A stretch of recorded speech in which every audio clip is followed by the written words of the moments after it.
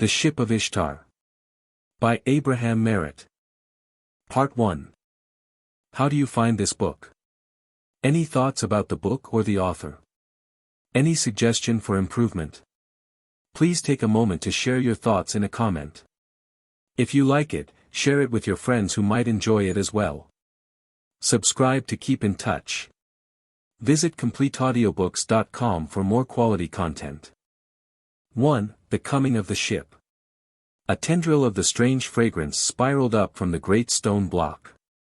Kenton felt it caress his face like a coaxing hand. He had been aware of that fragrance, an alien perfume, subtly troubling, evocative of fleeting unfamiliar images, of thought wisps that were gone before the mind could grasp them, ever since he had unsheathed from its coverings the thing Forsyth. The old archaeologist had sent him from the sand shrouds of ages-dead Babylon. Once again his eyes measured the block, 4 feet long, a little more than that in height, a trifle less in width. A faded yellow, its centuries hung about it like a half-visible garment. On one face only was there inscription, a dozen parallel lines of archaic cuneiform, carved there, if Forsyth were right in his deductions, in the reign of Sargon of Akkad, 60 centuries ago. The surface of the stone was scarred and pitted and the wedge-shaped symbols mutilated, half obliterated. Kenton leaned closer over it, and closer around him wound the scented spirals clinging like scores of tendrils, clinging like little fingers, wistful, supplicating, pleading. Pleading for release. What nonsense was this he was dreaming? Kenton drew himself up. A hammer lay close at hand, he lifted it and struck the block, impatiently. The block answered the blow. It murmured, the murmuring grew louder, louder still, with faint bell tones like distant carillons of jade. The murmuring ceased, now they were only high, sweet chimings, clearer, ever more clear they rang, drawing closer, winging up through endless corridors of time. There was a sharp crackling. The block split. From the break pulsed a radiance as of rosy pearls, and with it wave after wave of the fragrance, no longer questing, no longer wistful nor supplicating. Jubilant now. Triumphant.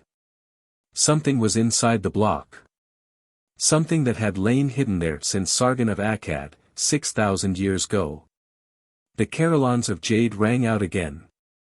Sharply they pealed, then turned and fled back the endless corridors up which they had come. They died away. And as they died the block collapsed, it disintegrated, it became a swirling, slowly settling cloud of sparkling dust. The cloud whirled, a vortex of glittering mist. It vanished like a curtain plucked away. Where the block had been stood, a ship. It floated high on a base of curving waves cut from lapis lazuli and foam-crested with milky rock crystals. Its hull was of crystal, creamy and faintly luminous. Its prow was shaped like a slender scimitar, bent backward. Under the incurved tip was a cabin whose seaward sides were formed, galleon fashion, by the upward thrust of the bows. Where the hull drew up to form this cabin, a faint flush warmed and cloudy crystal, it deepened as the sides lifted, it gleamed at last with a radiance that turned the cabin into a rosy jewel. In the center of the ship, taking up a third of its length, was a pit, down from the bow to its railed edge sloped a deck of ivory. The deck that sloped similarly from the stern was jet black. Another cabin rested there, larger than that at the bow, but squat and ebon. Both decks continued in wide platforms on each side of the pit. At the middle of the ship the ivory and black decks met with an odd suggestion of contending forces. They did not fade into each other. They ended there abruptly, edge to edge, hostile. Out of the pit arose a rail mast, tapering and green as the core of an immense emerald. From its cross sticks a wide sail stretched. Shimmering like silk spun from fire opals, from mast and yards fell stays of twisted dull gold. Out from each side of the ship swept a single bank of 7 great oars, their scarlet blades dipped deep within the pearl-crested lapis of the waves. And the jeweled craft was manned. Why, Kenton wondered, had he not noticed the tiny figures before? It was as though they had just arisen from the deck. A woman had slipped out of the rosy cabin's door, an arm was still outstretched in its closing and there were other women shapes upon the ivory deck, 3 of them, crouching, their heads were bent low. 2 clasped harps and the third held a double flute. Little figures, not more than 2 inches high. Toys. Odd that he could not distinguish their faces, nor the details of their dress. The boys were indistinct, blurred, as though a veil covered them. Kenton told himself that the blurring was the fault of his eyes. He closed them for a moment. Opening them he looked down upon the black cabin and stared with deepening perplexity. The black deck had been empty when first the ship had appeared, that he could have sworn. Now 4 mannequins were clustered there, close to the edge of the pit. And the baffling haze around the toys was denser. Of course it must be his eyes, what else? He would lie down for a while and rest them. He turned, reluctantly, he walked slowly to the door. He paused there, uncertainly, to look back at the shining mystery. All the room beyond the ship was hidden by the haze. Kenton heard a shrilling as of armies of storm, a roaring as of myriads or tempests. A shrieking chaos as though down upon him swept cataracts of mighty winds. The room split into thousands of fragments, dissolved. Clear through the clamor came the sound of a bell, 1, 2, thr. He knew that bell. It was his clock ringing out the hour of 6. The third note was cut in twain. The solid floor on which he stood melted away. He felt himself suspended in space, a space filled with mists of silver. The mists melted. Kenton caught a glimpse of a vast blue wave-crested ocean, another of the deck of a ship flashing by a dozen feet below him. He felt a sudden numbing shock, a blow upon his right temple. Splintered lightnings veined a blackness that wiped out sight of sea and ship. 2. The First Adventure. Kenton lay listening to a soft whispering, persistent and continuous. It was like the breaking crests of sleepy waves. The sound was all about him, a rippling susurration becoming steadily more insistent. A light beat through his closed lids. He felt motion under him, a gentle, cradling lift and fall. He opened his eyes. He was on a ship, lying on a narrow deck, his head against the bulwarks.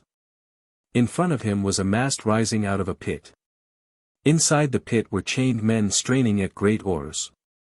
The mast seemed to be of wood covered with translucent, emerald lacquer. It stirred reluctant memories. Where had he seen such a mast before? His gaze crept up the mast. There was a wide sail, a sail made of opaled silk. Low overhead hung a sky that was all a soft mist of silver. He heard a woman's voice, deep-toned, liquidly golden. Kenton sat up, dizzily. At his right was a cabin nestling under the curved tip of a scimitarred prow, it gleamed rosily. A balcony ran round its top, little trees blossomed on that balcony. Doves with feet and bills crimson as though dipped in wine of rubies fluttered snowy wings among the branches. At the cabin's door stood a woman, tall, willow-lithe, staring beyond him. At her feet crouched 3 girls. 2 of them clasped harps, the other held to her lips a double flute. Again the reluctant memories stirred and fled and were forgotten as Kenton's gaze fastened upon the woman. Her wide eyes were green as depths of forest glens, and like them they were filled with drifting shadows. Her head was small, the features fine, the red mouth delicately amorous. In the hollow of her throat a dimple lay. A chalice for kisses and empty of them and eager to be filled. Above her brows was set a silver crescent, slim as a newborn moon. Over each horn of the crescent poured a flood of red gold hair, framing the lovely face. The flood streamed over and was parted by her tilted breasts, it fell in ringlets almost to her sandaled feet. As young as spring, she seemed, yet wise as autumn, primavera of some archaic Botticelli, but Mona Lisa too. If virginal in body, certainly not in soul. He followed her gaze.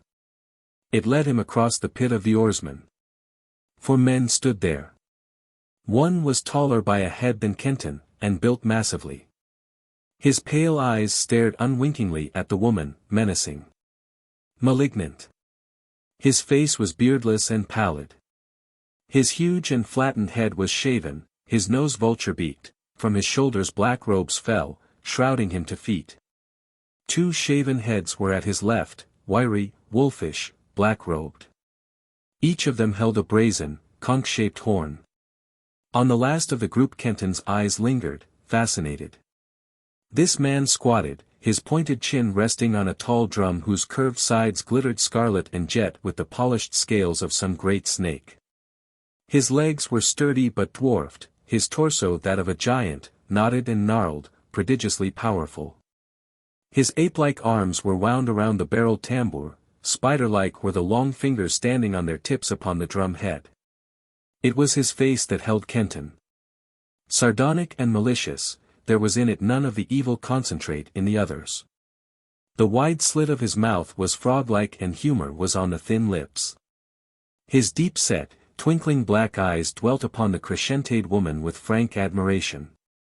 From the lobes of his outstanding ears hung discs of hammered gold. The woman paced swiftly down toward Kenton. When she halted he could have reached out a hand and touched her. Yet she did not seem to see him. "Ho, Klaneth," she cried. "I hear the voice of Ishtar. She is coming to her ship. Are you ready to do her homage, slime of Nergal?" A flicker of hate passed over the massive man's pallid face like a little wave from hell. "This is Ishtar's ship," he answered, "yet my dread lord has claim upon it too, Sharane. The house of the goddess brims with light, but tell me, does not Nergal's shadow darken behind me?" And Kenton saw that the deck on which were these men was black as polished jet, and again memory strove to make itself heard. A sudden wind smote the ship, like an open hand, healing it. From the doves within the trees of the rosy cabin broke a tumult of cries, they flew up like a white cloud flecked with crimson, they fluttered around the woman. The ape-like arms of the drummer unwrapped, his spidery fingers poised over the head of the snake drum. Darkness deepened about him and hid him, darkness cloaked all the ship's stern. Kenton felt the gathering of unknown forces. He slid down, upon his haunches, pressed himself against the bulwarks. From the deck of the rosy cabin blared a golden trumpeting, defiant, inhuman. He turned his head, and on it the hair lifted and prickled. Resting on the rosy cabin was a great orb, an orb like the moon at full, but not, like the moon, white and cold, an orb alive with pulsing roseate candescence. Over the ship it poured its rays, and where the woman called Sharane had been was now, no woman. Bathed in the orb's rays she loomed gigantic. The lids of her eyes were closed, yet through those closed lids eyes glared. Plainly Kenton saw them, eyes hard as jade, glaring through the closed lids as though those lids had been gossamer. The slender crescent upon her brows was an arc of living fire, and all about it the masses of her red-gold hair beat and tossed. Round and round, in clamorous rings above the ship, wheeled the cloud of doves, snowy wings beating, red beaks open, screaming. Within the blackness of the ship's stern roared the thunder of the serpent drum. The blackness thinned. A face stared out, half-veiled, bodiless, floating in the shadow. It was the face of the man Klaneth, and yet no more his than that which challenged it was the woman Sharane's. The pale eyes had become twin pools of hell flames, pupilless. For a heart beat the face hovered, framed by the darkness. The shadow dropped over it and hid it. Now Kenton saw that this shadow hung like a curtain over the exact center of the ship, and that he crouched hardly 10 feet distant from where that curtain cut the craft in twain. The deck on which he lay was pale ivory, and again memory stirred but did not awaken. The radiance from the roseate orb struck against the curtain of shadow and made upon it a disk, wider than the ship, that was like a web of beams spun from the rays of a rosy moon. Against this shining web the shadow pressed, straining to break through. From the black deck the thunder of the serpent drum redoubled, the brazen conches shrieked. Drum thunder and shrieking horn mingled. They became the pulse of Abaddon, lair of the damned. From Sharane's 3 women, shot storm of harpings, arpeggios like gusts of tiny arrows, and with them shrill javelin pipings from the double flute. Arrows and javelins of sound cut through the thunder hammering of the drum and the bellow of the horns, sapping them, beating them back. A movement began within the shadow. It seethed. It spawned. Over the face of the disk of radiance black shapes swarmed.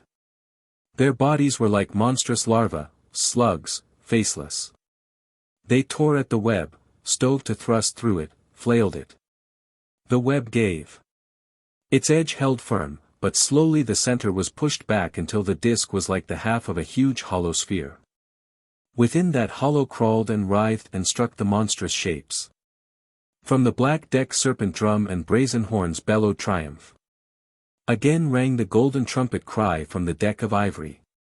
Out of the orb streamed an incandescence intolerable. The edges of the web shot forward and curved.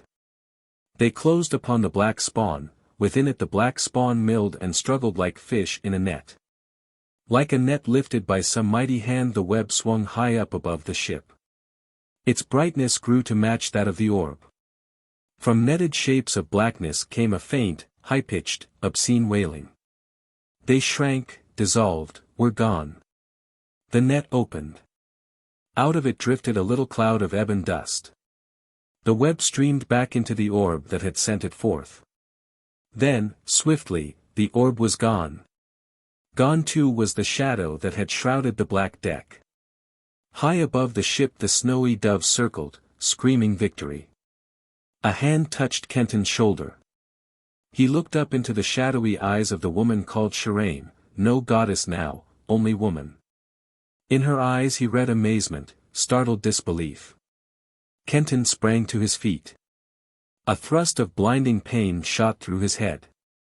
The deck whirled round him. He tried to master the dizziness, he could not. Dizzily the ship spun beneath his feet, and beyond in wider arcs dizzily spun turquoise sea and silver horizon.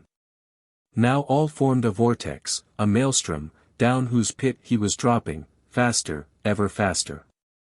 Around him was a formless blur. Again he heard the tumult of the tempests, the shrillings of the winds of space.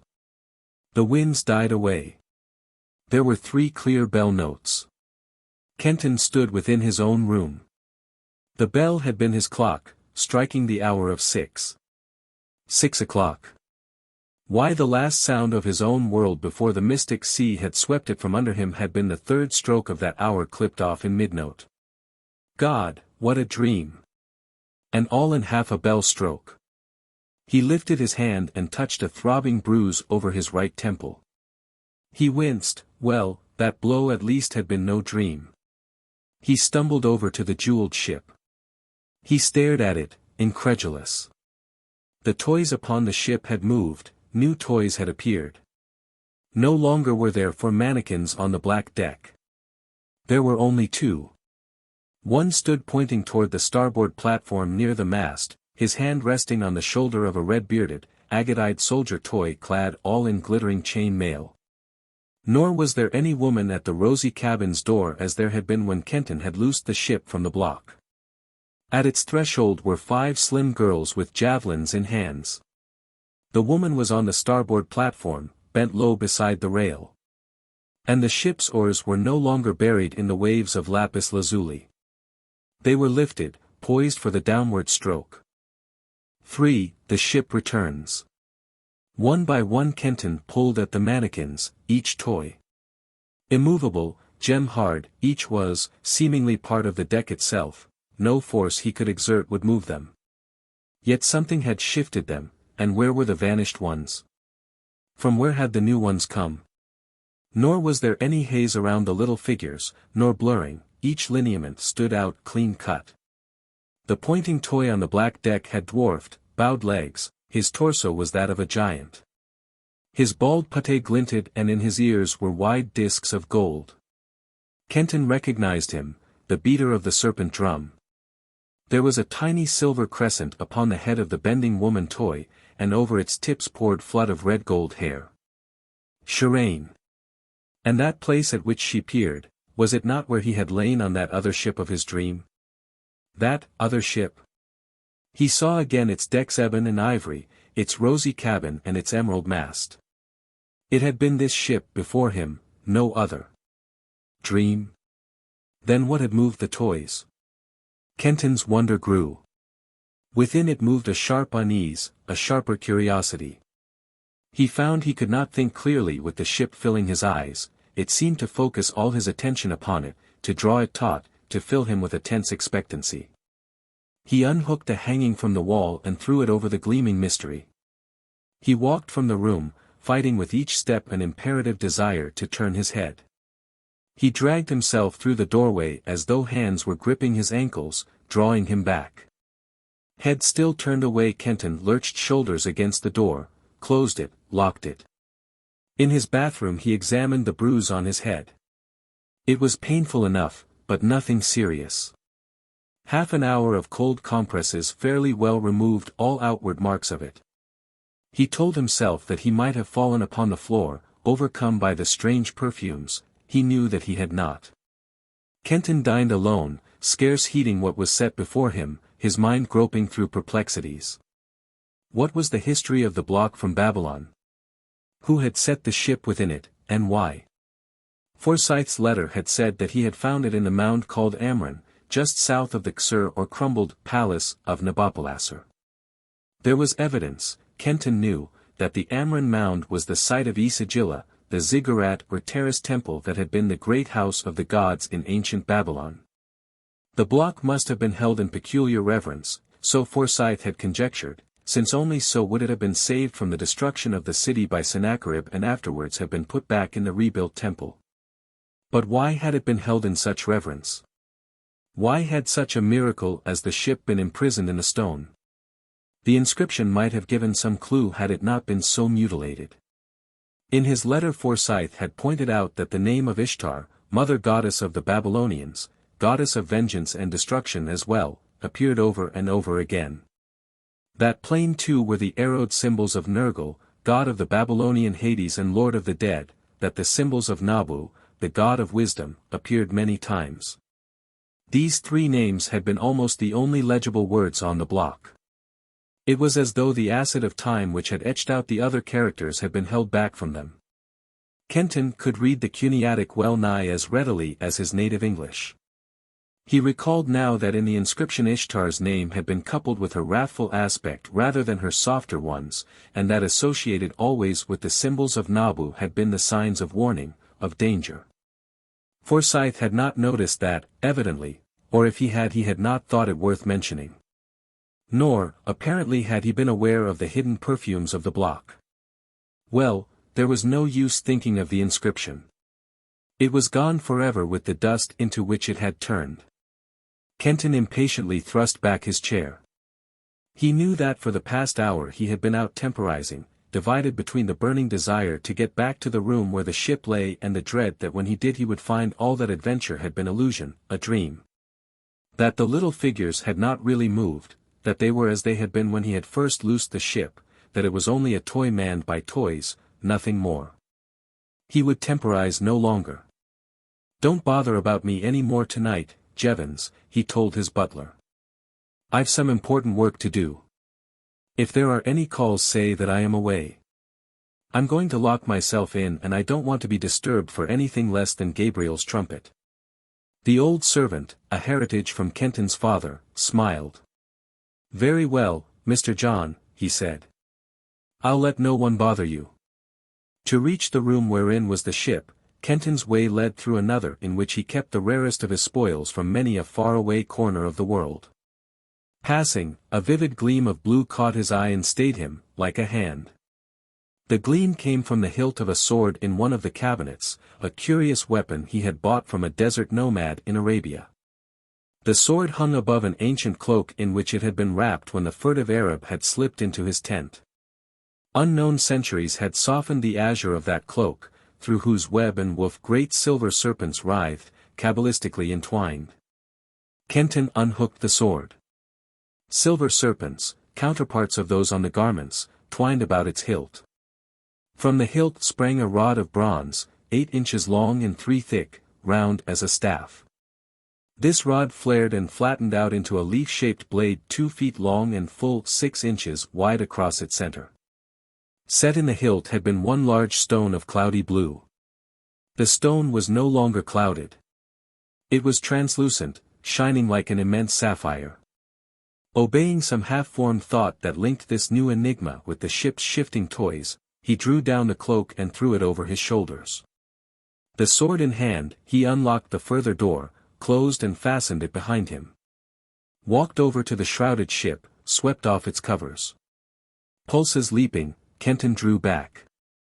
On it now were two figures only, the drummer, crouched with head and arms upon the black deck, and on deck of ivory a girl, leaning over the rail and looking down upon the oarsman.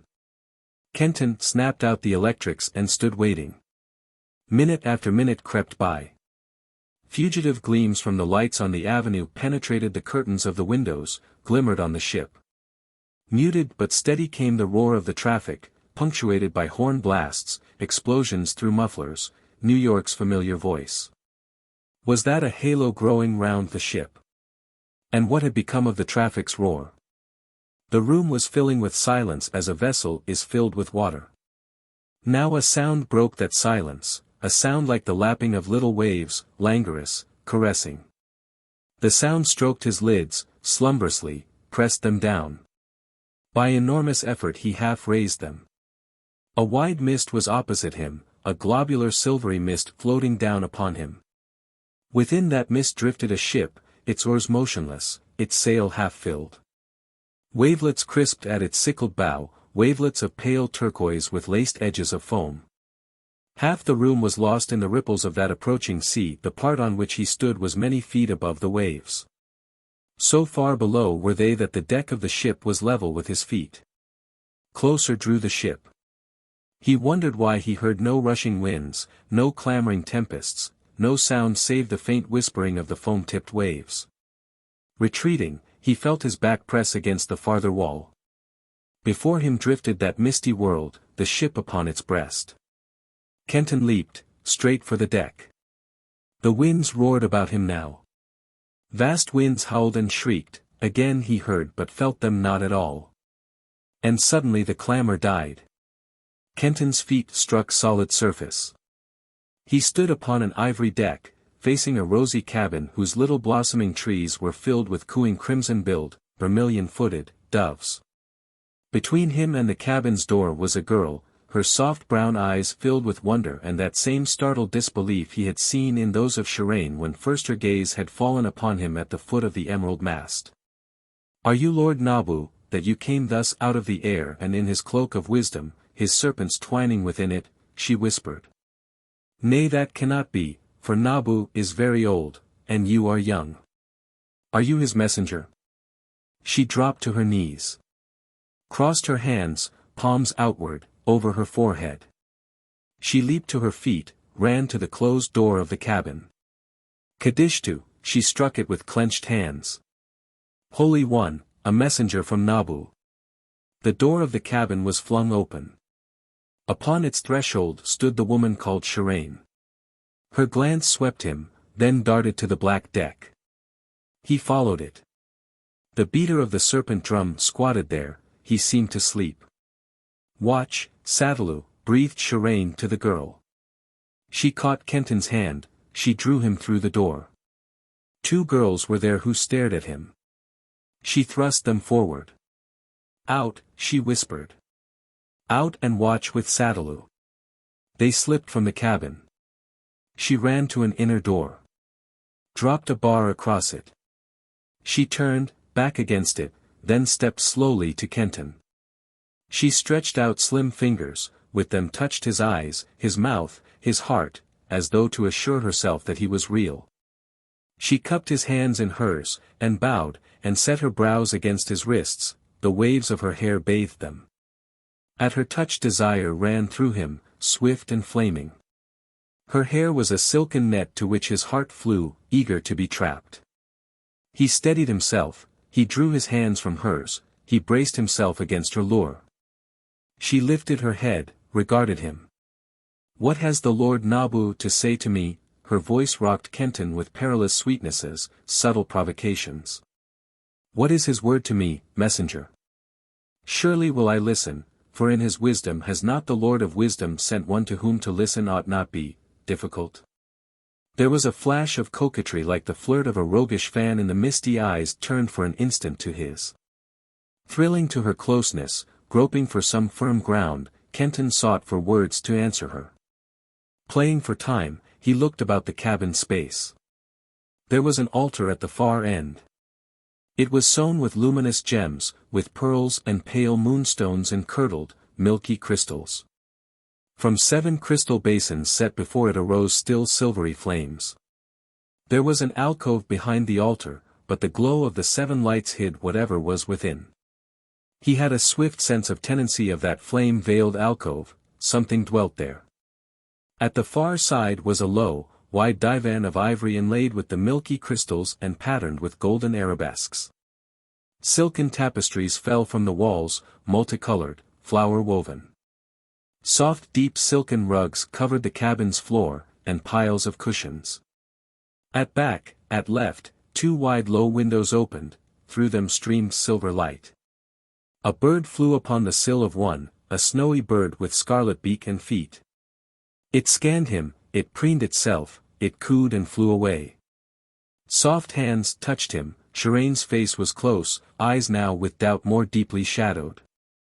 "You, do come from Nabu?" she asked, and waited for reply. And still he found no words to answer her.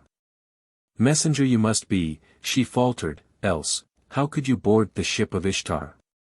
And you are clad in Nabu's cloak and wear his sword. Many times have I seen them in his shrine at Uruk and I am weary of the ship," she whispered. "I would see Babylon again. Ah, dearly do I long for Babylon." Now words came to Kenton.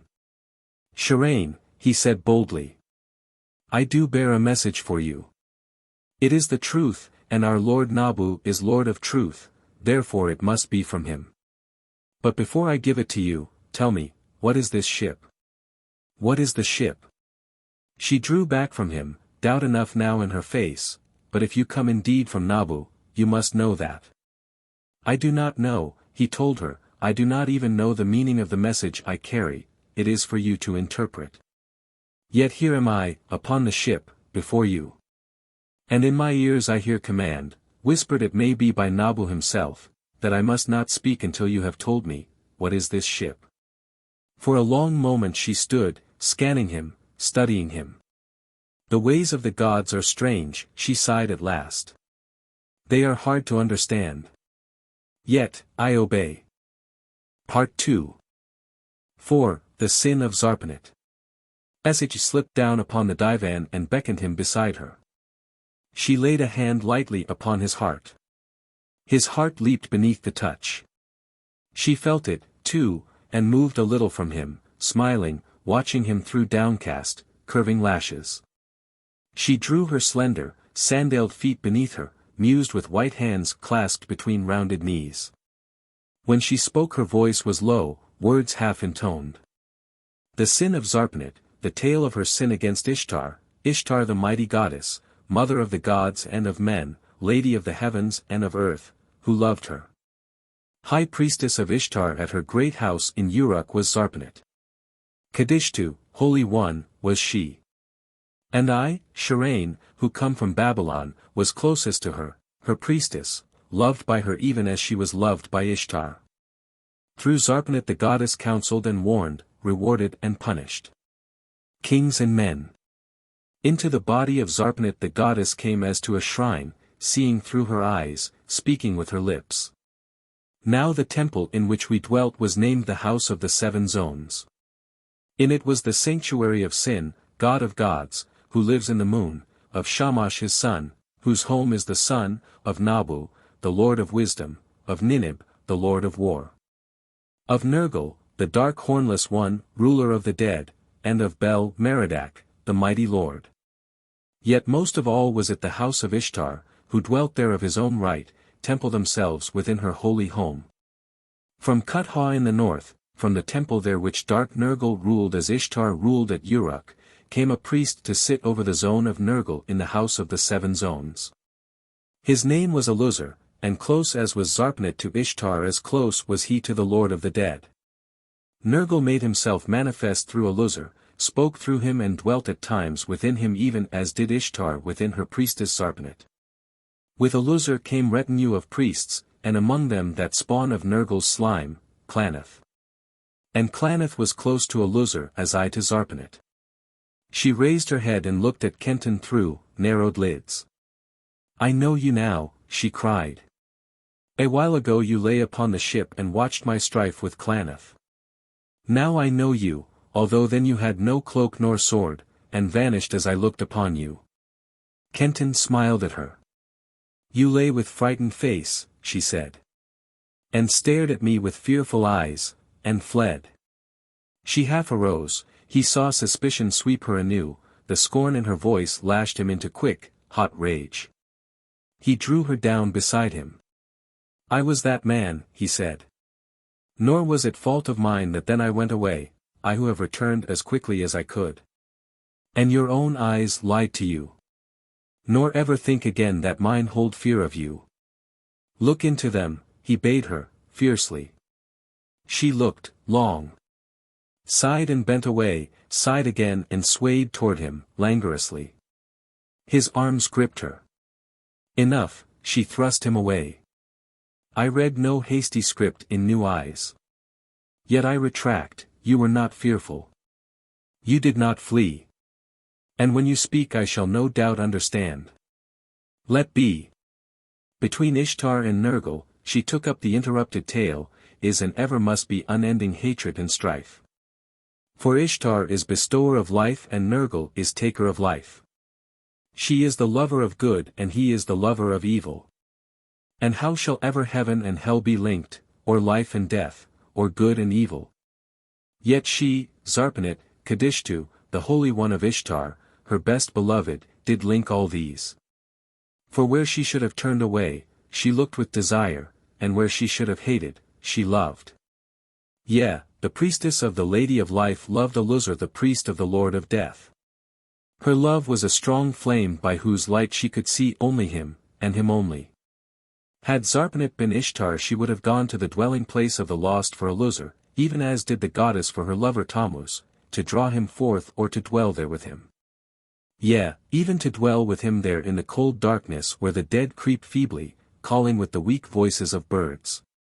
In the cold of Nergal's domain, in the famine of Nergal's abode, in the blackness of his city where the deepest shade of earth would be a ray of sunlight, Zarpanit would have been happy, knowing that she was with Aluzar. So greatly did she love. I helped her in her love, for love of her, she whispered. But Klaneth crept ever behind Aluzar waiting for chance to betray him and to take his place. Yet Aluzar trusted him. There came a night. She paused, her face drawn with memoried terror. There came a night when Aluzar lay with Zarpanit within her chamber. His arms were about her, hers around his neck, their lips together. And that night down came Ishtar from her heavens and entered and possessed her. While at the same instant from his dark city came Nergal and passed into Aluzar. And in each other's arms, looking into each other's eyes, caught in the fire of mortal love, were Ishtar and Nergal. Heaven and hell, the soul of life mated to the soul of death. She quivered and wept and long minutes went slowly by before again she spoke. Straightway those two who clasped were torn from each other. We were buffeted as by hurricanes, blinded by lightnings, scourged and thrown broken to the walls. And when we knew consciousness the priests and priestesses of all the 7 zones had us. All the sin was known. Yea, even though Ishtar and Nergal had not met, that night still would the sinning of Zarpanit and Aluzar have been known. For Klaneth, whom we had thought on guard, had betrayed them and brought down upon them the pack. Let Klaneth be cursed. Sharane raised arms high, and the pulse of her hate beat upon Kenton like a hammer of flame. Let Klaneth crawl blind and undying in the cold blackness of Nergal's abode. But goddess Ishtar, wrathful Ishtar, give him to me first that I may send him there as I would have him go. 5. How the gods judged. For a time, she said, we lay in darkness, Zarpanit and I together, and Aluzar we knew not where. Great had been the sin of those two, and in it I had shared. Not quickly was our punishment to be decided. I comforted her as best I might, loving her, caring not for myself, for her heart was close to breaking, knowing not what they did with him she loved. There fell another night when the priests came to us. They drew us from our cell and bore us in silence to the portal of the Duazaga, the brilliant chamber, the council room of the gods. There stood other priests with a luzar. They opened the portal, fearfully, and thrust us three within. Now in truth my spirit shrank and was afraid, and beside mine I felt the shuddering soul of Zarpanit. For the Duazaga was filled with light, and in the places of the gods sat not their images but the gods themselves. Hidden each behind a sparkling cloud the gods looked at us.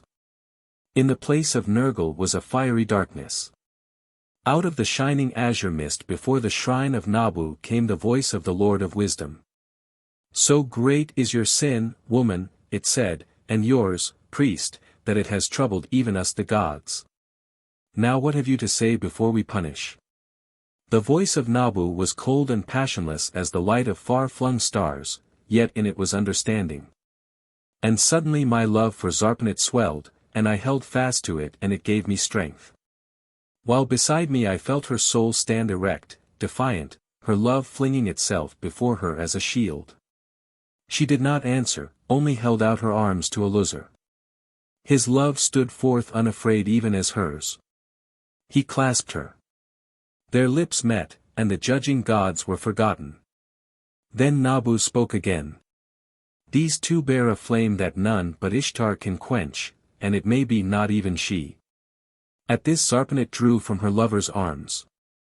Came close to the glory in which hid Ishtar, did homage and addressed her. Yeah, O mother, are you not the mother of that fire we call love? Did you not create it and set it as a torch above chaos? And having made it, did you not know how mighty was the thing you made? It was that love of which you are the mother, O holy Ishtar, that came uncalled into this temple of my body which was yours, and still is yours though you have abandoned it. Is it my fault that so strong was love that it broke the doors of your temple, or my fault that its light blinded me to all save him on whom it shone? You are the creator of love, O Ishtar. And if you did not mean it to conquer, then why made you it so mighty? Or if love be grown stronger than you who made it, can we, a man and woman, be blamed that we could not overcome it? And if love be not stronger than you, still did you make it stronger than man. Therefore punish love, your child, O Ishtar, not us. It was the Lord Nabu who broke the silence of the gods. Truth is in what she says. The flame they bear is one whose ways you know, O Ishtar, far better than do we. Therefore it is for you to answer her. From the glory veiling the goddess a voice came, sweet but small with bitter anger. There is truth in what you say, Zarpanit, whom once I called daughter. Now because of that truth I will temper my anger. You have asked me whether love is stronger than I who created it. We shall learn. You and your lover shall dwell in a certain place that shall be open to you. Ever together shall you be. You may look upon each other, your eyes may meet, but never lips nor hands. You may speak to each other, but never of this flame called love. For when it leaps and draws you together, then I, Ishtar, will enter you, Zarpanit, and give it battle. Nor shall it be the Ishtar you have known. Nay, that sister self of mine whom men name the wrathful, the destroyer, she shall possess you. And so it shall be until the flame within you conquers her, or that flame perishes. The voice of Ishtar was still. The gods sat, silent. Then out of the fiery blackness of Nergal's shrine bellowed the voice of the Lord of Death. So say you, Ishtar. Then I, Nergal, tell you this, I stand with this man who is my priest. Nor am I much displeased with him, since it was by him that I looked so closely into your eyes, O mother of life. The blackness shook with laughter, I shall be with him, and I will meet you, Ishtar the destroyer. Yeah, with craft to match yours and strength to grapple with you, until I, not you, have blown out that flame. For in my abode is no such fire, and I would quench it in them that my darkness be not affrighted when at last these two come to me. And again the laughter shook the ebon cloud, while the glory that covered the goddess quivered with her wrath. But the three of us listened with despair, for ill as it had gone with us, far worse was it to hear this jesting of the dark hornless one with the mother of the heavens. Came Ishtar's voice, smaller still. Be it so, O Nergal. There was silence for a little time among the other gods, and I thought that behind their veils they looked at each other askance. Came at last the passionless voice of Nabu. What of this other woman?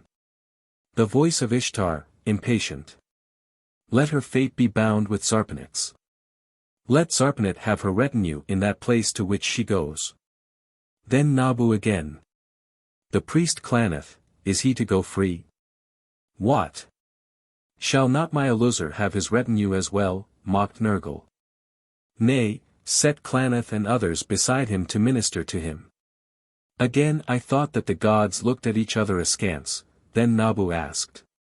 Shall it be so, O Ishtar? And Ishtar answered. Let it be so. The Duazwasa faded, I was one with the nothingness. When we awoke we were on this haunted ship, on this strange sea, in this strange world, and all the gods had decreed in the Duazaga had come to pass. With Zarpanit was I and half a score of the temple girls she had loved. And with Aluzar was Klaneth and a pack of his black acolytes. They had given us oarsmen, sturdy temple slaves, a twain for each oar. They had made the ship beautiful, and they had seen to it that we lacked nothing. A flame of anger pulsed for an instant through her eyes. Yeah, she said, the kindly gods did all for our comfort, and then they launched the ship on this strange sea in this strange world as battleground for love and hate, arena for wrathful Ishtar and dark Nergal. Torture chamber for their priestess and priest. It was in this cabin that Zarpanit awakened, with the name of Aluzar upon her lips. Then straightway she ran out the door, and from the black cabin came Aluzar calling her name. I saw her reach that line where black deck meets this, and, lo, she was hurled back as though by thrust of arms. For there is a barrier there, messenger, a barrier built by the gods over which none of us upon the ship may pass, but then we knew nothing of that. And Aluzar, too, was hurled back. Then as they arose, calling, stretching hands, striving to touch finger to finger, straightway into Zarpanit poured that sister self of Ishtar, the angry one, the destroyer, while around Aluzar black shadows deepened and hid him. At last, the shadows parted, and what had been the face of Aluzar peered from them, and it was the face of Nergal, lord of the dead. So it was, even as the gods had decreed. And that immortal twain within the bodies of those mortal two who loved each other so, battled and flung their hates like brands against each other. While the slaves chained to their oars in the pit cowered and raved or fell senseless under the terrors loosed above them. And the temple girls cast themselves upon the deck or ran screaming into the cabin that they might not see. Only I did not cry out or flee, who, since I had faced the gods in the Duazaga, could never again feel fear. And so it fared. How long I do not know, in this place where time seems not to be, since there is neither night nor day as we knew them in Babylon. Yet ever Zarpanit and Aluzar strove to meet, and ever wrathful Ishtar and dark Nergal thrust them apart. Many are the wiles of the Lord of the Shades and countless are his weapons. Many are the arts of Ishtar, and is not her quiver always full? Messenger, how long the pair endured I know not. Yet always they strove to break that barrier through, driven by their love. And always the flames within them burned on, she whispered. Nergal nor Ishtar could dim them. Their love did but grow stronger. There came a day. It was in mid-battle. Ishtar had taken possession of Zarpanit and stood where this deck touches the pit of the oarsman. Nergal had poured himself into Aluzar and hurled his evil spawn across the pit against the goddess's lightnings. And as I crouched, watching, at this cabin's door, I saw the radiance that covered Ishtar tremble and dull. I saw the face of Ishtar waver and fade, the face of Zarpanit look out from where the face of Ishtar had been. The darkness that shrouded the Lord of the Dead lightened as though a strong flame had shot up within it. Then Ishtar took one step, and another, toward the barrier between black deck and this. But it came to me that not by her will did she so move. No. She went haltingly, reluctantly, as though something stronger than herself pushed her on. And as she moved, so moved Nergal within his shadows to meet her. Closer they came and closer. And ever the radiance of Ishtar would wax and wane. Ever the shadows clothing Nergal would lighten, darken, lighten again. Yet ever slowly, unwillingly, but inexorably they drew closer and closer to each other. I could see the face of Aluzar, the priest, thrusting itself into sight, stripping itself of Nergal's mask. Slowly, slowly the white feet of Zarpanit carried Ishtar to the barrier. And slowly, slowly, ever matching her tread, came Aluzar to meet her. And they met. They touched hands, touched lips, clasped, ere conquered god and goddess could withdraw from them. They kissed and clasped. They fell upon the deck, dead.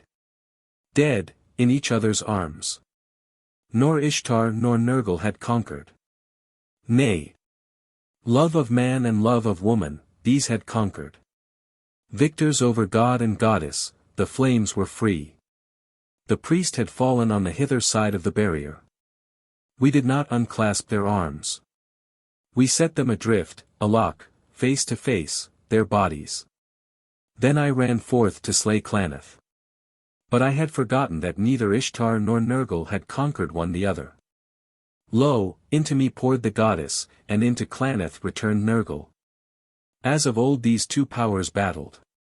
And again as of old the unseen barrier was strong, holding back from each other those on ivory deck and black. Yet I was happy, for by this I knew that Zarpanit and Aluzar had been forgotten by them. It came to me that the strife had gone beyond those two who had escaped. That now it mattered not either to wrathful Ishtar or to Nergal that priestess and priest had gone, since in my body and in Klaneth's they could still strive against each other for possession of the ship. And so we sail, and fight, and sail, and fight. How long, I do not know. Many, many years must have passed since we faced the gods in Uruk, but see, I am still as young as then and as fair. Or so my mirror tells me, she sighed. 6. Am I not, woman? Kenton sat silent, unanswering. Young and fair she was indeed, and Uruk and Babylon mounds of time-worn sands these thousands of years. Tell me, Lord, her voice roused him. Tell me, has the temple at Uruk great honor among the nations still? And is Babylon proud in her supremacy? He did not speak, belief that he had been thrust into some alien, reality wrestling with outraged revolt of reason. And Sharane, raising her eyes to his troubled face, stared at him with ever-growing doubt. She leaped from beside him, stood quivering like a blade of wrath in a sweetly flowered sheath. Have you word for me? She cried. Speak, and quickly.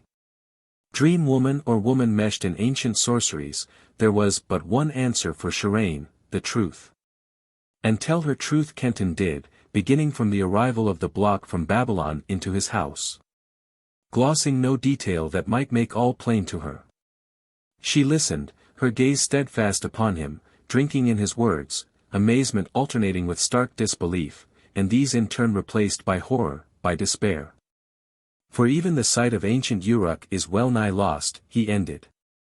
The house of the seven zones is a windswept heap of desert sand. And Babylon, mighty Babylon, has been level with the wastes for thousands of years. She leaped to her feet, leaped and rushed upon him, eyes blazing, red gold hair streaming. Liar, she shrieked. Liar. Now I know you, you phantom of Nergal. A dagger flashed in her hand, he caught the wrist just in time, struggled with her. Bore her down upon the couch. She relaxed, hung half fainting in his arms. Uruk dust, she whimpered. The house of Ishtar dust. Babylon a desert.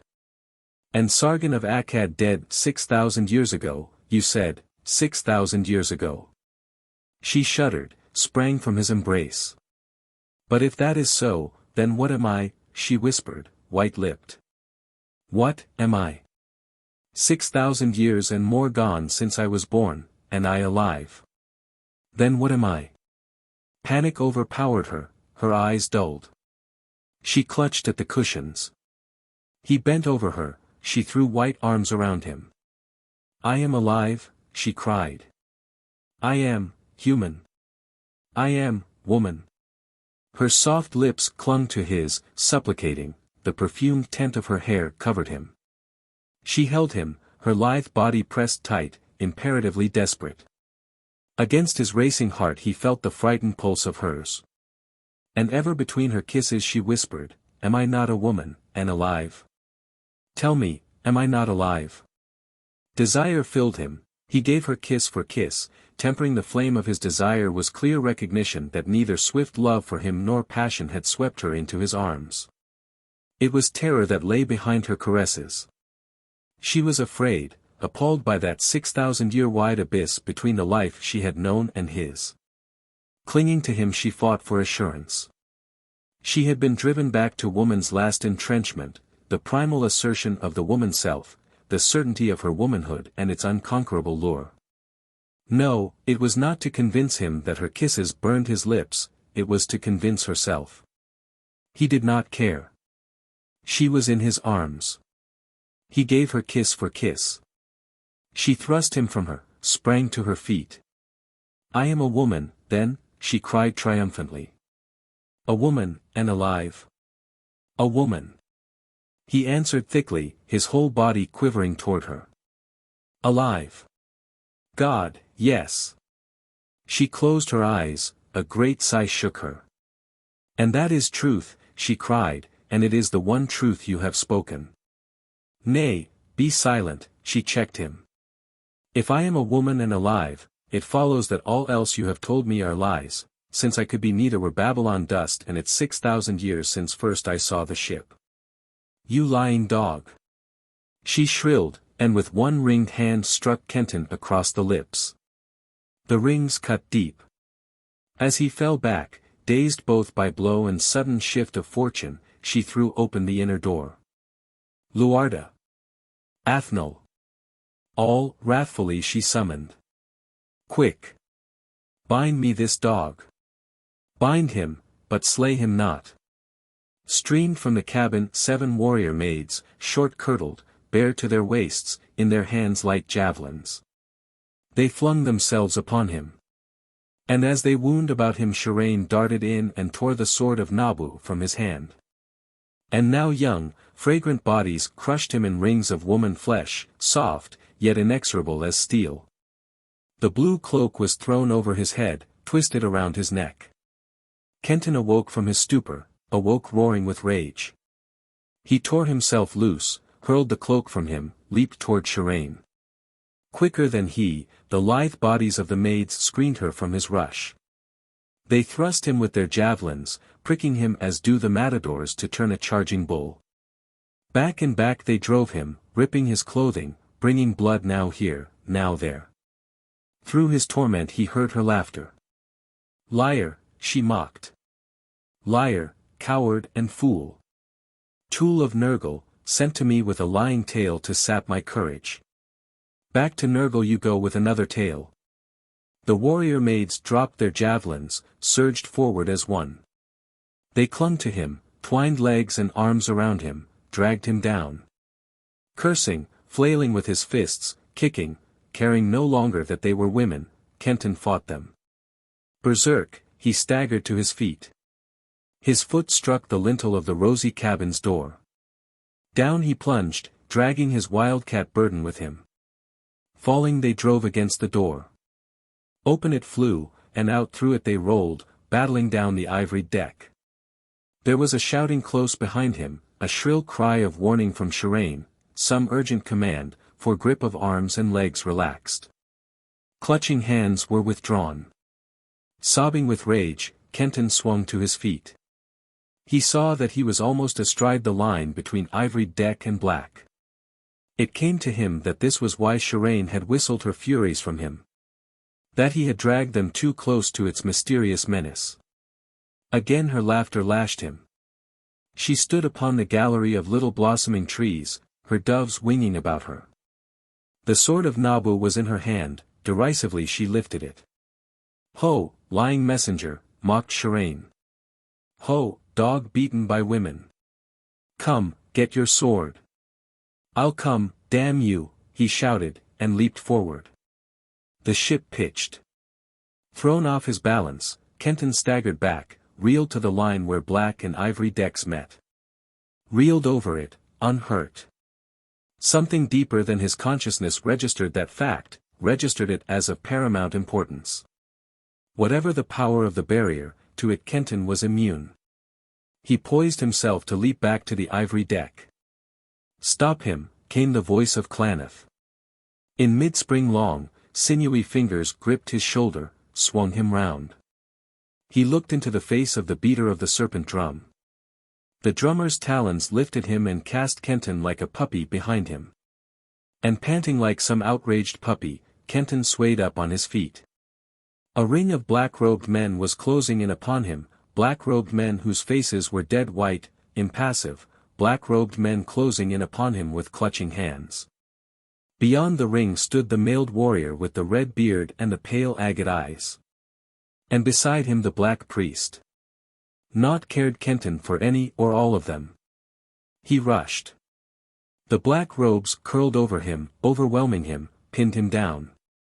Again the ship lurched, this time more violently. Kenton, swept off his feet, slid sidewise.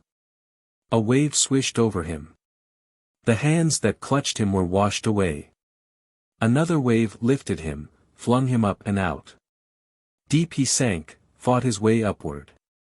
Dashed the water from his eyes and looked for the ship. A roaring wind had risen. Under it the ship was scudding, 100 yards away. He shouted, swam toward her. Down went the sail, down dipped the oars, straining to keep her before the wind. Faster, faster flew the ship before the blast. She was lost in the silvery mists. Kenton ceased his efforts, floated, abandoned in an unknown world. A wave smote him, he came up behind it, choking. The spindrift whipped him. He heard the booming surf, the hiss of combers thrown back by ramparts of rock. Another wave caught him. Struggling on its crest he saw just ahead of him a pinnacle of yellow stone rising from a nest of immense boulders upon which the billows broke in fountains of spume. He was lifted by a gigantic comber, dashed straight against the yellow pillar. The shock of his impact was no greater than that of breaking through thick cobweb. For infinite distances it seemed to him he rushed on and on through a soft thick darkness. With him went the shrieking clamor of vast tempests. Abruptly his motion ended, the noise of the tempest ceased. He lay prone, his fingers clenched some coarse fabric that crumpled stubbornly in his grip. He rolled over, hands thrust out, one of them gripped cool, polished wood. He sat up. He was back in his own room. Kenton dragged himself to his feet, stood swaying, dazed. What was that darkening the rug at his feet? It was water, water that was dripping from him, strangely colored water, crimsoned water. He realized that he was wet to the skin, drenched. He licked his lips, there was salt upon them. His clothing was ripped and torn, the salt water dripped from it. And from a score of wounds his blood mingled with the water. He stumbled over to the jeweled ship. On the black deck was a little group of mannequins, leaning and looking over the rail. Upon the gallery of the rosy cabin one tiny figure stood. Sharane. He touched her, jewel hard, jewel cold, a toy. And yet, Sharane. Like returning wave his berserk rage swept him. Echoes of her laughter in his ears, Kenton, cursing, sought for something to shatter the shining ship. Never again should Sharane mock him. He caught a heavy chair by the legs, swung it high overhead, poised for an instant to send it crashing down. And suddenly beneath the salt upon his lips Kenton tasted the honey musk of her kisses, the kisses of Sharane. The chair fell from his hands.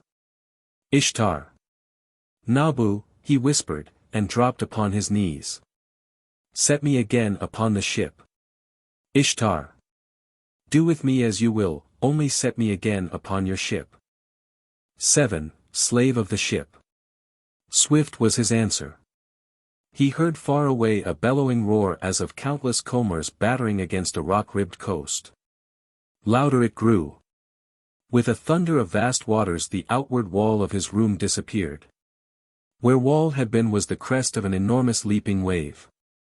The wave curled down over Kenton, lifted him up, rolled him far under it, shot him at last, gasping for breath up and up through it. He was afloat again upon the turquoise sea.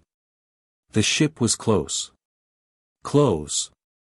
Its scimitarred bow was striking down by his head, was flying past him. A golden chain hung from it, skittering over the crests. Kenton clutched at it, missed it. Back he fell. Swift raced the shining side of the ship past him. Again he threw himself high. There was another chain, a black one spattering over the wave tips and hanging from the stem. He gripped it. The sea tore at his thighs, his legs, his feet. Grimly he held fast. Hand over hand, cautiously, he drew himself up. Now he was just below the rail. Slowly he raised his head to peer over. Long arms swept down upon him. Long hands gripped his shoulders, lifted him, hurled him down upon the deck, pinned him there. A thong was drawn round his ankles, his arms were pinioned to his sides. He looked into the face of the frog-mouthed beater of the serpent drum. And over one of the drummer's enormous shoulders stared the white face of Klaneth. He heard his voice. "Carry him in, Gigi." He felt himself lifted by the drummer as easily as though he had been a babe. And cradled in the huge hands he was carried through the black cabin's door.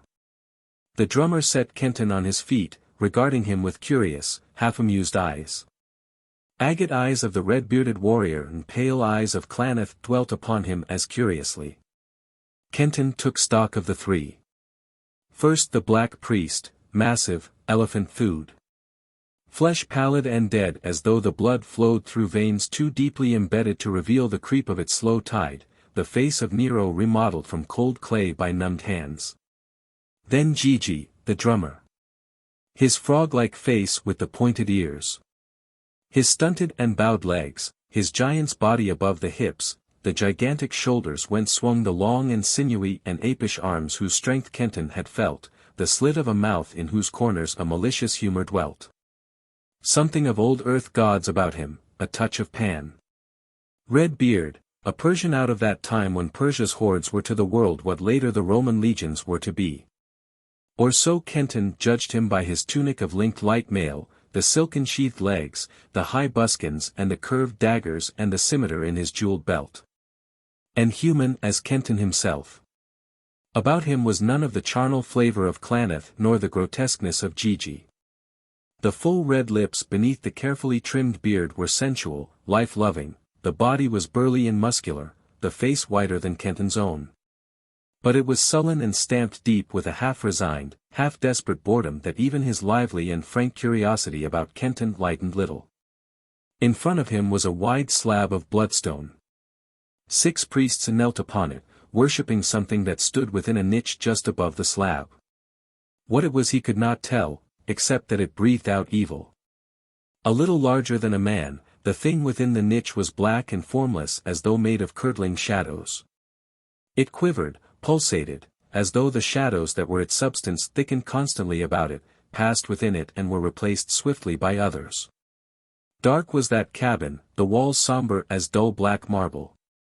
Other shadows clung to the dark walls and clustered in the corners, shadows that seemed only to await command to deepen into substance. Unholy shadows, like those that clothed the thing within the niche.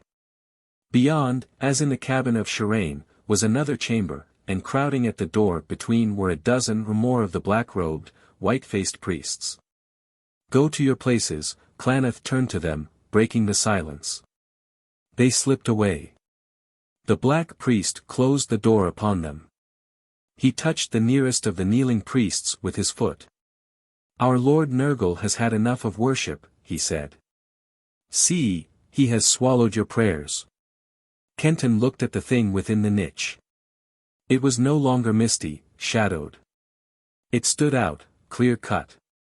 Its body was that of a man and its face was that same awesome visage of evil into which he had seen the black priests turn on that first adventure of his upon the ship. The face of Nergal, Lord of the Dead. What had been the curdled, quivering shades enveloping the statue? He felt the eyes of Klaneth searching him, covertly. A trick. A trick to frighten him. He met the black priest's gaze squarely, smiled. The Persian laughed. "Hi, Klaneth," he said. There was a bolt that fell short. Mayhap this stranger has seen such things before. Mayhap he is a sorcerer himself and can do better things. Change your play, Klaneth. He yawned and seated himself upon a low settle. The black priest's face grew grimmer. "Best be silent, Zubran," he said. "Else it may be that Nergal will change his play for you in a way to banish forever your disbelief." "Disbelief?" echoed the Persian. "Oh, Nergal is real enough. It is not disbelief that irks me. It is the eternal monotony. Can you do nothing new, Klaneth? Can Nergal do nothing new? Change his play for me, eh? By Ahriman, that is just what I wish he would do, if he can." He yawned again, ostentatiously. The black priest growled, turned to the 6 worshippers. "Go," he ordered, "and send Zakhel to me." They filed through the outer door.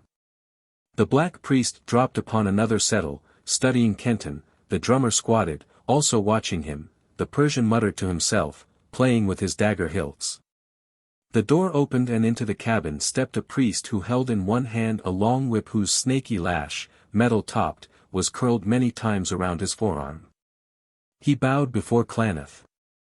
Kenton recognized him. When he had lain on the deck close to the mast he had seen this man sitting on a high platform at the foot of that mast. Overseer of the galley slaves, the oarsman, was Zakhel, and that long lash was measured to flick the furthest of them if they lagged. "Is this he whom you saw upon the deck some sleeps ago?" asked Klaneth. "He who lay there and, you say, vanished when the drab of Ishtar yonder bent over to touch him?" "He is the same, master," answered the overseer, coming close to Kenton and scanning him. "Where went he then?" asked Klaneth, more to himself than to the other. "To Sharane's cabin." "But if so, why did she drive him out, her cats clawing him? And whence came that sword she waved and bade him come retake?" "I know that sword." "He did not go into her cabin at that time, master," interrupted Zakhel. "I saw her seek for him. She went back to her place alone. He had vanished. And his driving forth, mused Klaneth, that was 2 sleeps ago. And the ship has sailed far since then. We saw him struggling in the waves far behind us. Yet here he is upon the ship again, and with his wound still fresh, still bleeding as though it had been but a moment gone. And how passed he the barrier? How passed he the barrier? Ah, at last you have stumbled on a real question," cried the Persian. "Let him but tell me that, and, by the 9 hells, not long will you have me for companion, Klaneth." Kenton saw the drummer make a covert warning gesture to Zubran, saw the black priest's eyes narrow. "Ho! Ho!" laughed Gigi. "Zubran jests. Would he not find life there as tiresome as he pretends to find it with us? Is it not so, Zubran?" Again he made the fleet, warning sigh. And the Persian heeded it. "Yes, I suppose that is so," he answered grudgingly. "At any rate, am I not sworn to Nergal?" "Nevertheless," he muttered, "the gods gave women one art that has not grown tiresome since first they made the world." "They lose that art in Nergal's abode," said the black priest, grimly. "Best remember that and curb that tongue of yours lest you find yourself in a worse place than here, where at least you have your body." "May I speak, master?" asked Zakhel, and Kenton felt threat in the glance the overseer shot at him. The black priest nodded. "I think he passed the barrier because he knows not of our Lord," said Zakhel. "Indeed, may be an enemy of our Lord. If not, why was he able to shake off the hands of your priests, vanish in the sea, and return? Enemy of Nergal. Klaneth muttered. But it does not follow that he is friend of Ishtar, put in the drummer, smoothly. True, if he were sworn to the Dark One he could not pass the barrier. But true is it also that were he sworn to Ishtar equally would that have been impossible. True. Klaneth's face cleared. And I know that sword, Nabu's own blade. He was silent for a moment, thoughtful. When he spoke there was courtesy in the thick voice. Stranger, he said, if we have used you roughly, forgive us. Visitors are rare upon this craft. You, let me say, startled us out of our manners. Zakhel, loose his bonds. The overseer bent and sullenly set Kenton free of his thongs. If, as I think, you come from Nabu, went on the black priest, I tell you that I have no quarrel with the wise one or his people. Nor is my master, the Lord of Death, ever at odds with the Lord of Wisdom. How could he be when one carries the keys of knowledge of this life, and the other the key that unlocks the door of the ultimate knowledge? Nay, there is no quarrel there. Are you a favored one of Nabu? Did he set you on the ship? And, why? Silent was Kenton, searching desperately for some way to answer the black priest. Temporize with him as he had with Sharane, he knew he could not. Nor, he knew, was it of any use to tell him the truth as he had told her, and been driven out like a hunted rat for it. Here was danger, peril, greater than he had faced in the rosy cabin. Klaneth's voice cut in. But favored of Nabu as you may be, it seems that could not save you from losing his sword, nor from the javelins of Ishtar's women. And if that is so, can it save you from my whip, my chains? And as Kenton stood, still silent, wolf light flared in the dead pupils and the black priest leaped to his feet crying. Answer me. Answer Klaneth, roared Gigi. Has fear of him killed your tongue? Under the apparent anger of the drummer's voice Kenton sensed a warning, friendliness. If that favor could have saved me, at least it did not, he said sullenly. The black priest dropped back upon the settle, chuckling. Nor could it save you if I decreed your death, he said. Death, if he decrees it, croaked Gigi. Whoever you are, went on the black priest, whence you come, or how, one thing seems true. You have power to break a chain that irks me. Nay, Zakhel, stay, he spoke to the overseer who had made a move to go. Your counsel is also good. Stay.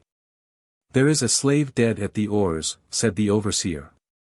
I would loose his chains and cast him over. Dead, there was new interest in Klaneth's voice. Which was he? How did he die? Who knows? Zakhel shrugged his shoulders. Of weariness, maybe. He was one of those who first set sail with us. He who sat beside the yellow-haired slave from the north whom we bought at Imactala. Well, he had served long, said the black priest. Nergal has him. Let his body bear his chains a little longer. Stay with me. He spoke again to Kenton, deliberately, finally. I offer you freedom. I will give you honors and wealth in Imactala, where we shall sail as soon as you have done my bidding. There you shall have priesthood and a temple if you want them. Gold and women and rank, if you will do what I desire. What must I do to win me all this? Asked Kenton. The black priest arose and bent his head so that his eyes looked straight into Kenton's own. Slay Sharane, he said. Little meat in that, Klaneth, the Persian spoke, mockingly. Did you not see her girls beat him? As well send to conquer a lioness a man who has already been whipped by her cubs. Nay, said Klaneth, I did not mean for him to pass over the open deck where surely her watchers would see him. He can clamber round the ship's hull, from chain, ledge to ledge. There is a window behind the cabin wherein she sleeps. He can creep up and through it. Best swear him to Nergal before he takes that road, master, Zakhel interrupted. Else we may never have him back again. Fool. Gigi spoke. If he makes his vows to Nergal perhaps he cannot go at all.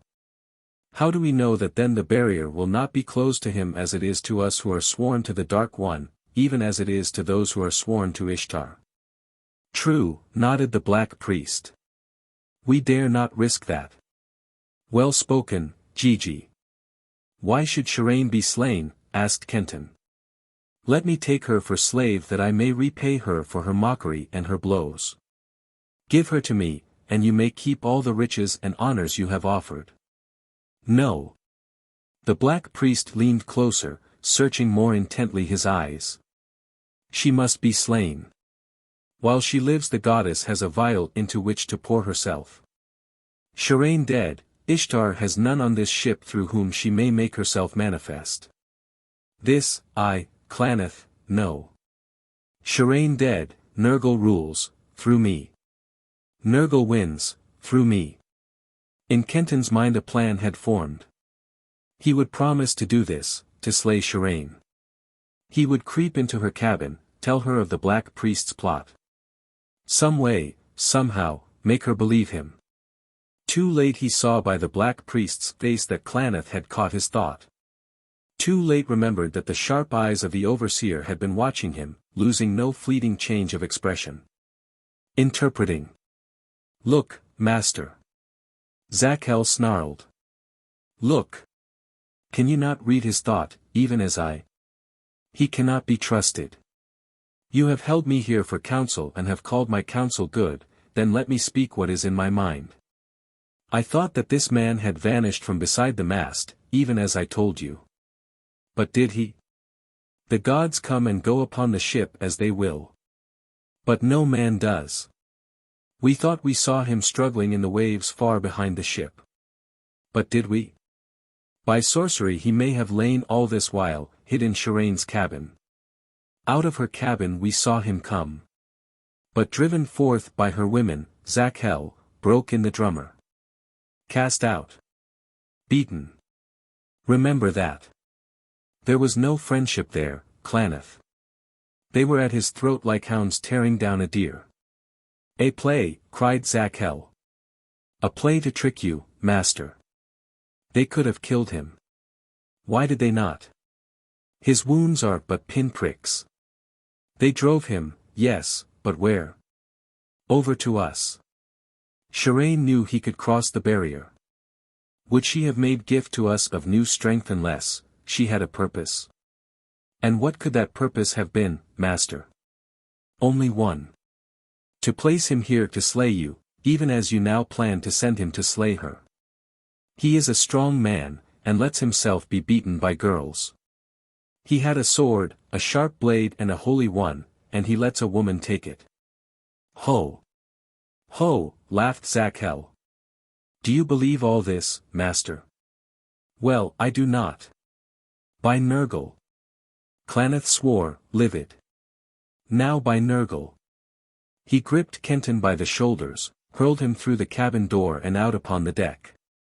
Swiftly he followed him. Sharane, he howled. Sharane. Kenton raised his head, dizzily, saw her standing beside the cabin door, arms around the slim waists of two of her damsels. Nergal and Ishtar are busy elsewhere, mocked the black priest. Life on the ship grows dull. There is a slave under my feet. A lying slave. Do you know him, Sharane? He bent and lifted Kenton high, as a man a child. Her face, cold, contemptuous, did not change. He is nothing to me, worm, she answered. Nothing to you, eh?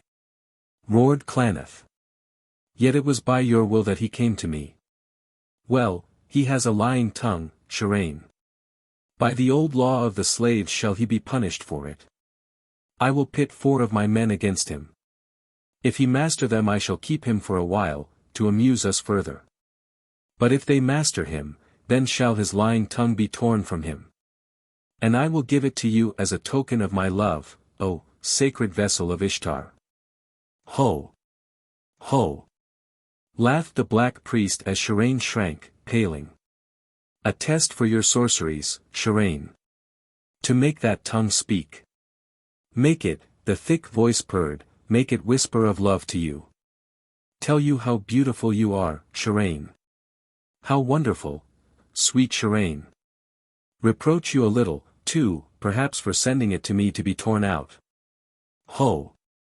Ho! Laughed Klaneth, then as though he spat the words, you temple slut.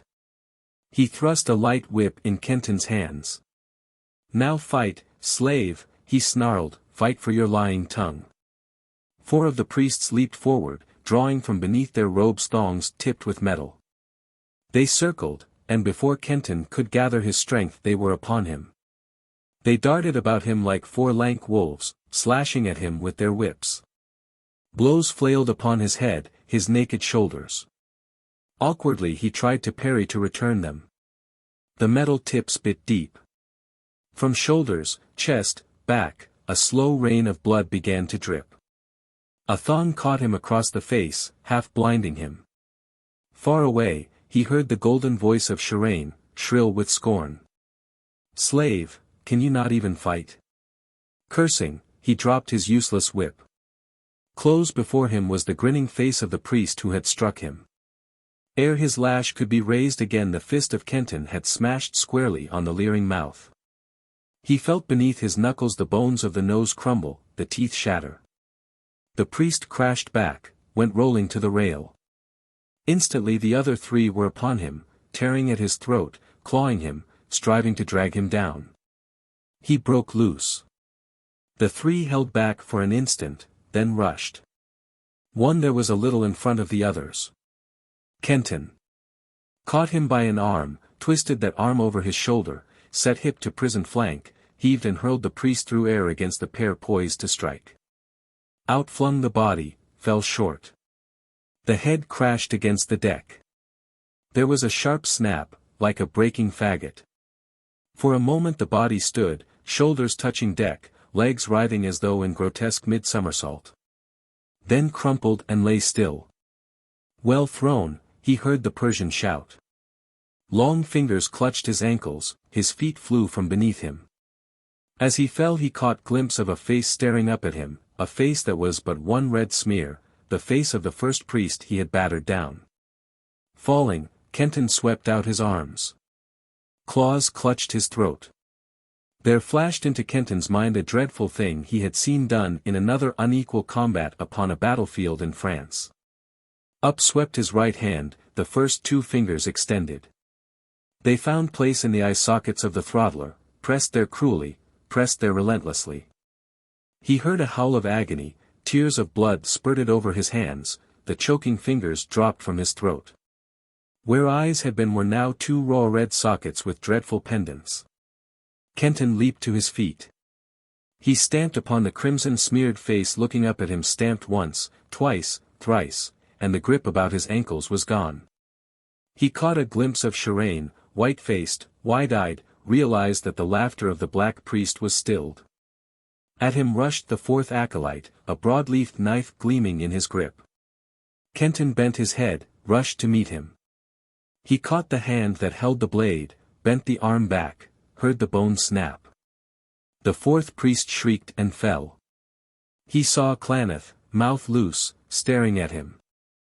Straight for the black priest's throat he leaped, right fist swinging upward to the jaw as he sprang.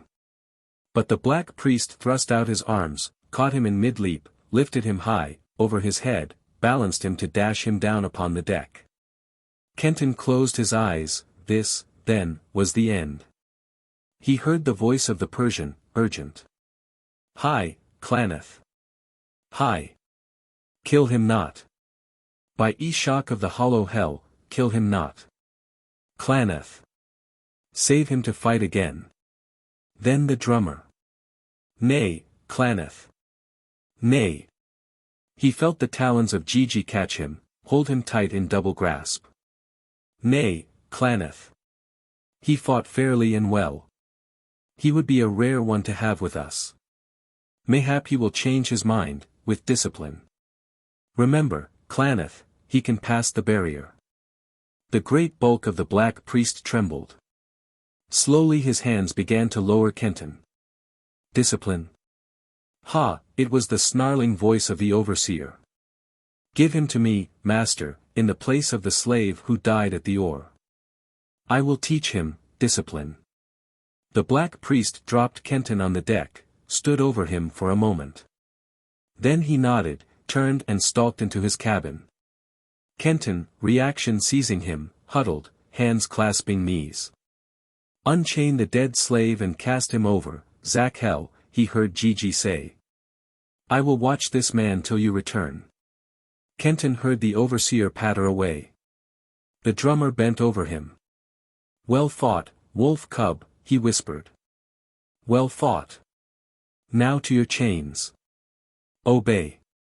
Your chance shall come. Do as I say, wolf cub, and I will do what I may." He walked away. Kenton, wondering, raised his head. He saw the drummer stoop, lift the body of the priest with the broken neck and with one sweep of his long arm send it whirling over the ship's rail. Bending again he sent after it the body of him upon whose face Kenton had stamped. He paused speculatively before the wailing, empty-socketed horror stumbling and falling about the deck. Then, grinning cheerfully, he lifted it by the knees and tossed it overboard. "Three less to worry about hereafter," muttered Gigi. A tremor shook Kenton, his teeth chattered, he sobbed. The drummer looked down on him with amused wonder. "You fought well, wolf cub," he said. "Then why do you quiver like a whipped hound whose half-chewed bone has been cast away?" He laid both hands on Kenton's bleeding shoulders. Under their touch he steadied. It was as though through Gigi's hands flowed some current of strength of which his soul drank. As though he had tapped some ancient spring, some still pool of archaic indifference both to life and death, the current ran through him. "Good," said Gigi, and stood up. "Now Zakhel comes for you." The overseer was beside Kenton. He touched his shoulder, pointed down a short flight of steps that led from the black deck to the galley pit. Zakhel behind him, Kenton groped down those steps into the half-darkness of the pit. He stumbled along a narrow passageway. Was brought to halt at a grate or over whose shank a head, golden-haired, long-haired as any woman's, bent from muscle-gnarled shoulders. This golden-haired oarsman slept. Around his waist was a thick bronze ring. From this ring a strong chain swung, its end fastened to a staple sunk deep in the back of the bench on which he sat. His wrists were manacled. The oar on which his head rested was manacled, too. Between manacled wrists and manacled or two other strong chains stretched. There was an empty chain circlet at the sleeper's left side, on the oar at his left two empty manacles hung from chains. Zakhel pushed Kenton down on the bench beside the sleeping oarsman, girdled his waist with the empty bronze circlet, snapped it close, locked it. He thrust Kenton's unresisting hands through the manacles dangling from the oar, closed them on him. Locked them. And suddenly Kenton felt warmth of eyes upon him, looked behind him, saw leaning over the rail the face of Sharane. There was pity in her face, and dawning of something that set his heart to beating wildly.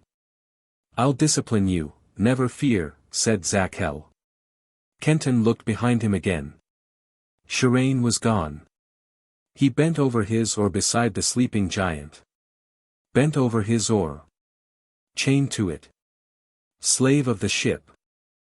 8. The Tale of Sigurd. Kenton awakened to the shrilling of a whistle. Something flicked his shoulder like the touch of a hot iron. He jerked his head up from the bed of his arms, looked stupidly at the chained wrists. Again the flick upon the shoulder, biting into the flesh.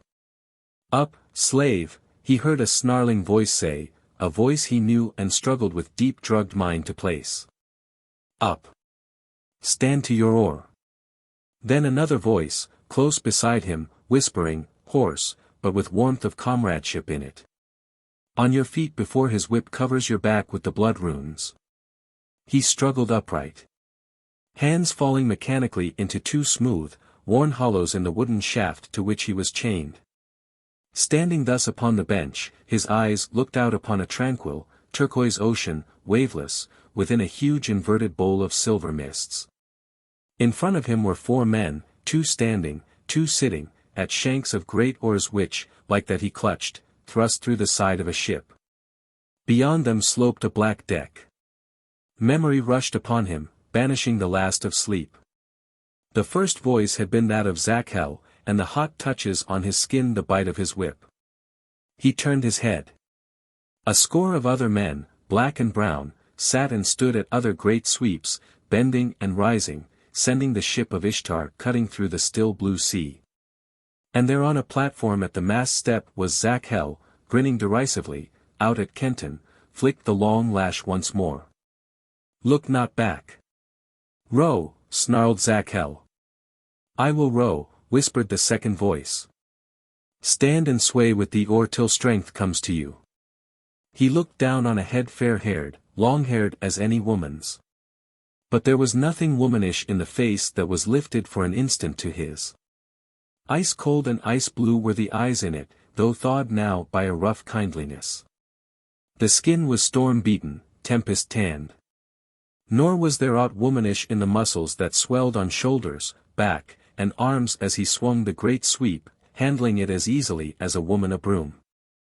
Norseman from tip to toe. A Viking straight out of some ancient saga, and, like Kenton, a slave to the ship, the giant who had been asleep over the oar when Kenton's own chains had been locked upon him. "Sigurd, Trygg's son, aye," muttered the Norseman. "What Norn of ill luck set you on this ship of warlocks? Speak low, bend to your oar. The devil with the lash has sharp ears." To the motion of the oar Kenton bent and rose, standing there on the bench. The benumbment that had held his mind was passed ever more swiftly as his tightened grip on the oar began to send the blood more swiftly through his veins. The man beside him grunted approval. "No weakling, you," he whispered. "The oar wearies, yet up it flows strength from the sea. But sip that strength slowly. Grow strong, slowly. Then it may be that you and I together." He paused, shot a wary side glance at Kenton. "By your looks, you are a man of Erne, of the Southern Isles," he whispered. "No grudge bear I against them. They met us always sword to sword and breast to breast. Many the blows we have struck between us, and the hovering Valkyries went never empty-handed back to Valhalla where we met the men of Erne. Brave men, strong men, men who died shouting, kissing sword blade and spear point as gaily as a bride. Are you one of these?" Kenton thought swiftly. He must shape his answer cunningly to bind this comradeship so plainly offered him neither bewilder by whole truth nor be so vague as to rouse suspicion. "Kenton, my name," he answered softly. "My fathers were of the Erne. They knew well the Vikings and their ships, nor have they handed down to me any grudge against them. I would be friend of yours, Sigurd, Trygg's son, since for how long neither of us knows I must labor here beside you. And since you and I, together." He paused meaningly, as had the Viking. The Norseman nodded, then again shot that keen side glance at him. "How fell this bane upon you?" he muttered. "Since they drove me aboard this ship at Isle of Sorcerers we have entered no harbor. You were not here when they chained me to the oar."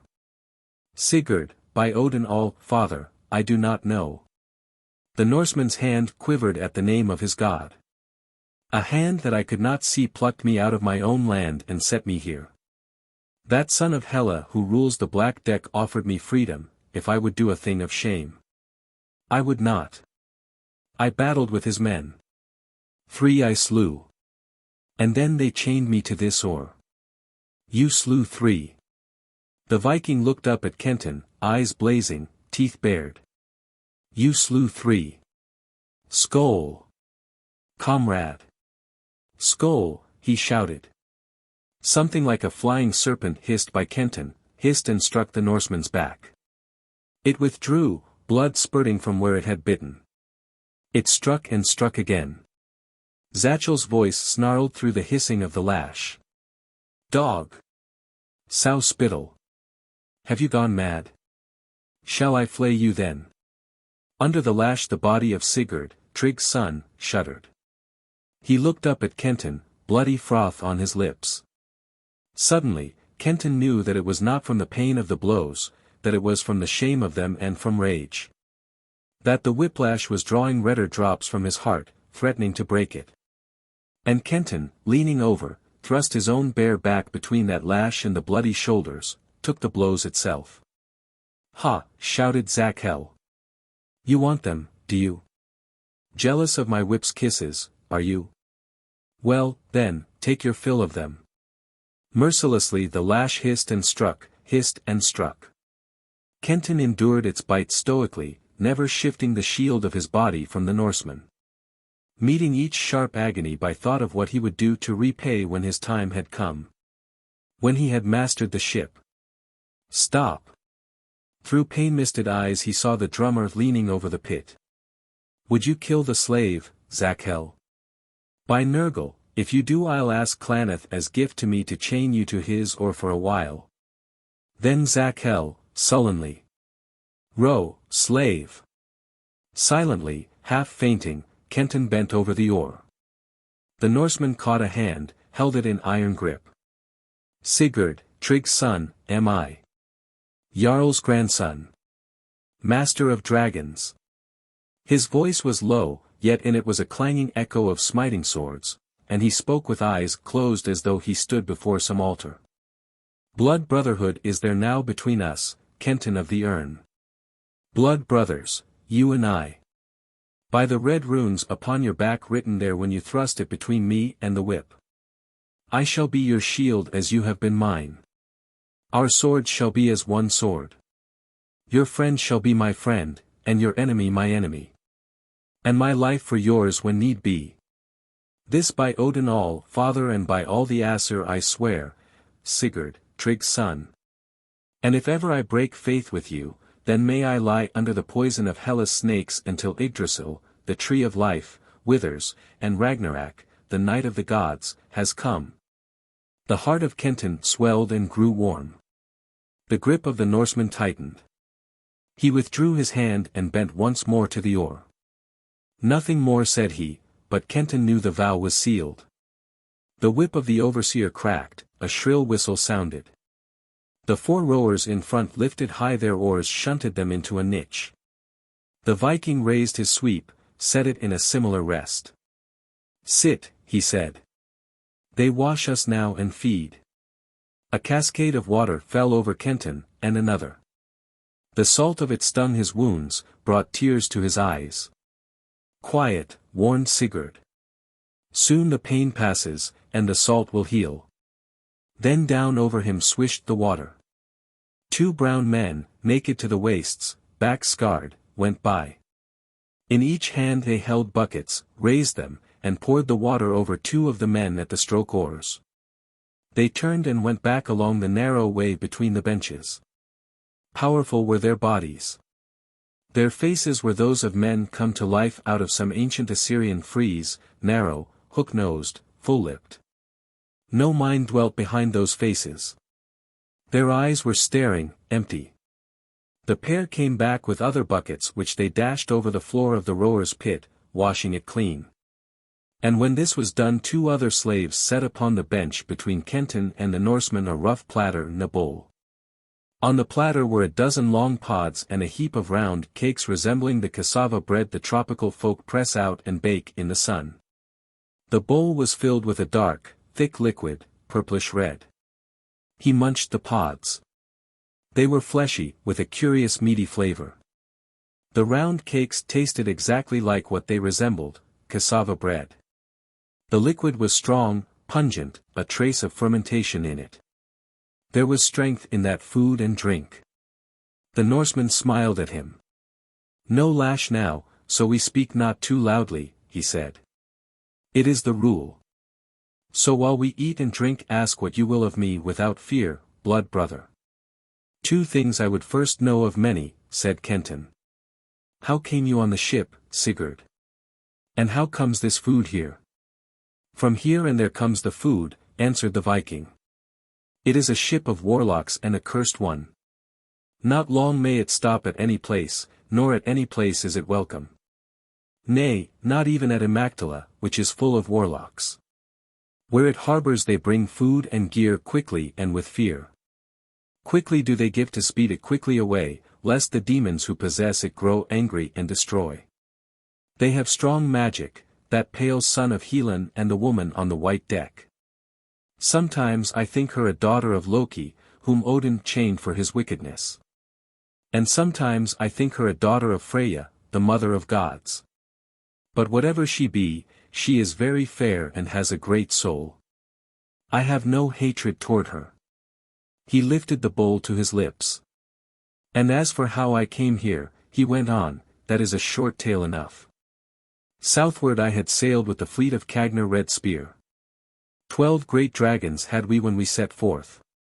Southward sailed we through many seas, raiding as we went. Then after long, with 6 of our 12 dragons left us, we came to a city in the land of the Egyptians. It was a very great city and full of temples to all the gods in the world, except our gods. It irked us that among all these temples Odin All-Father had none.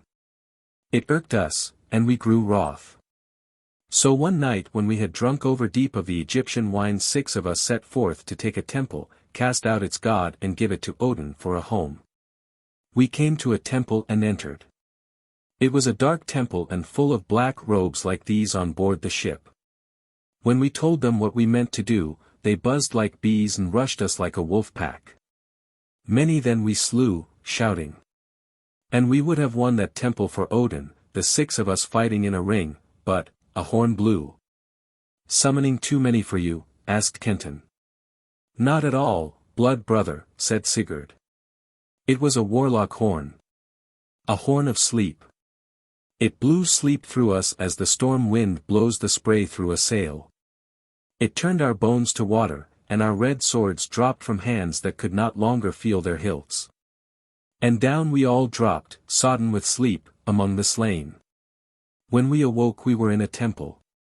We thought it the same temple, for it was as dark and the same black-robed priests filled it.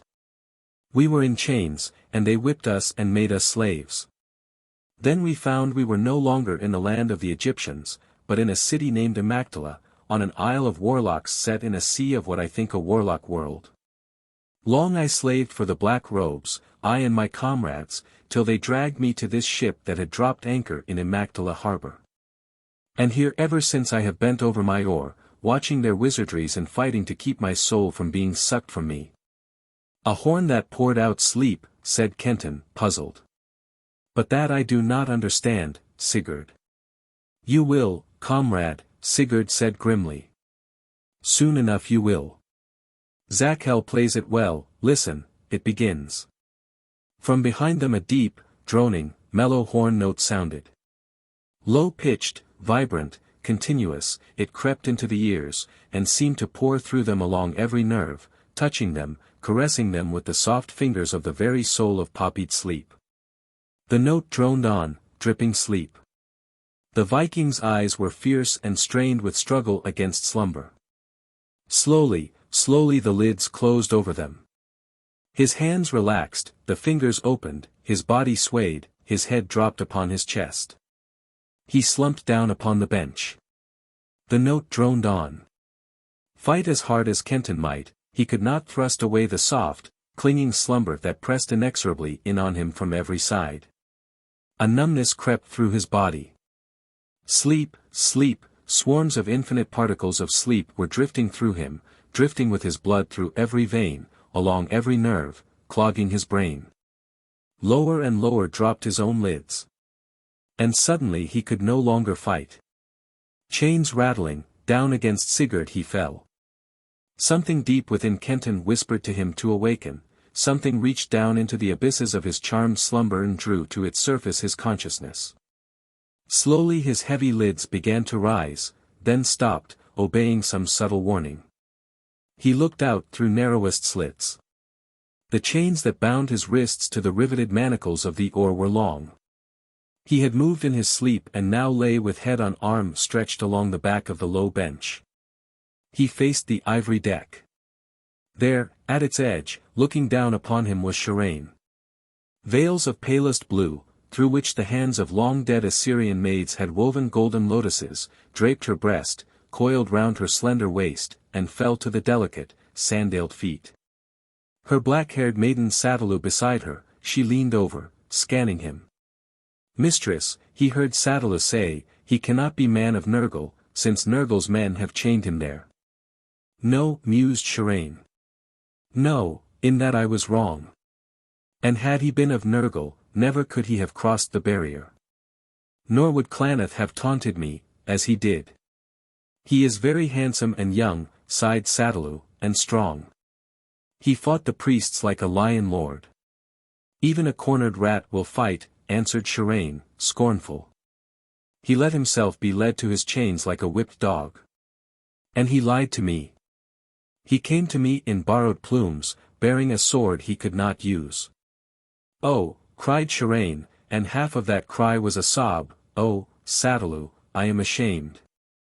Liar and coward and slave, still he stirs something in my heart that never yet stirred for man. Oh, I am ashamed, Sadalu. Lady Sharane, do not weep. Sadalu caught the fluttering hands. He may be none of these. How do you know? Perhaps he did speak the truth. How know we what has happened in that world of ours so long lost to us? And he is very handsome, and young. At least, said Sharane and bitterly, he is a slave. Warned Sadalu. Zakhel comes. They turned, walked toward Sharane's cabin out of Kenton's vision. The wakening whistle shrilled. There was a stir among the slaves, and Kenton groaned, raised himself, rubbed eyes, and gripped the oar. Exultation was in his heart. There could be no mistaking Sharane's words.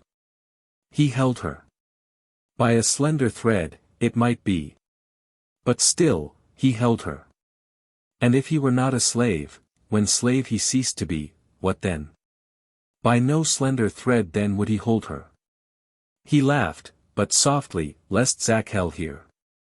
Sigurd looked at him curiously. The sleep horn must have brought you gay dream, he murmured. Gay, indeed, Sigurd, he answered. The kind of dream that will thin our chains until we can snap them. Odin send more dreams like it, grunted the Norseman. 9. The Bargaining of Sharane. When Zakhel blew the horn again, Kenton had no need of it to send him to sleep. The sharp eyes of the overseer had seen through Sigurd's self-sacrificing stratagem, and he had watched Kenton continually, lashing him when he faltered or let the whole burden of the oar fall upon the Norseman. His hands were blistered, every bone and muscle ached, and his mind lay dulled in his weary body. And thus it was between the next 5 sleeps. Once he roused himself enough to ask Sigurd a question that had been going round and round in his brain. Half the rowers in the pit were behind the line that separated Black Deck from Ivory, that line which neither Klaneth and his crew nor Sharane and her women could cross. Yet Zakhel roamed at will from one end of that pit to the other. Other priests, too, for he had seen them. And although he had not seen Klaneth or Gigi or the Persian there, he did not doubt that they could come and go if they so wished. Why, then, did not the black robes swarm up the farther side and overwhelm the rosy cabin? Why did not Sharane and her women drop into the pit and lay siege to the ebon cabin? Why did they not launch their javelins, their arrows, over the pit of the rowers into the wolf pack of the black priest? It was a warlock ship, the Viking had repeated, and the spell upon it no simple one. The slave who had died had told him that he had been on the ship since the gods had launched her, and that the same unseen, mysterious barrier shut off the side of the rowers that rimmed Sharane's deck. Nor could javelin or arrow or other missile other than those hurled by god and goddess penetrate it. Humanly, each opposing camp was helpless against the other. There were other laws, too, the slave had told Sigurd. Neither Sharane nor Klaneth could leave the ship when it hove to in harbor. Sharane's women could. The black priest's men, yes, but not for long. Soon they must return. The ship drew them back. What would happen to them if they did not return? The slave had not known, had said that such thing was impossible, the ship would draw them back. Kenton pondered over all this as with aching back he pushed and pulled at the oar. Decidedly these were practical, efficient deities who had doomed the ship overlooking no detail, he thought, half amused. Well, they had created the game, and certainly they had the right to make that game's rules. He wondered whether Sharane could roam at will from stem to stern when he had conquered the ship. Wondering still, he he heard the drone of Zachel's horn begin, and pitched, content, into the bottomless oubliette of sleep it opened. He awoke from that sixth sleep with mind crystal clear, an astonishing sense of well-being, and a body once more free from pain and flexible and vigorous. He pulled at his oar strongly and easily. "Strength flows up to you from the sea even as I foretold," grunted Sigurd. Kenton nodded absently, his sharpened mind grappling with the problem of escape from his chains. What went on in the pit and on the ship while the rowers were asleep? What chance would offer then to free himself and the Viking if he could stay awake? If he could stay awake. But how could he close his ears to that horn which poured sleep into them as the sirens of old poured with their song's fatal fascination into the ears of sailors strayed within their ken? The sirens. The story of crafty Ulysses' adventure with those sea women flashed into his memory. How desire had come upon that wanderer to hear the siren song, yet no desire to let it draw him to them. How he had sailed into their domain. Had filled his oarsmen's ears with melted wax, had made them bind him to the mast with open ears, and then, cursing, straining at his bonds, mad with desire to leap into their white arms, had heard their enchanted measures, and sailed safe away. A wind arose, a steady wind that filled the sail and drove the ship through gently cresting waves. Came command to rest oars. Kenton slouched down upon the bench. Sigurd was in one of his silent moods, face brooding, gaze far away, filled with dreams of other days when his dragons cleft the northern ocean. Kenton dropped his hands upon the silken rags upon his legs. His fingers began, seemingly idly, to unravel their threads, twist and knot them into little silken cylinders. He worked on, the Viking unheeding. Now two were finished. He palmed one, rubbed as idly the side of his face, and so rubbing slipped the little silken cylinder into an ear. He waited for a time, slipped in the other ear the second plug. The roaring of the wind sank to a loud whispering. Carefully, unhurrying, he drew them out, twisted more threads around them. Again he set them in place. Now the wind's roar was only a murmuring, faint and far away. Satisfied, he slipped the silken cylinders under his torn girdle. On sped the ship. And after a while the slaves came and dashed their buckets over him and the Viking, brought them food and drink. On the very edge of the sleep-horn drone Kenton slumped down upon the bench, face on forearms, the silken cylinders hidden under thumbs. Swiftly he slipped them in his ears. Then he let every muscle go limp. The droning diminished to a faint, hardly heard humming. Even so, a languor crept through him. He fought it. He beat the languor back. The humming ceased. He heard the overseer go by him, looked after him through half-raised lids. Saw him ascend that pit steps and pass over the deck to Klaneth's cabin. The black deck was empty. As though shifting in slumber Kenton rolled over, threw an arm across the back of the bench, rested his head upon it, and through lowered lashes took stock of what lay behind him. He heard laughter, golden, chiming. To the edge of her deck, black-haired Sadaloo beside her, walked Sharane. She seated herself there, unbound her hair, shook the flaming red-gold cloud of it over face and shoulders, sat within it as though within a perfumed, silken red-gold tent. Sadaloo raised a shining tress, began to comb it. Through that web of loveliness he felt Sharane's eyes upon him. Involuntarily his own opened wide, clung to her hidden ones. She gasped, half rose, parted the curtains of her hair, stared at him in wonder. "He is awake," she whispered. "Sharane," he breathed. He watched shame creep again into her eyes, her face grow cold. She raised her head, sniffed daintily. "Sadaloo," she said, "is there not a stronger taint from the pit?" Again she silted her nose. "Yes, I am sure there is.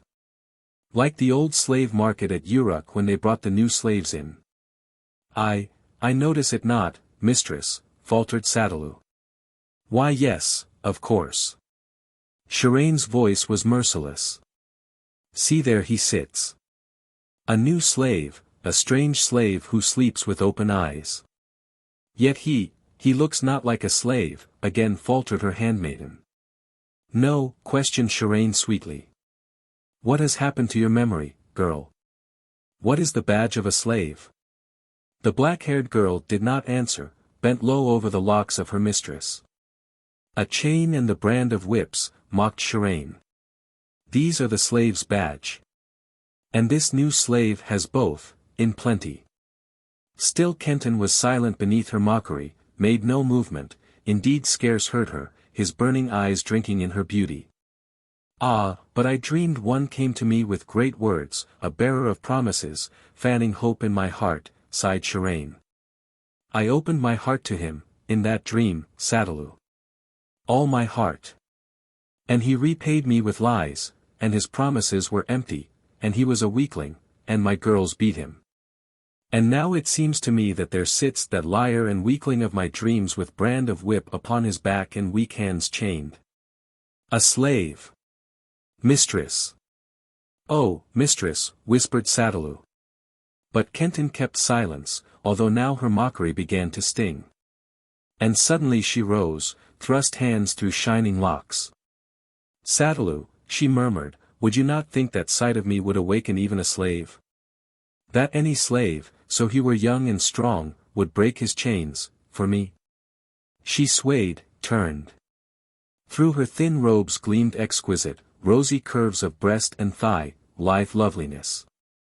She spread wide the nets of her hair, peered through them at him with wanton eyes, preened herself, thrust out a tiny, rosy foot, a dimpled knee. He raised his head recklessly, the hot blood rushing through. The chains will break, Sharane, he called. I will break them, never fear. And then, she echoed, and then my girls shall beat you as before. She mocked, and sped away. He watched her go, pulse beating like drums. He saw her halt and whisper to Sadalu. The black-haired girl turned, made him a warning gesture. He closed his eyes, dropped head on arm. And soon he heard the feet of Zakhel striding down the steps, go by him. The waking whistle shrilled. Why, if her mockery had been real, had she warned him? Sharane looked down upon him again from her deck. Time had gone by since she had stood there mocking him. Time had gone, but how measured in his own lost world Kenton had no means of telling, meshed as he was in the ship's timeless web. Sleep after sleep he had lain on his bench, watching for her. She had kept to her cabin, or if she had not, she had kept herself from his sight. Nor had he told the Viking that he had broken the spell of the sleep horn. Sigurd he trusted, heart and soul. Yet he was not sure of the Norseman's subtlety, not certain that he could feign the charmed slumber as Kenton did. He could not take the risk. And now again Sharane stood and looked down upon him from the platform close to the emerald mast. The slaves slept. There was none at watch on the black deck. There was no mockery now in Sharane's face. And when she spoke she struck straight home to the heart of her purpose. Whoever you are, whatever you may be, she whispered, two things can you do. Cross the barrier. Remain awake when the other slaves must sleep. You have told me that you can break your chains. Since those two things you can do, I find belief within me that of the third you also speak the truth. Unless. She paused, he read her thought. Unless I lied to you about that as I lied to you before, he said levelly. Well, those were no lies I told you. If you break your chains, she said, will you slay Klaneth? He feigned to consider. Why should I kill Klaneth? He asked at last. Why? Why? Scorn tinged her voice. Has he not set his chains upon you? Had you whipped? Made you slave? Did not Sharane drive me forth with javelins? He asked. Did not Sharane pour salt in my wounds with her mockery, her laughter? But, you lied to me, she cried. Again he feigned consideration.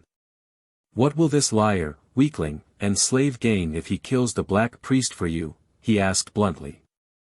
Gain, she repeated blankly. What will you pay me for it? He said. Pay you. Pay you. Oh! The scorn in her eyes scorched him. You shall be paid. You shall have freedom, the pick of my jewels, all of them. Freedom I shall have when I have slain Klaneth, he answered. And of what use to me are your jewels on this cursed ship? You do not understand, she said. The black priest slain, I can set you on any land you wish in this world. In all of them jewels have value. She paused, then, and have they no worth in that land from whence you come, and to which, unchained, it seems you can return whenever danger threatens? Her voice was honeyed poison. But Kenton only laughed. What more do you want? She asked. If they be not enough, what more? You, he said. Me, she gasped incredulously. I give myself to any man, for a price. I give myself to you. You whipped dog. She stormed. Never. Up to this Kenton's play with her had been calculated. But now he spoke with wrath as real and hot as hers. No, cried Kenton. No. You'll not give yourself to me.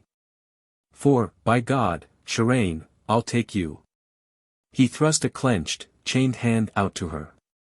Master of this ship I'll be, and with no help from you, you who have called me a liar and slave and now would throw me butcher's pay. No. When I master the ship it will be by my own hand. And that same hand shall master, you. You threaten me. Her face flamed wrath. You. She thrust a hand into her breast, drew out a slender knife, hurled it at him. As though it had struck some adamantine wall, invisible, it clanged, fell to her feet, blade snapped from hilt. She paled, shrank. Hate me, jeered Kenton. Hate me, Sharane, for what is hate but the flame that cleans the cup for wine of love? With no soft closing of her cabin door did she go within it. And Kenton, laughing grimly, bent his head over his oar, was soon as sound asleep as the Norseman snoring beside him. 10. On the ship a sailing. He awakened to a stirring and humming through all the ship. On ivory deck and black the ship's folk stood, pointing, talking, gesticulating. A flock of birds, the first he had seen in this strange world, hovered above him. Their wings were shaped like those of great butterflies. Their plumage shone as though lacquered in glowing vermilions and pale golds. From their opened beaks came a chiming tumult as of little tinkling bells. Land, the Viking exclaimed. We run into harbor. Food and water must be low. There was a brisk wind blowing and the oars at rest. Careless of Zachel's lash, Kenton leaped upon the bench, looking over the bow. The overseer gave no heed, his own eyes intent upon what lay before. It was a sun-yellow isle, high and rounded, and splashed with craters of color like nests of rainbows. Save for these pansied dapplings, the island curved all glowing topaz, from its base in the opalescent shallows of the azure sea to its crest, where feathered trees drooped branches like immense panaches of ostrich plumes dyed golden amber. Over and about that golden isle shot flashes of iridescences from what seemed luminous flying flowers. Closer drew the ship. At the bow the damsels of Sharane clustered, laughing and chattering. And upon her balcony was Sharane, watching the isle with wistful eyes. Now it was close indeed. Down ran the peacock sail. The ship rode slowly and more slowly to the shore. Not until the curved prow had almost touched that shore did the steersman shift the rudder and bring the ship sharply about. As they drifted, the plumes of the strange trees swept the deck with long leaves, delicately feathered as those the frost etches on the winter pane. Topaz yellow and sun amber were those leaves. The branches from which they hung glistened as though cut from yellow chrysolite. Immense clusters of flowers dropped from them, lily-shaped, flame scarlet. Slowly, ever more slowly, drifted the ship. It crept by a wide cleft that cut into the heart of the isle. The sides of this vale were harlequined with the cratered colors, and Kenton saw that these were fields of flowers, clustered as though they filled deep-circled amphitheaters. The flashing iridescences were birds, birds of every size from smallest dragonflies to those whose wingspread was that of condors in the high Andes. Large and small, on each glittered the lacquered butterfly wings. The isle breathed fragrance. Of green upon it there was none, save for the emerald glintings of the birds. The valley slid behind them. Ever more slowly the feathered trees brushed the deck. The ship slipped into the mouth of a glen at whose end a cataract dropped rain of pearl into a golden fern pool. There was the rattling of a chain, an anchor splashed. The bow of the ship swung in, nose through the foliage, touched the bank. Over the rail climbed the women of Sharane, upon their heads great baskets. From her balcony Sharane looked after them with deeper wistfulness. The women melted within the flower-spangled boskage, fainter and fainter came their voices, died away. Sharane, chin cupped in white hands, drank in the land and with wide and longing eyes. Above her red gold hair streaming through the silver crescent a bird hovered, a bird all gleaming emeralds and flashing blues, chiming peals of fairy bells. Kenton saw tears upon her cheeks. She caught his gaze, dashed them away angrily. She half turned as though to go, then slipped down woefully behind one of her balcony's tiny blossoming trees where he could no longer see her weeping. Now her women filed back along the bank, their baskets filled with plunder, fruits, gourds purple and white, and great clusters of those pods he had eaten when first he had broken fast upon the ship. Into the cabin they trooped, and out again with baskets empty. Time upon time they came and went. At last they bore away skins instead of the woven hampers, water bags which they filled from the pool of the cataract.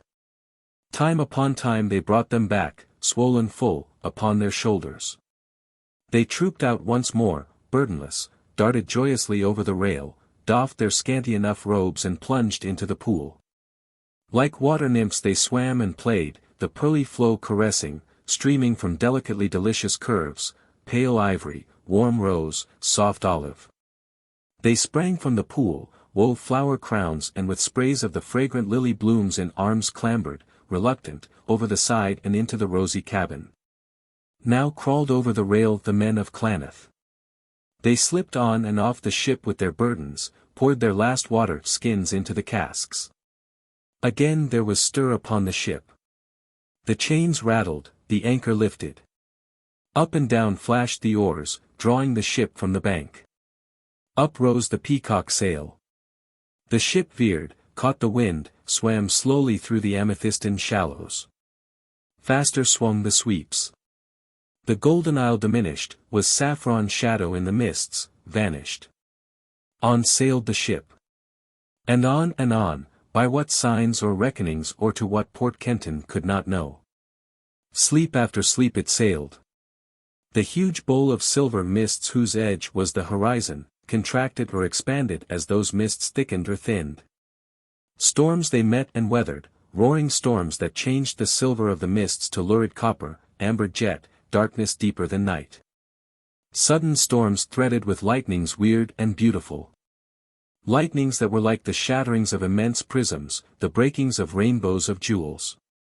Storms that trod on feet of thunder. Thunder that was metallic, tintinnabulary. Hurricanes of clashing cymbals following showers of multicolored, flaming gems. Steadily strength of the sea poured into Kenton up his or blade, even as Sigurd had promised. Remaking him, hardening him, turning all his body into a machine as finely tempered as a rapier and as flexible. Between sleep Sigurd chanted to him Viking tales, sagas unsung, lost epics of the Norse. Twice the black priest sent for him. Questioned him, threatened him, cajoled him, vainly. And each time with blacker face sent him back to his chains. Strife of god and goddess there was none. And Sharane during the sleep time of the slaves kept to her cabin. Awake, he could not turn his head to seek her without inviting the bite of Zachel's lash. So often he let the horn of sleep have its way, what use to keep awake while Sharane hid? There came a time when, lying awake, he heard steps coming down the pit's stair. He turned, face against the back of his bench, as though in troubled slumber. The steps paused beside him. Zubran, it was the voice of Gigi, this man has become a young lion. Strong enough, grunted the Persian. It is a pity that his strength is wasted here, driving this ship from one place of weariness to another as bad. I think as you, said Gigi. Strength he now has. Also he has courage. You remember how he slew the priests. Remember. There was no boredom in Zubran's voice now. Can I forget? By the heart of Rustam, could I forget? It was the first draft of life given me, it seemed, for centuries. I owe him something for that. Also, went on Gigi, he has loyalty where his heart turns. I told you how he shielded with his own back the man who sleeps beside him. I liked him well for that, Zubran. As a gesture, said the Persian, it was excellent. A trifle florid, perhaps, for perfect taste. But still, excellent. Courage, loyalty, strength, mused the drummer. Then slowly, a hint of mirth in his voice, and cunning. Unusual cunning, Zubran, since he has found a way to shut his ears to the sleep horn, and lies here now wide awake. Kenton's heart stopped, began to beat furiously. How did the drummer know? Did he know? Was it only a guess? Desperately he strove against quivering nerves, forced his body to remain inert. What? Exclaimed the Persian, incredulously. Awake. Gigi, you dream. Nay, said Gigi quietly. I have watched him when he saw me not. He is awake, Zubran. Suddenly Kenton felt his paw upon his breast, pressing upon his pounding heart. The drummer chuckled, withdrew the hand. Also, he said, approvingly, he has caution. A little he trusts me, but not too much. Nor does he know you well enough as yet, Zubran, to give you any trust at all. Therefore he lies quiet, saying to himself, Gigi cannot really know. He cannot be sure as long as I do not open my eyes. Yes, he has caution. But see, Zubran, he cannot keep the blood from stealing up into his face, nor slow his heart to the calm rhythm of sleep. Again he chuckled, half maliciously. And there is other proof of his caution, in that he has not told his comrade that the horn has no power over him. Hear the long-haired one snore. No mistaking that for wakefulness. I like that too, he knows that a secret shared by two runs risk of being none. He seems sound asleep to me. Kenton felt the Persian bend down over him doubtfully.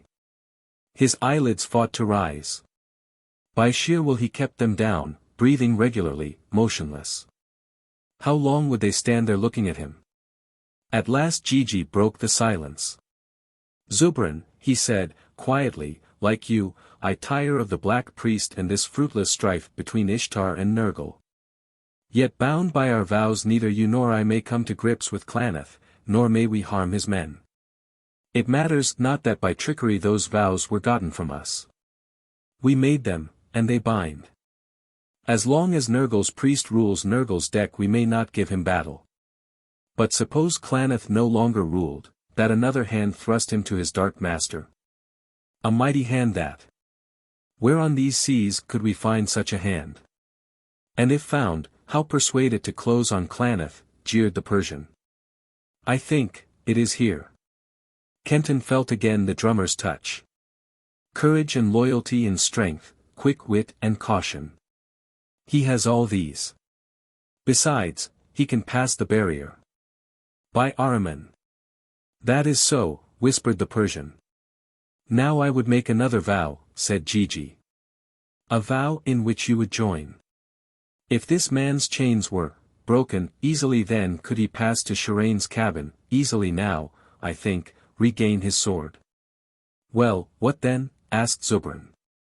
He would still have Klaneth to meet and all his pack. And we could not help him. No, answered the drummer. But neither would we hinder him. Our vows do not bind us to fight for the black priest, Zubran. Were I this man, with my chains broke, and sword regained, I would find way to release this comrade sleeping beside him.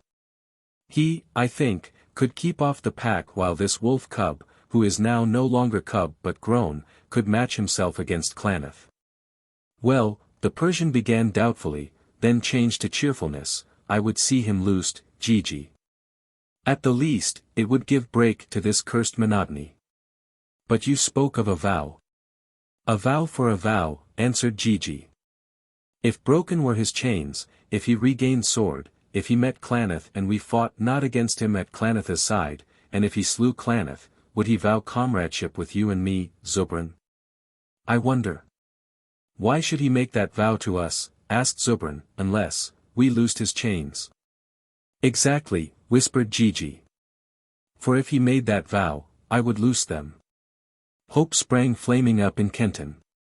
Cold doubt followed. Was this all a trap? A trick to torment him? He would take no chance, and yet, freedom. Gigi again bent over him. Trust me, Wolf, he said, low. Vow for vow. If you accept, look at me. The dice were offered him. Were they straight or weighted, he would cast them. Kenton opened his eyes, stared straight for an instant into the twinkling beads of jet so close. Then he closed them tight, resumed his slow breathing, his semblance of deepest slumber. And Gigi rose from him, laughing. He heard the two move away, up the pit steps. Freedom again. Could it be true? And when would Gigi, were it true and no trap, when would Gigi loose his chains? Long he lay between fiery hope and chilling doubt. Could it be true? Freedom. An. Sharane. 11. Gigi snaps the chains. Not long did Kenton have to wait. Hardly had the next faint hum of the sleep horn died than he felt a touch on his shoulder. Longer fingers twitched his ears, raised his eyelids. He looked into the face of Gigi. Kenton pulled out the little silken cylinders that shut off the compelling slumber of the horn. So that is how you do it. Gigi examined them with interest. He squatted down beside him.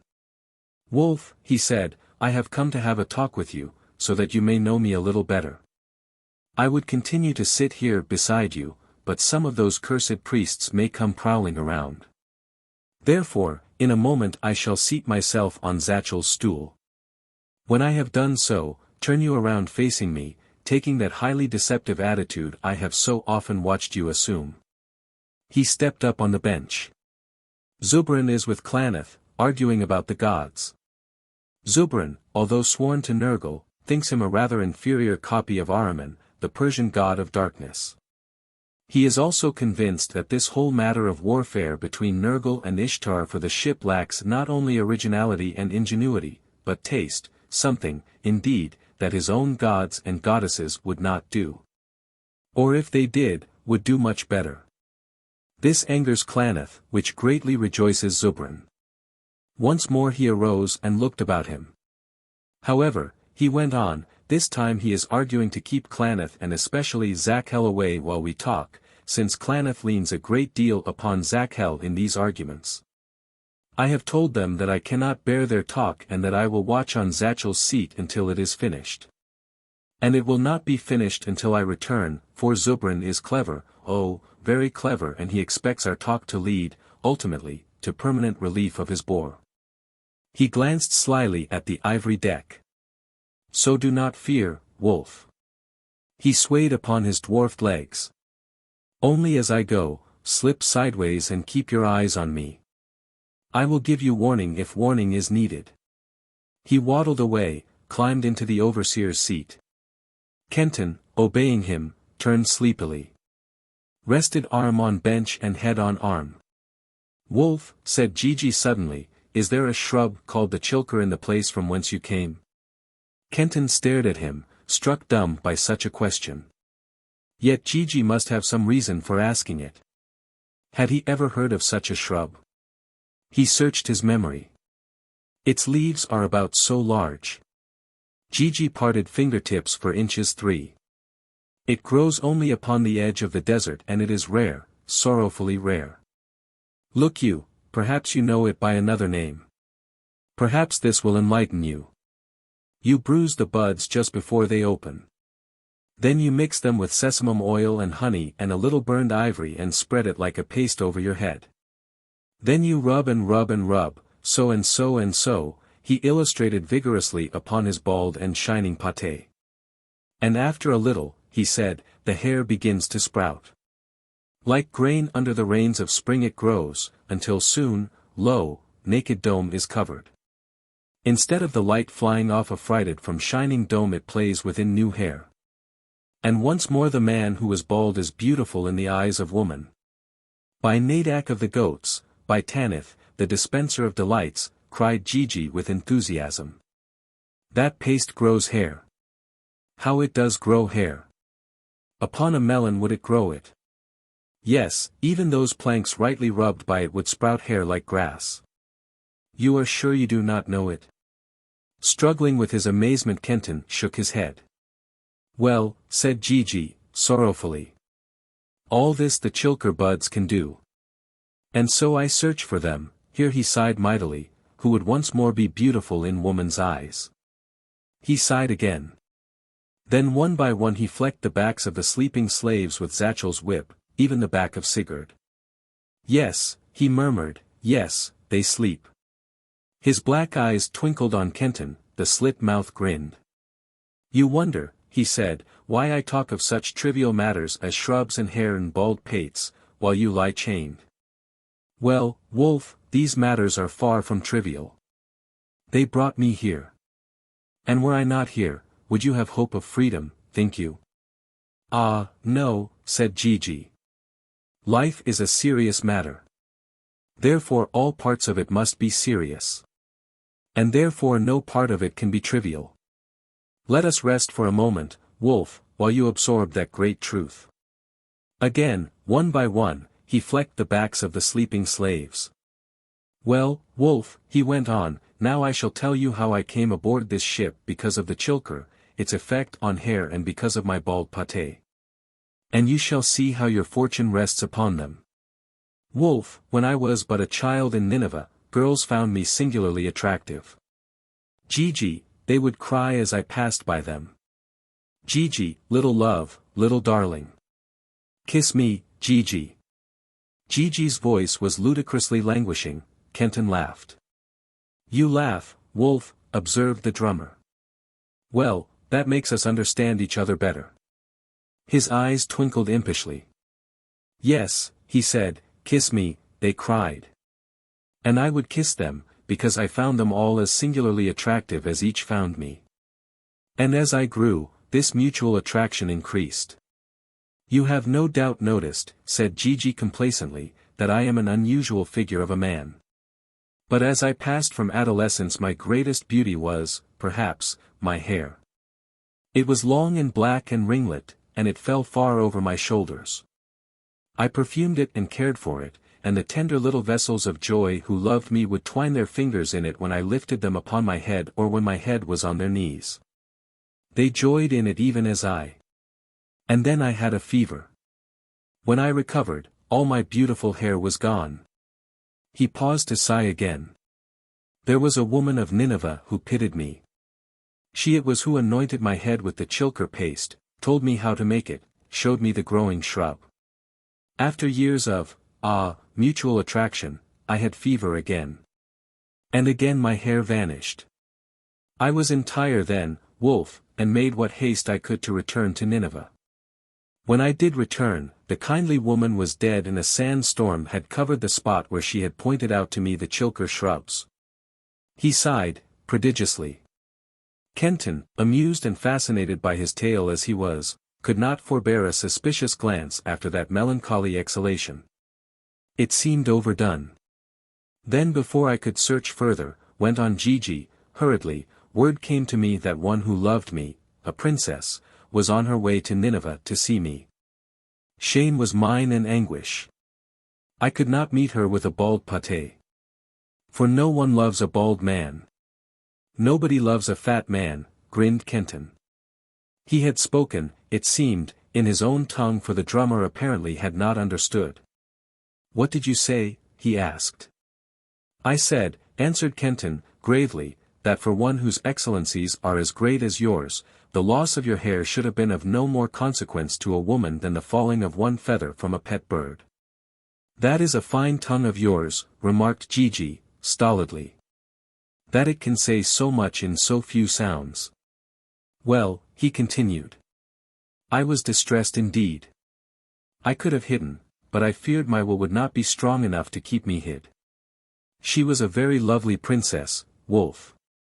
Besides, I knew that if she found that I was in Nineveh, as find out she surely would, she would rout me out.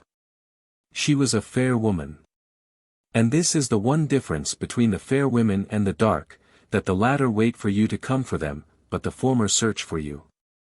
And I could go to no other city to hide, for in each of them were other women who admired me. What was I to do? Why didn't you get a wig? Asked Kenton, so interested now in Gigi's tale that his chains were forgotten. I told you, Wolf, that they loved to thread their fingers through my locks, answered Gigi, severely. Could any wig stay in place under such treatment? Not when the women were such as loved me, no.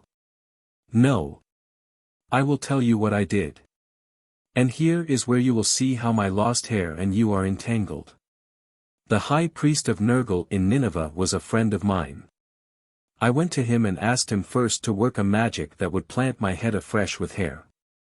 He was indignant, said that his art was not to be debased for such a common purpose. It was then, Wolf, that I began to have my suspicions of the real power of these sorcerers. I had seen this priest perform great magic. He had raised phantoms that had raised my hair, when I had it. How much easier then ought it to have been for him to have raised my hair without the trouble of raising the phantoms too? I suggested this. He grew more indignant, said that he dealt with gods, not barbers. But now I know better. He could not do it. I made the best of the matter, however, and asked him to put me for a while where my princess could not find me and where, weak-willed as I am, I could not go to her. He smiled, and said he knew just the place. He inducted me as an acolyte to Nergal and gave me a token that he said would ensure me recognition and goodwill from one he named Klaneth. Also he sealed me with certain vows, not to be broken. I took them cheerfully, thinking them but temporary, and his friend Klaneth the high priest of some hidden temple where I would be safe. I went to sleep that night trustfully, happy as a child. I awakened, Wolf, here. It was a sorry jest, muttered Gigi, angrily. And a sorry jest would it be for that Ninevite priest if I knew the way back to him. But here I have been ever since, he added, briskly. Barred by my acolytage to Nergal from crossing to that other deck where there is a little vessel of joy named Sadalu whom I would fain take within my hands. Barred by other vows from leaving the ship wherever it may touch for food and gear, since it was sanctuary I asked from which I could not go nor my princess come to me. By Tiamat of the Abyss, I got the sanctuary I asked. He exclaimed, ruefully enough. And by Bel who conquered Tiamat, I am as weary of the ship as Zubran himself. Yet were I not here, he added, as by afterthought, who would loose you of your chains? A shrub and lack of hair, an amorous princess and my vanity, these brought me on the ship to set you free when you came. Of such threads do the gods weave our destinies. He leaned forward, all malice gone from twinkling eyes, a grotesque tenderness on the frog-like mouth. I like you. Wolf, he said, simply. I like you, Gigi, all Kenton's defenses were down. Greatly, indeed, do I like you. And trust fully. But, Zubran. Have no doubts about Zubran, snapped Gigi. He, too, was tricked upon this ship and is even more eager than I to be free. Some day he shall tell you his story, as I have mine. Ho! Ho! Laughed the drummer. Ever seeking the new, ever tiring of the known is Zubran. And this is his fate, to be shot into a whole new world and find it worse than his old. Nay, Wolf, fear not Zubran. With shield and sword will he stand beside you, until he tires even of you. But even then will he be loyal. He grew solemn, kept unwinking gaze on Kenton, searching, it seemed, his soul. Consider well, Wolf, he whispered. The odds are all against you. We too may not help you as long as Klaneth is lord of his deck. It may be that you cannot free the long-haired one beside you, you have Klaneth to face and 20 of his men, and, it may be, Nergal. And if you lose, death for you, and after long, long torture. Here, chained to your oar, you are at least alive. Consider well. Kenton held out to him his prisoned wrists. When will you loose my chains, Gigi, was all he said. Gigi's face lighted, his black eyes blazed, he sprang upright, the golden loops in his pointed ears dancing. Now, he said. By Sin, the father of gods. By Shamash his son and by Bel the smiter, now. He thrust his hands between Kenton's waist and the great circlet of bronze that bound it, pulled it apart as though it had been made of putty, he broke the locks of the manacles on Kenton's wrists. Run free. Wolf, he whispered. Run free. With never a look behind him, he waddled to the pit steps and up them. Slowly Kenton stood upon his feet. His chains dropped from him. He looked down at the sleeping Viking. How could he unfasten his links? How, if he could unfasten, awaken him before Zakhel came hurrying down among the slaves? Again he looked about him. At the foot of the overseer's high stool lay a shining knife, long-bladed, thin-bladed, dropped there by Gigi, for him? He did not know. But he did know that with it he might pick the Viking's locks. He took a step toward it. How long he was in taking the second step. And there was a mist before his eyes. Through that mist the sleeping forms of the oarsmen wavered, were like phantoms. And now he could no longer see the knife. He rubbed his eyes, looked down on Sigurd. He was a wraith. He looked at the sides of the ship. They melted away even as he sought them. He had a glimpse of sparkling turquoise sea. And then, it became vaporous. Was not. Ceased to be. And now Kenton floated for an instant in thick mist shot through with silvery light. The light snapped out. He hurtled through a black void filled with tumult of vast winds. The blackness snapped out. Through his closed lids he saw light. And he was no longer falling. He stood, rocking, upon his feet. He opened his eyes, once more he was within his own room. Outside hummed the traffic of the avenue, punctuated by blasts of auto horns. Kenton rushed over to the jeweled ship. Except for the slaves, on it was but one little figure, one toy. A mannequin who stood halfway down the pit steps, mouth open, whip at feet, stark astonishment in every rigid line. Zakhel, the overseer. He looked down into the galley pit. The slaves lay asleep, oars at rest. And suddenly he caught sight of himself in the long mirror. Stood, wondering, before it. For what he saw was never the Kenton who had been born out of that room upon the breast of the inrushing mystic sea. His mouth had hardened, eyes grown fearless, falcon bright. Over all his broadened chest the muscles ran not bulging, bound, but graceful, flexible, and steel-hard. He flexed his arms, and the muscles ran rippling along them. He turned, scanned his back in the mirror. Scars covered it, healed teeth marks of the lash. The lash of Zakhel, the toy. No toy had made those scars. No oars of toy had brought into being those muscles. And suddenly all Kenton's mind awoke. Awoke and was filled with shame, with burning longing, despair. What would Sigurd think of him when he awakened and found him gone, Sigurd with whom he had sworn blood brothership? What would Gigi think, Gigi, who had made vow for vow with him, and trusting him, had broken his chains? A frenzy shook him. He must get back. Get back before Sigurd or Gigi knew that he was no longer on the ship. How long had he been away? As though in answer a clock began chiming. He counted. 8 strokes. 2 hours of his own time had passed while he had been on the ship. 2 hours only. And in those 2 hours all these things had happened. His body changed to this. But in those 2 minutes he had been back in his room. What had happened on the ship? He must get back. He must. He thought of the fight before him. Could he take his automatics with him when he went back, if he could go back? With them he could match any sorceries of the Black Priest. But they were in another room, in another part of his house. Again he looked at himself in the glass.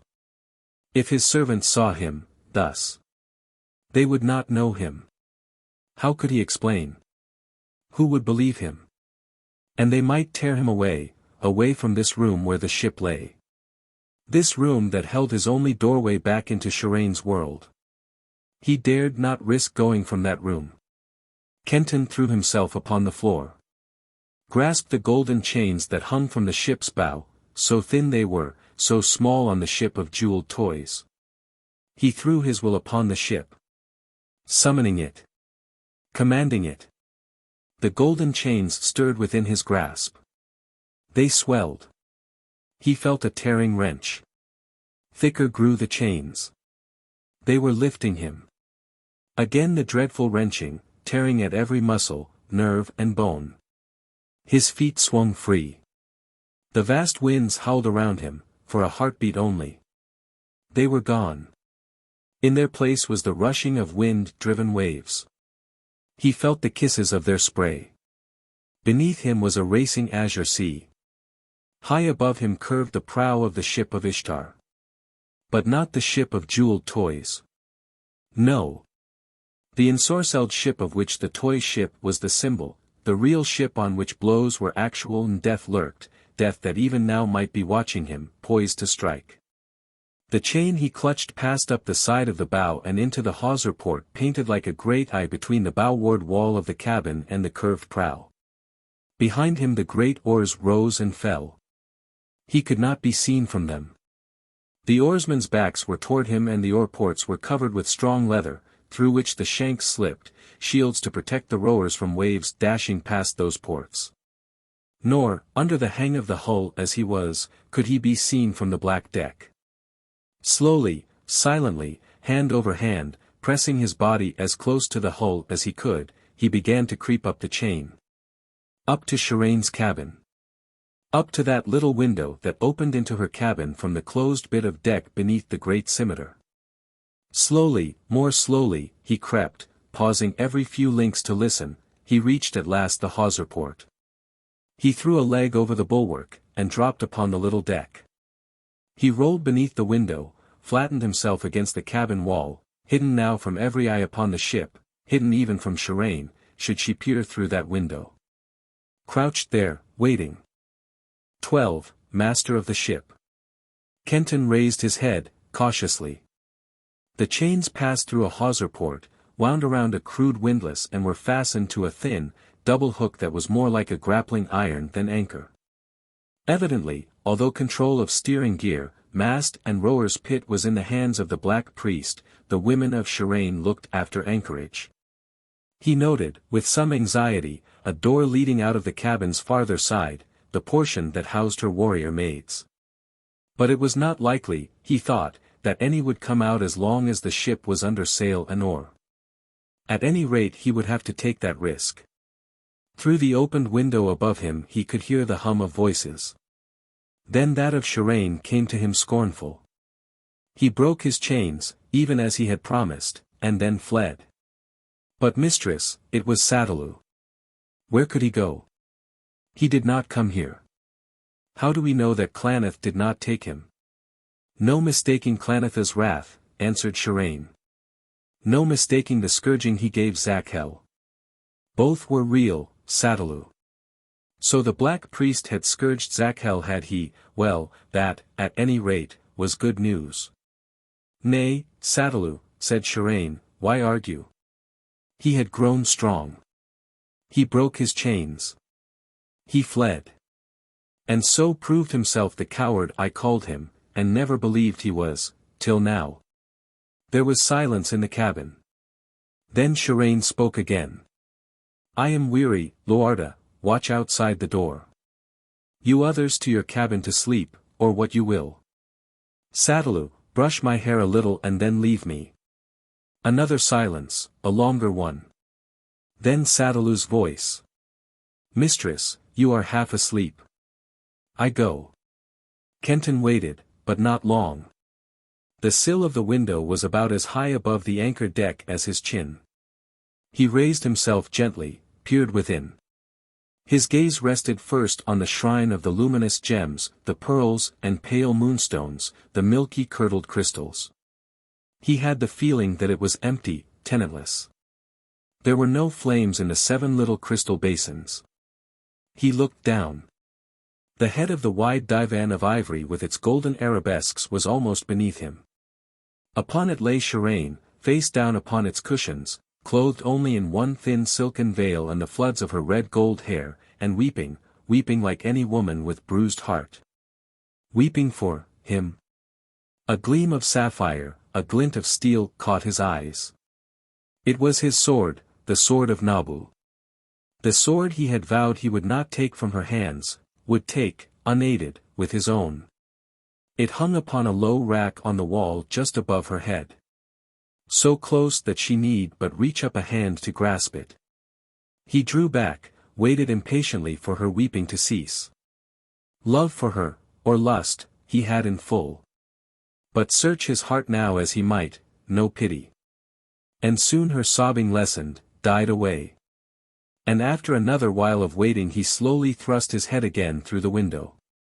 She lay asleep, face turned toward the cabin door, tears still on the long lashes, breast rising and falling softly in the measured respiration of slumber. Kenton gripped the sill, drew himself softly up until shoulders and breast were within. Then he bent over until his waist rested on the ledge. Now his hands touched the softnesses of one of the rugs upon the floor. He slid down, gripping the sill with his insteps. Slowly, like a tumbler, he brought his legs down, lay prone, full length, at the head of Sharane's bed. Again he waited. Her measured breathing did not change. He drew himself up on his feet. He slipped to the door that lay between this cabin and that of the warrior maids. There was a low murmuring of voices there. He saw a bar that, lowered, slipped into a metal clutch on the other side, securing it. Noiselessly he dropped it, fastened it. Those cats were caged, he thought, grinning. He glanced over the cabin. Upon a low stool lay a small piece of silk, over a settle a long one, scarf-like. He picked up the small piece and rolled it deftly into a serviceable gag. He took the long piece and tested it. It was heavy and strong, just what he needed, he reflected, but not enough. He slipped to a wall, unhooked a similar hanging. He tiptoed over to Sharane's bed. She stirred, uneasily, as though she felt his eyes on her, as though she were awakening. Before she could raise her lids Kenton had opened her mouth and thrust the silken gag within. Then throwing himself over her, holding her down by sheer weight, he jerked up her head, wound the scarf tightly around her mouth, tied it. As swiftly he raised her from the hips and wound the balance of the scarf around her arms, pinioning them to her sides. Eyes blazing with wrathful recognition, she tried to roll from beneath him, struck up at him with her knees. He shifted his weight, lay across her thighs, bound knees and ankles with the second scarf that he had torn from the wall. Now she lay motionless, glaring at him. He sent her a kiss, mockingly. She tried to throw herself upon the floor. Noiselessly still, he took other hangings, wrapped her round and round with them. And finally he passed a pair of heavy cords under and over the bed, bound her fast with them to the divan. Heedless of her now, he walked to the outer door. In some way he must get the handmaiden she called Luarda within the cabin, make her as helpless as her mistress, and as silent. He opened the door the merest slit, peered through it. Luarda sat close beside it, back turned to him, gaze upon the black deck. He stole away, found another small piece of silk, snatched from the wall another hanging. The small piece he fashioned into another gag. Then he opened the door as before, placed his lips to the crack, pitched his voice high and softly, as femininely as he could, called to her. Luarda. The mistress wants you. Quick. She leaped to her feet. He shrank back, pressing himself against the wall close beside the door frame. Unsuspiciously, she opened the door, stepped within it, and paused for an instant, open-mouthed, at the sight of Sharane, bound and helpless. That instant was all Kenton needed. One arm was around her neck, throttling her. With his free hand he thrust the gag into her mouth, in the same moment closed the door with his foot. The girl in his arms wriggled like a snake. He managed to keep her mouth closed until he had wound the hanging around jaws and throat. Her hands swept up, clawing him, she strove to wind her legs around his. He drew the silk tighter around her neck, strangling her. When her struggles grew feeble, he bound her arms to her side. He laid her on the floor, and pinioned, as he had Sharane's, her ankles and knees. Helpless as her mistress now she lay. He picked her up, carried her over to the divan. Rolled her under it. Not till then did he reach up and take down his sword. He stood before Sharane. There was no fear in the burning eyes that stared up at him. Rage enough and to spare was there, but no fear. And Kenton laughed low, bent over her, and pressed his lips to her own gagged and bound ones. He kissed each wrathful eye. And now, Sharane, he laughed. I go to take the ship, without your help. And when I have taken it, I'll come back and take you. He walked to the door, opened it softly, swept gaze over the ship.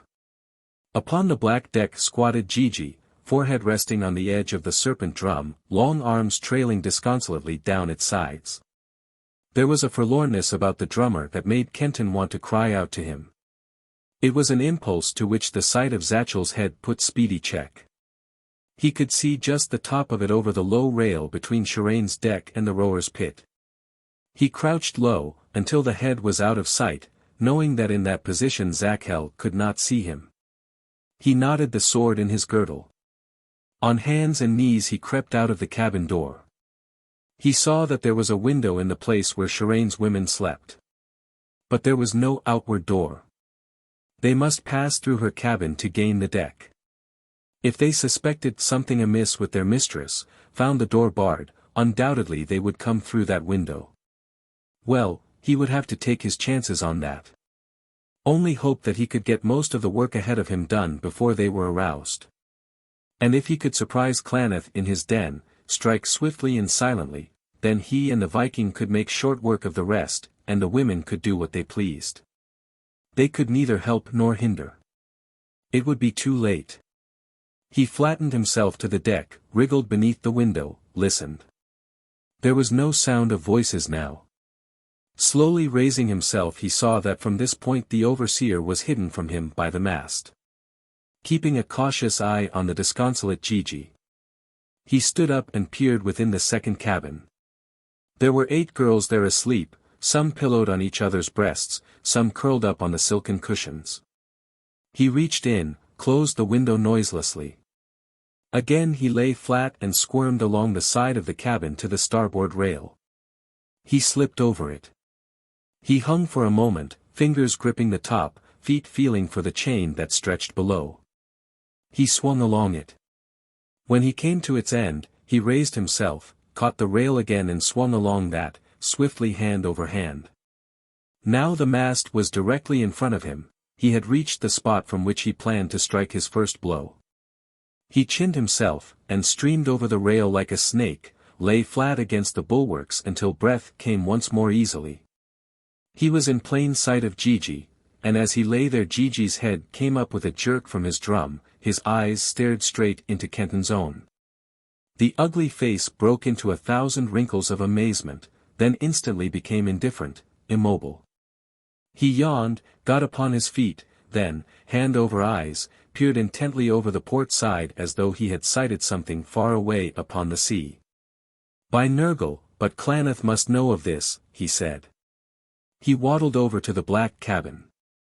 Kenton wriggled to the edge of the pit. He had glimpse of Zachel standing upon his platform stool, peering, searching for whatever it was that seemingly had so aroused the drummer's interest. Kenton dropped into the pit. One leap he took and was beside the mast. The overseer turned sharply. He opened mouth to yell and swept hand down to belt where his poniard was sheltered.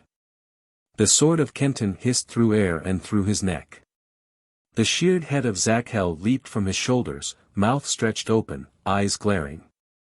For 3 heartbeats the body of Zakhel stood upright, blood spouting from the severed arteries, hands still gripping at the dagger. The body of Zakhel squattered. The sleep horn fell from his girdle. Kenton snatched at it. The knees of Zachel's body crumpled down on it, crushed it. From the benches of the oarsmen came no sound, no outcry, they sat, mouths agape, blades idle. He groped in Zachel's belt for the overseer's keys, the keys that would free Sigurd. He found them, snatched them loose, tore the dagger from Zachel's stiffening fingers and raced down the narrow passageway to the Viking. "Brother! I thought you gone." "Sigurd forgotten," the Norseman babbled. "By Odin, what a blow!" The dog's head leaped from his shoulders as though Thor had smitten him with his hammer. "Quiet, Sigurd. Quiet."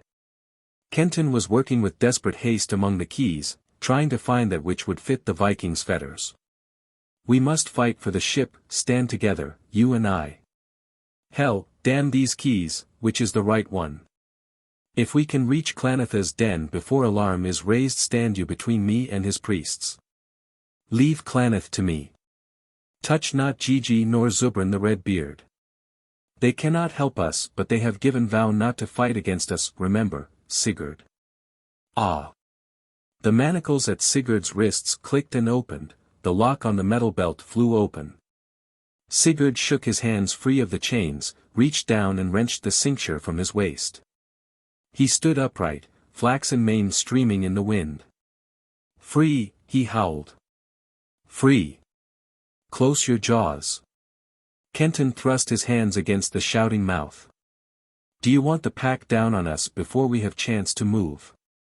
He pressed Zachel's dagger into the Viking's hand. "Use that," he said, "until you have won a better weapon." "That? Ho ho," laughed Sigurd. "A woman's toy." "Nay, Kenton, Sigurd can do better than that." He dropped the dagger. He gripped the great oar, lifted it out of the thole pins. He bent forward sharply, bringing its shaft against the side of the port. There was a sharp crackling, a rending of wood. He drew back, bringing the oar against the opposite side of the port. There was another crackling, and Sigurd drew the oar in, broken squarely in the middle, a gigantic club all of 10 feet long. He gripped it by the splintered end, whirled it round his head, the chains and the dangling manacles spinning like battle mace. "Come," barked Kenton, and stooped to pick up the dagger. Now from all the pit came clamor. The slaves straining at their bonds and crying to be freed. And from Sharane's deck came the shrilling of women. Out of the window poured her warrior maids. No chance now to surprise the black priest. No chance but in battle, fang in claw. His sword and the club of Sigurd against Klaneth and his pack. "Quick, Sigurd," he shouted. "To the deck." "I first," grunted Sigurd. "Shield to you." He pushed Kenton aside, rushed past him.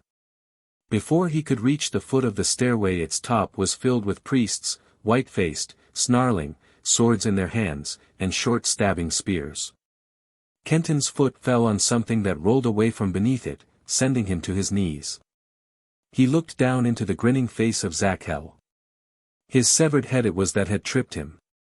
He lifted it by the hair, swung it round and hurled it straight at the face of the foremost priest at the stairway top.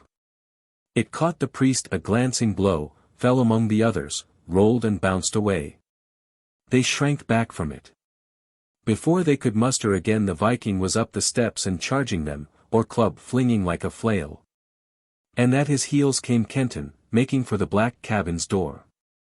There were 8 of the black robes facing them. The Norseman's oar struck, shattering the skull of one like an egg shell. Before he could raise it again, 2 of the priests had darted in upon him, stabbing, thrusting with their spears. Kenton's sword swept down, bit deep into the bone of an arm whose point was touching Sigurd's breast. With quick upward thrust he ripped that priest from navel to chin. The Viking dropped one hand from the oar, caught the half of the second spear, twisted it out of the black robe's grip and ran it through his heart. Down went another underbite of Kenton's blade. Other priests came streaming from every passageway and corner of the black deck, armed with swords and spears and bearing shields. Out they streamed, screaming. And out of the black cabin rushed Klaneth, roaring, a great sword in hand. Behind him were Gigi and the Persian. The black priest came straight on, charging like a bull through the half-ring of his servitors. But Gigi and the Persian slipped over to the serpent drum, stood there watching. For an instant the black priest stood towering over Kenton. Then he struck downward, a lightning blow designed to cleave Kenton from shoulder to hip. But Kenton was not there when the blow fell. Swifter than the sword of Klaneth he had leaped aside, thrust out his own blade. Felt it bite deep into the black priest's side. The black priest howled and fell back. Instantly his acolyte streamed in between him and the besieged pair. They circled them. Back to back, shouted the Viking. Kenton heard the great club hum, saw three of the black robes mowed down by it as by giant flail. With sweep and thrust he cleared away the priests ravening at him. Now the fighting had carried them close to the drum. He saw the Persian, scimitar unsheathed and held by rigid arm. And he was cursing, sobbing, quivering like a hound held in leash and held back from his quarry. Gigi, froth upon the corners of wide-open mouth, face contorted, stood with long arms outstretched, hands trembling, shaking with that same eagerness. Desire, Kenton knew, to join with him and Sigurd in that battle, both held back by vows not to be broken. Gigi pointed downward. Kenton followed the gesture, saw a priest crawling, sword in hand, and almost within reach of the Viking's feet. One sweep of the sword against Sigurd's legs and he was done for, hamstrung. Forgetting his own defense, Kenton leaned forward, cut downward. The head of the creeping priest jumped from his shoulders, rolled away. But as he straightened he saw Klaneth again above him, poised to strike. The end, thought Kenton. He dropped flat, rolled away from the falling edge. He had not counted on the Viking. Sigurd had seen that swift byplay. He swept his oar, held horizontally, in a gigantic punch. It crashed into Klaneth's chest. The sword stroke fell short, the black priest was hurled backward, half falling for all his strength and massive bulk. Gigi. Zubran. To me, he howled. Before Kenton could rise, two priests were on him, clawing him, stabbing at him. He released his grip on his sword, drew the poniard of Zakhel. He thrust upward. Felt a body upon him stiffen, then collapse like a pricked balloon, felt too, the edge of a sword slice into his shoulder. He struck again, blindly, was drenched with sudden flood of blood. He heard a bubbling whispering and the second weight was gone. He gripped his sword, staggered upright. Of all Klaneth's pack not more than half a dozen were on their feet. They had drawn back, out of reach of the Viking's club. Sigurd stood, drawing in great breaths. And the black priest was gasping too, holding his broad chest where the oar of Sigurd had struck. At his feet was a little pool of blood, dripping from where the sword of Nabu had pierced him. Gigi. Zubran. He panted. Take these dogs. The drummer leered at him. Nay, Klaneth, he answered. There was no vow to aid you. He bent over the tall drum, with heave of broad shoulders he hurled it over the side. From the priests arose a groan. Klaneth stood, silent, struck dumb. There came from the waves touching the ship a sound, sonorous and sinister. A thunderous drumming, menacing, malignant, summoning. Biarmarumum. The serpent drum swinging against the side of the ship. Lifted by the waves and by their arms beaten against the ship. The summoner of Nergal. The ship trembled. A shadow fell upon the sea. Around Klaneth a darkness began to gather. More angrily thundered the wave-beaten drum. The mists about the black priest thickened, writhed, beginning that hellish transmutation of Nergal's priest into the dread self of the Lord of the Dead. "Strike," howled Gigi. "Quick! Bite deep!" He ran to the rail, dropped over it. Kenton rushed straight upon that cloudy horror within which the black priest moved. His sword swept into it, struck. He heard a shriek, agonized, unbelieving. The voice of Klaneth. He struck again. And striking realized that the drumming had ceased, that the voice of the drum was stilled. He heard Gigi's shout. "Bite again. Wolf. Bite deep." The dark mist around Klaneth cleared. He stood there, dead eyes closed, hand holding an arm from which dark blood welled through clasping fingers. And as Kenton raised his sword to strike again, the black priest dashed into his eyes the blood from the hand that had held the wounded arm. Blinded, Kenton held his sword at mid-stroke. The black priest rushed upon him. Mechanically, through dimmed sight, he thrust out his blade to meet that rush, saw Sigurd driving down upon the remaining priests. Heard the crack of bone as red stained or met their bodies. His sword struck against Klaneth's, and was beaten down. Kenton's foot slipped on a gout of blood. He fell. The black priest crashed on him, his arms encircled him. Over and over they rolled. He saw Sigurd, whimpering with eagerness, striving to strike. Suddenly Klaneth rolled over, Kenton on top of him, his grip relaxed, he grew limp, lay inert. Kenton knelt upon him, looked up at the Norseman. "Not yours," he gasped. "Mine." He sought for the dagger at his belt. The body of the black priest stiffened. Then, like a released spring, he leaped upon his feet, throwing Kenton away. Before the Viking could raise his club, Klaneth was at the rail. He hurled himself over it into the sea. 100 feet away, the serpent drum floated, its top slit across by Gigi's knife. The head of Klaneth arose beside it, his hands gripped it. Under the touch the huge cylinder dipped to him with grotesque genuflection. From it came a dismal sound, like a lament. Out of the silver haze a shadow moved. It darkened over black priest and drum. It shrouded them and withdrew. Where it had been was neither black priest nor summoner. Man and drum, both had gone. 13. Master of Sharane. Battle fury still in his veins, Kenton looked about him. The black deck was strewn with Klaneth's men, men crushed and broken under Sigurd's mace, men from whom his own sword had let out the life, men in twisted heaps. Men, but not many, who still writhed and groaned. He turned to Sharane's deck. Her women, white-faced, clustered at the cabin door. And on the very verge of the barrier between the two decks stood Sharane. Proudly she faced him, but with misty eyes on whose long lashes tears still trembled. Diadem of shining crescent was gone, gone too that aura of the goddess which even when Ishtar was afar lingered like a splendor around this, her living shrine. She was but a woman. Nay, only a girl. A girl all human, exquisite. He was lifted high on the shoulders of Gigi and the Persian. "Hail," cried Gigi. "Hail! Master of the ship!" "Master of the ship," shouted the Persian. "Master of the ship!" "Put me down," he ordered. And when they had set him on his feet he strode from Klaneth's deck to Sharane's. He stood over her. "Master of the ship," he laughed. "And master of, you. Sharane." He gripped her slender wrists, drew her to him. There was a cry from Gigi, a groan echoed by the Persian.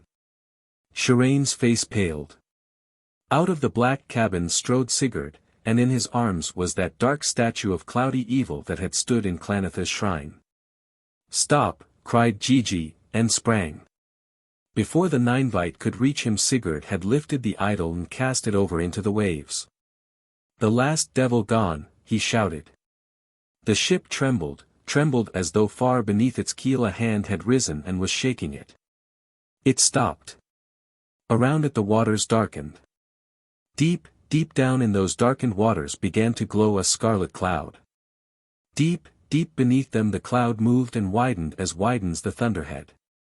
It vortexed into a crimson storm cloud blotted with blacknesses. It floated up, ever growing, its scarlets deepening ever more angrily, its blacks shading ever more menacingly. The lifting cloud swirled, from it shot out strangely ordered rays, horizontal, fan-shaped. From those slant-planed luminescences now whirling like a tremendous wheel in the abyss, immense bubbles, black and crimson, began to break. They arose, growing swiftly in girth as they neared the surface. Within them Kenton glimpsed figures, misty figures, bodies of crouching men clad in armor that glimmered jet and scarlet. Men within the bubbles. Armored men. Men who crouched with heads on knees, clothed all in glittering scales. Warriors in whose hands were misty swords, misty bows, misty javelins. Up rushed the bubble hosts, myriad after myriad. Now they were close to sea surface. Now they broke through. The bubbles burst. Out of their shattered sides the warriors sprang. All in their checkered mail, pallid-faced, pupilless eyes half closed and dead, they leaped out upon the darkened blue of the sea. From crest to crest of waves they vaulted. They ran over the waters as though over a field of withered violets. Silently they poured down upon the ship. Men of Nergal, wailed Sharane. Warriors of the Black One. Ishtar. Ishtar, help us. Phantoms. Cried Kenton, and held high his blood-stained sword. Phantoms. And he knew in his soul that whatever they were, phantoms they were not. The front rank poised themselves upon the tip of a curling wave as though upon a long land barrow. They thrust down bows no longer misty. To their cheeks they drew the tips of long arrows. Came a twang of strings, a pattering as of hail against the sides of the ship. A dozen shafts quivered along the side of the mast. One fell at his feet, serpent-scaled, black and crimson, its head buried deep within the deck. Ishtar. Mother Ishtar. Deliver us from Nergal, wailed Sharane. As though in answer the ship leaped as if another hand had thrown it forward. From the host still breaking through the bubbles arose a shouting. They raced after the flying ship. Another rain of arrows fell upon it. Ishtar. Mother Ishtar, sobbed Sharane. The hovering darkness split. For an instant out of it peered an immense orb circled with garlands of little moons. From it poured silver fire, living, throbbing, jubilant. The pulsing flood struck the sea and melted through it. The shadows closed, the orb was gone. The moon flames it had poured dropped down and down. Up to meet them sparkled other great bubbles all rosy, pearl and silver, shimmering with glints and glimmerings of tenderest nacre, gleamings of mother of pearl, cream of roses. In each of them Kenton sensed a form, a body, wondrous, delicate and delicious, a woman's body from whose beauty the shining sides of the bubbles drew their glory. Women within the bubbles. Up rushed the spheres of glamour. They touched the surface of the wan sea. They opened. Out of them flowed hosts of women. Naked, save for tresses black as midnight, silvery as the moon, golden as the wheat and poppy red, they stepped from the shimmering pyxes that had borne them upward. They lifted white arms and brown arms, arms shell pink and arms pale amber, beckoning to the rushing, sea-born men-at-arms. Their eyes gleamed like little lakes of jewels, sapphires blue, black and pale sapphires, velvet jet, sunstone yellow, witched amber, eyes grey as sword blades beneath winter moons. Round-hipped and slender-hipped, high-breasted and virginal, they swayed upon their wave crests, beckoning, calling to Nergal's warriors. At their calling, dove sweet, gull plaintive, hawk eager, sweet and poignant, the scaled hosts wavered. Halted. The bows that had been drawn dropped, swords splashed, javelins twirled through the deeps. Within their dead eyes a flame sprang. The warriors shouted. They leaped forward, to the women. Wave crests on which mailed men raced met crests on which the wondrous women poised. Into the mailed arms the women were swept. For a breath, tresses brown and black, silver as the moon and golden as the wheat, swirled round male ebon and scarlet. Then warriors and women melted into the form behind the racing ship, became one with the jeweled and sparkling wake of it, a wake that rolled and sighed as though it were the soul of amorous seas. Ishtar. Mother beloved, prayed the Lady Sharane. To Ishtar, homage. To Ishtar, homage, echoed Kenton, and bent his knee. Rising, he caught her to him. Sharane, he breathed. Her soft arms wreathed his neck. My lord, I pray you forgiveness, she sighed. I pray you forgiveness. Yet how could I have known, when first you lay upon the deck and seemed afraid and fled? I loved you. Yet how could I have known how mighty a lord you are? Her fragrance shook him, the softness of her against his breath closed his throat. Sharane, he murmured. Sharane. His lips sought hers and clung, mad wine of life raced through his veins, in the sweet fire of her mouth memory of all save this moment was burned away. I give myself to you, she sighed. He remembered. You give nothing, Sharane, he answered her. I take. He lifted her in his arms, he strode through the rosy cabin's door, shut it with thrust of foot and hurled down its bar. Sigurd, Trigg's son, came and sat at the threshold of the rosy cabin. He polished the black priest's sword, chanting low some ancient bridal lay. Upon the black deck Gigi and Zubran moved, casting the bodies of the slain into the sea. Ending the pain of those not yet dead, casting them then after the others. One dove and then another fluttered down from the balcony of the little blossoming trees. The Viking watched them, still chanting. Quick after the first dropped others, twain upon twain. They cooed and bent inquisitive heads, they billed and murmured. They formed a half-ring before the cabin's closed door. The white-breasted doves, red-beaked, vermilion-footed. The murmuring, the wooing, the caressing doves, they set their snowy seal upon the way to Kenton and Sharane. The doves of Ishtar wedded them. Part 3. 14. The Black Priest Strikes. Dear lord of mine, Kenton, whispered Sharane. I think that even you do not know how greatly I love you. They sat within the rosy cabin, her head upon his breast. It was a new Kenton who looked down upon the lovely face upturned to his. All that had been modern had fallen from him. He had gained in height, and brown as his face was the broad chest bared by open tunic. His blue eyes were clear and fearless, filled with a laughing recklessness, touched, too, with half-fierce ruthlessness. Above the elbow of his left arm was a wide bracelet of thin gold, graven with symbols Sharane had cut there. Upon his feet were sandals that Sharane had embellished with woven Babylonian charms, to keep his feet upon a path of love that led to her and her alone. How long had it been since that battle with the Black Priest, he wondered, as he drew her closer to him. Eternities it seemed, and but yesterday. How long? He could not know, in that timeless world where eternities and yesterdays were as one. And whether yestermoment or eternities ago, he had ceased to care. On and on they had sailed. And ever as they slipped through the azure seas, memory of that other life of his had dwindled and sunk beneath the horizon of consciousness, as the land sinks behind the watcher on an outward-bound ship.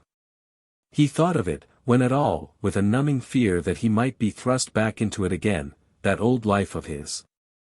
Away from the ship. Away from Sharane, never to return. On and on they had sailed. The black cabin, swept clean of evil, housed now the Viking, Gigi, and the Persian. Sigurd or Gigi handled the two great oars that, fastened to each side of the stern, steered the ship. Sometimes, in fair weather, maids of Sharane took their place at the rudder bars. The Viking had found an anvil in the hold under the black cabin, had made a forge and on it hammered out swords. One he had made for Gigi, full 9 feet long, that the dwarf-legged giant handled like a wand. Better, though, Gigi liked the mace that Sigurd had also made for him, long as the sword, with huge bronze balls studded with nails at its end. Zubran clung to his scimitar. But the Viking labored at his forge, beating out lighter brands for Sharane's warrior maids. He made them shields and taught them to use both sword and shield as they had been used on his dragons in the old Viking days. Part fruit of that instruction, sword play with Sigurd, wrestling with Gigi, fencing with his own blade against the scimitar of Zubran, was Kenton now. All this Gigi had encouraged. No safety while Klaneth lives, he would croak. Make the ship strong. We have done with Klaneth. Kenton had said, a little boastfully. Not so, Gigi had answered. He will come with many men. Sooner or later the Black Priest will come. There had been recent confirmation of this. Soon after his battle Kenton had taken one of the Blacks, a Nubian, and set him in Zachel's seat. But this had made them short one slave at the oars. They had met a ship, hailed it, and demanded an oarsman. Its captain had given them one, fearfully, quickly, and had sped away.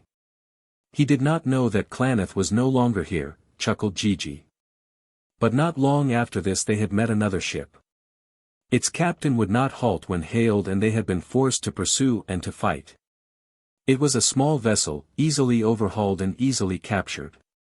And that same captain had told them, sullenly, that Klaneth was at Imactala, high priest of a temple of Nergal there, and one of the council of the house of Nergal in the temple of the Seven Zones. And more, the Black Priest was high in favor with one he called the Lord of the Two Deaths, the ruler, so they gathered, of Imactala. Klaneth, said the captain, had sent forth word that the Ship of Ishtar was no longer to be feared, that it now held neither Nergal nor Ishtar but only men and women. It was to be sunk when met, but its men and women were to be saved. For them he offered a reward. And had my boat been but a little bigger and my men more, would have claimed that reward, he had ended, bluntly. They took what they wanted from him and let him go. But as the ship drew away, he shouted to them to take what joy of life they could at once, since Klaneth on a great ship and with many men was searching for them and their shift was apt to be short. Ho ho, grunted Gigi, and, oh ho. Klaneth searches for us, does he? Well, I warned you he would, wolf. What now? Make for one of the isles, pick our vantage ground and let him come, answered Kenton. We can build a fort, raise defenses. Better chance we would have against him than on the ship, if it be true that he pursues us in a great vessel with many soldiers. They had found Kenton's word good, and they were sailing toward such an isle, Sigurd at the helm, Gigi and the Persian and the women of Sharane on watch, alert. Yeah, dear lord of me, even you do not know how greatly I love you, whispered Sharane again, eyes worshipping, arms fettering his neck. His lips clung to hers. Even in the sweet fire of their touch he marveled, blind to his own renaissance, at this changed Sharane, love's changeling since that time he had carried her within her bower, disdaining her as gift, taking her by right of his two strong arms. Swift memories shook him, of Sharane, conquered, of some unearthly wonder that had flamed over the shrine and with fingers of pure fire had woven his soul with hers in threads of flaming ecstasies. Tell me, lord of me, how much you love me, she murmured, languorously. There came a shout from Sigurd. Waken the slaves. Drop oars. Storm comes. Imperceptibly, the cabin had darkened. He heard the shrilling of the overseer's whistle, a shouting and patter of feet. He unclasped Sharane's arms, gave her one kiss that answered her questioning better than words, passed out upon the deck. Swiftly the sky blackened. There was a splintering flash of the prismatic lightning, a clashing of cymballed thunder. A wind arose and roared. Down came the sail. Before the blast, held steady by the hands of Sigurd, the ship flew. Then fell the rain. Through it scud the ship, hemmed in by blacknesses which when the lightnings fell were threaded by myriads of multicolored serpents of glass from sky to sea. A tremendous gust of wind swept down upon the ship, careening her far over. It buffeted at Sharane's door, tore it open. Kenton staggered over to Gigi, shouted to the women to leave their watch, go inside. He watched them stumble in. "Zubran and I will watch," he cried in Gigi's ear. "Go you and help Sigurd at the helm." But Gigi had not gone a yard before the wind died as quickly as it had risen. To the right, he heard Sigurd shout. "Look to the right." To the starboard rail the three ran. Within the darkness was a broad faint disk of luminescence, like a faraway searchlight in a fog. Rapidly its diameter decreased, growing ever brighter as its size diminished. The disk burst out of the mists. It became a blazing beam that shot over the rushing waves and glared upon the ship. Kenton glimpsed double banks of oars that drove a huge bulk down upon them with prodigious speed. Beneath the light was a gleaming ram, lance-tipped. It jutted out from the prow like the horn on a charging rhinoceros. "Klaneth," roared Gigi, and ran shouting to the black cabin, Zubran at his heels.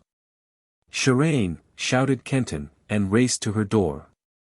The ship veered abruptly, careening until the sea poured over the port rail. Kenton's feet flew from under him, he rolled head over heels to the bulwarks, struck and lay for an instant stunned. Sigurd's maneuver could not save the ship. The byreme had changed course, swept down parallel with it to sheer off its starboard bank of oars. The Viking had thought to escape the impact. But the attacking vessel's oarsmen were too many, its speed too great for the Ship of Ishtar's single banks of 7. Down dipped the byreme's sweeps, checking its rush. It swung broadside on straight against the ship, crushing the starboard oars, like sticks. Kenton reeled to his feet, saw Gigi leaping down to him, battle mace in hand, beside him Zubran, scimitar gleaming. And close behind them, the useless tiller abandoned, was Sigurd the Viking, shields under arm, his great sword held high. They were beside him. His giddiness was gone. The Viking thrust him a shield. He drew his own sword. "To Sharane," he gasped. Forward they ran. Before they could reach her door, defended, a score of soldiers, chain-mailed and armed with short swords, had poured down the side of the byreme and closed the way to the cabin. And behind them poured other scores. Out whirled Gigi's giant mace, striking them down. Blue blade of Nabu, scimitar of Zubran, brand of Sigurd rose and fell, struck and thrust. In a breath were dripping red. Yet not a step could they advance. For every soldier they slew, another took his place. And still the byreme rained men. An arrow whistled, stood quivering in Sigurd's shield. Another flew and hung from Zubran's shoulder. Came the bellowing of Klaneth, "No arrows. Take the black-haired dog and yellow hair alive. Slay the others, if you must, with swords." Now the fighting men from the byreme were all around them. Back to back in hollow square the four fought, upon the deck the mail-clad men fell. Steadily growing mounds of dead around them, they fought on. There was a sword gash across Gigi's hairy chest from which blood ran in little trickling streams. Sigurd was bleeding from a dozen cuts. But Zubran, save for the arrow wound, was untouched. He fought silently, but Sigurd chanted and howled as he struck and Gigi laughed as his giant mace crushed bone and sinew. Yet still the barrier of the black priest's men held fast between them and Sharane. What of Sharane? Kenton's heart sank. He cast a swift glance up at the balcony.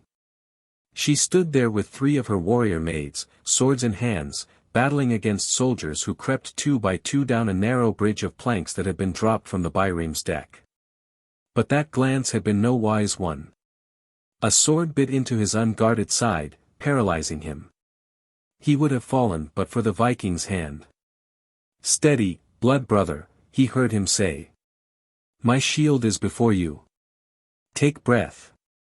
There came a triumphant shouting from the ship of Klaneth. Out from its deck 2 long poles had been thrust. There had been a tugging of ropes and from their ends a net had fallen, squarely over Sharane and her 3 women.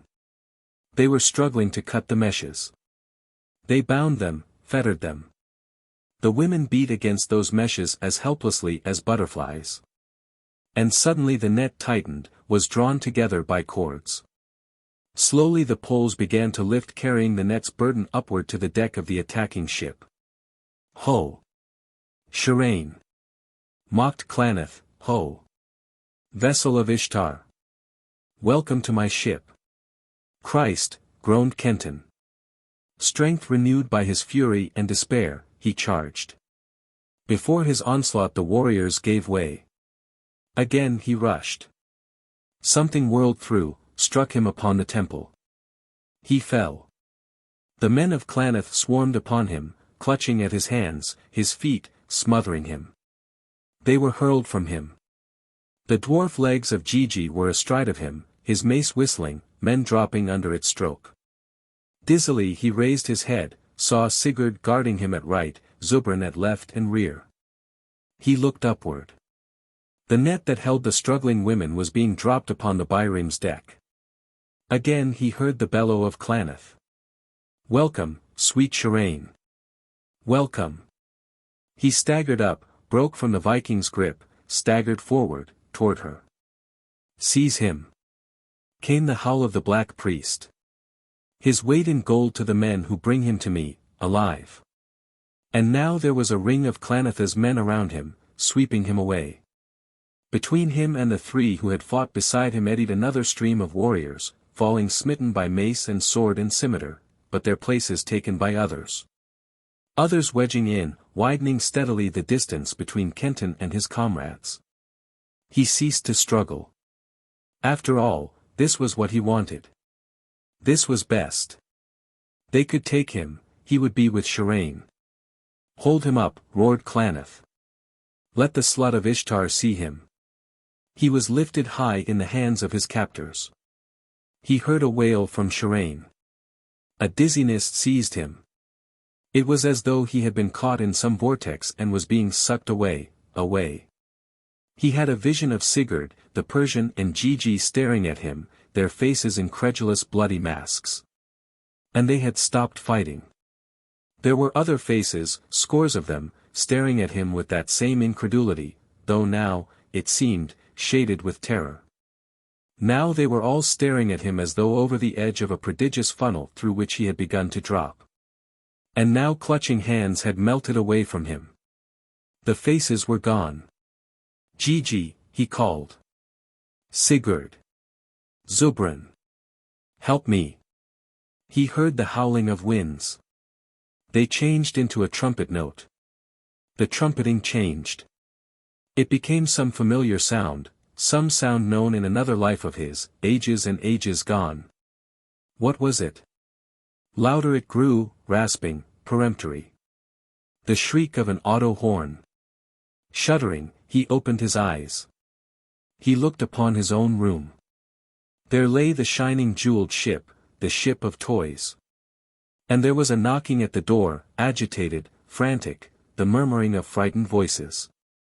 Then the voice of Jevons, faltering, panic-stricken, Mr. John. Mr. John. 15, down the rope of sound. Kenton fought back his faintness, reached out a trembling hand, and snapped on the electrics. Mr. John. Mr. John. The old servant's voice was sharp with terror, he rattled the door knob, beat against the panels. Kenton steadied himself against the table, forced himself to speak. Why, Jevons, he strove to lighten the dragging words, inject some naturalness into them, what's the matter? He heard a little gasp of relief, another murmuring from the servants, and then Jevons spoke again. I was passing and heard you cry out, sir. A dreadful cry. Are you ill? Desperately Kenton strove against the racking weakness, managed a laugh. Why, no, I fell asleep. Had a nightmare. Don't worry. Go to bed. Oh, it was that. The relief in Jevons' voice was greater, but the doubt was not altogether gone. He did not withdraw, stood there hesitating. There was a mist before Kenton's eyes, a thin veil of crimson. His knees bent suddenly, barely he saved himself from falling. He stumbled to the couch and sank upon it. A panic impulse urged him to cry out to Jevons to bring help, to break down the door. Fast upon it came warning that he must not do this, that he must fight his battle out alone, if he were to tread the ship's deck again. "Go, Jevons!" he cried harshly. "Hell, man, didn't I tell you I wasn't to be disturbed tonight? Get away!" Too late he realized that never before had he spoken so to this old servant who loved him, he knew, like a son. Had he betrayed himself, crystallized Jevons' suspicions into certainty that within that room something was wrong indeed? Fear spurred his tongue. "I'm all right." He forced laughter into the words. "Of course, I'm all right. Damn that mist in front of his eyes. What was it?" He passed a hand over them, brought it away wet with blood. He stared at it, stupidly. "Oh, very well, Mr. John." There was no more doubt, nothing but affection in the voice. "But hearing you cry. God! Would the man never go?" His eyes traveled from his hand up his arm. Crimson it was, red with blood to the shoulder. The fingers dripped. "Only a nightmare," he interrupted quietly. "I won't sleep again until I'm done and go to bed, so run along." "Then, good night, Mr. John." "Good night," he answered. Swaying he sat until the footsteps of Jevons and the others had died away. Then he tried to rise. His weakness was too great. He slid from the couch to his knees, crawled across the floor to a low cabinet, fumbled at its doors and drew down a bottle of brandy. He raised it to his lips and drank deep. The fiery stuff raced through him, gave him strength. He arose. A sickening pang stabbed his side. He raised his hand to clutch the agony, covered it and felt trickle through his fingers a slow, warm stream. He remembered, a sword had bitten him there, the sword of one of Klaneth's men.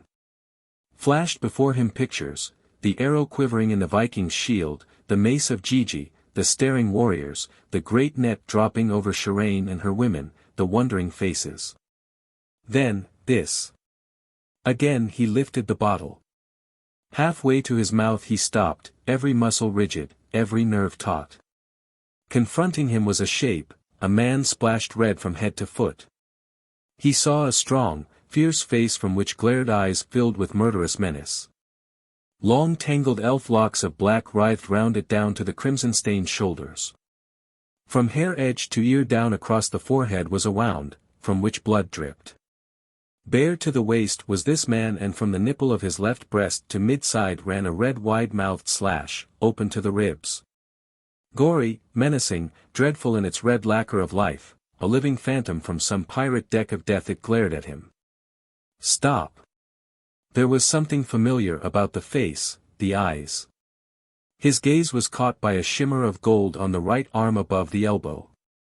It was a bracelet. And he knew that bracelet. The bridal gift of Sharane. Who was this man?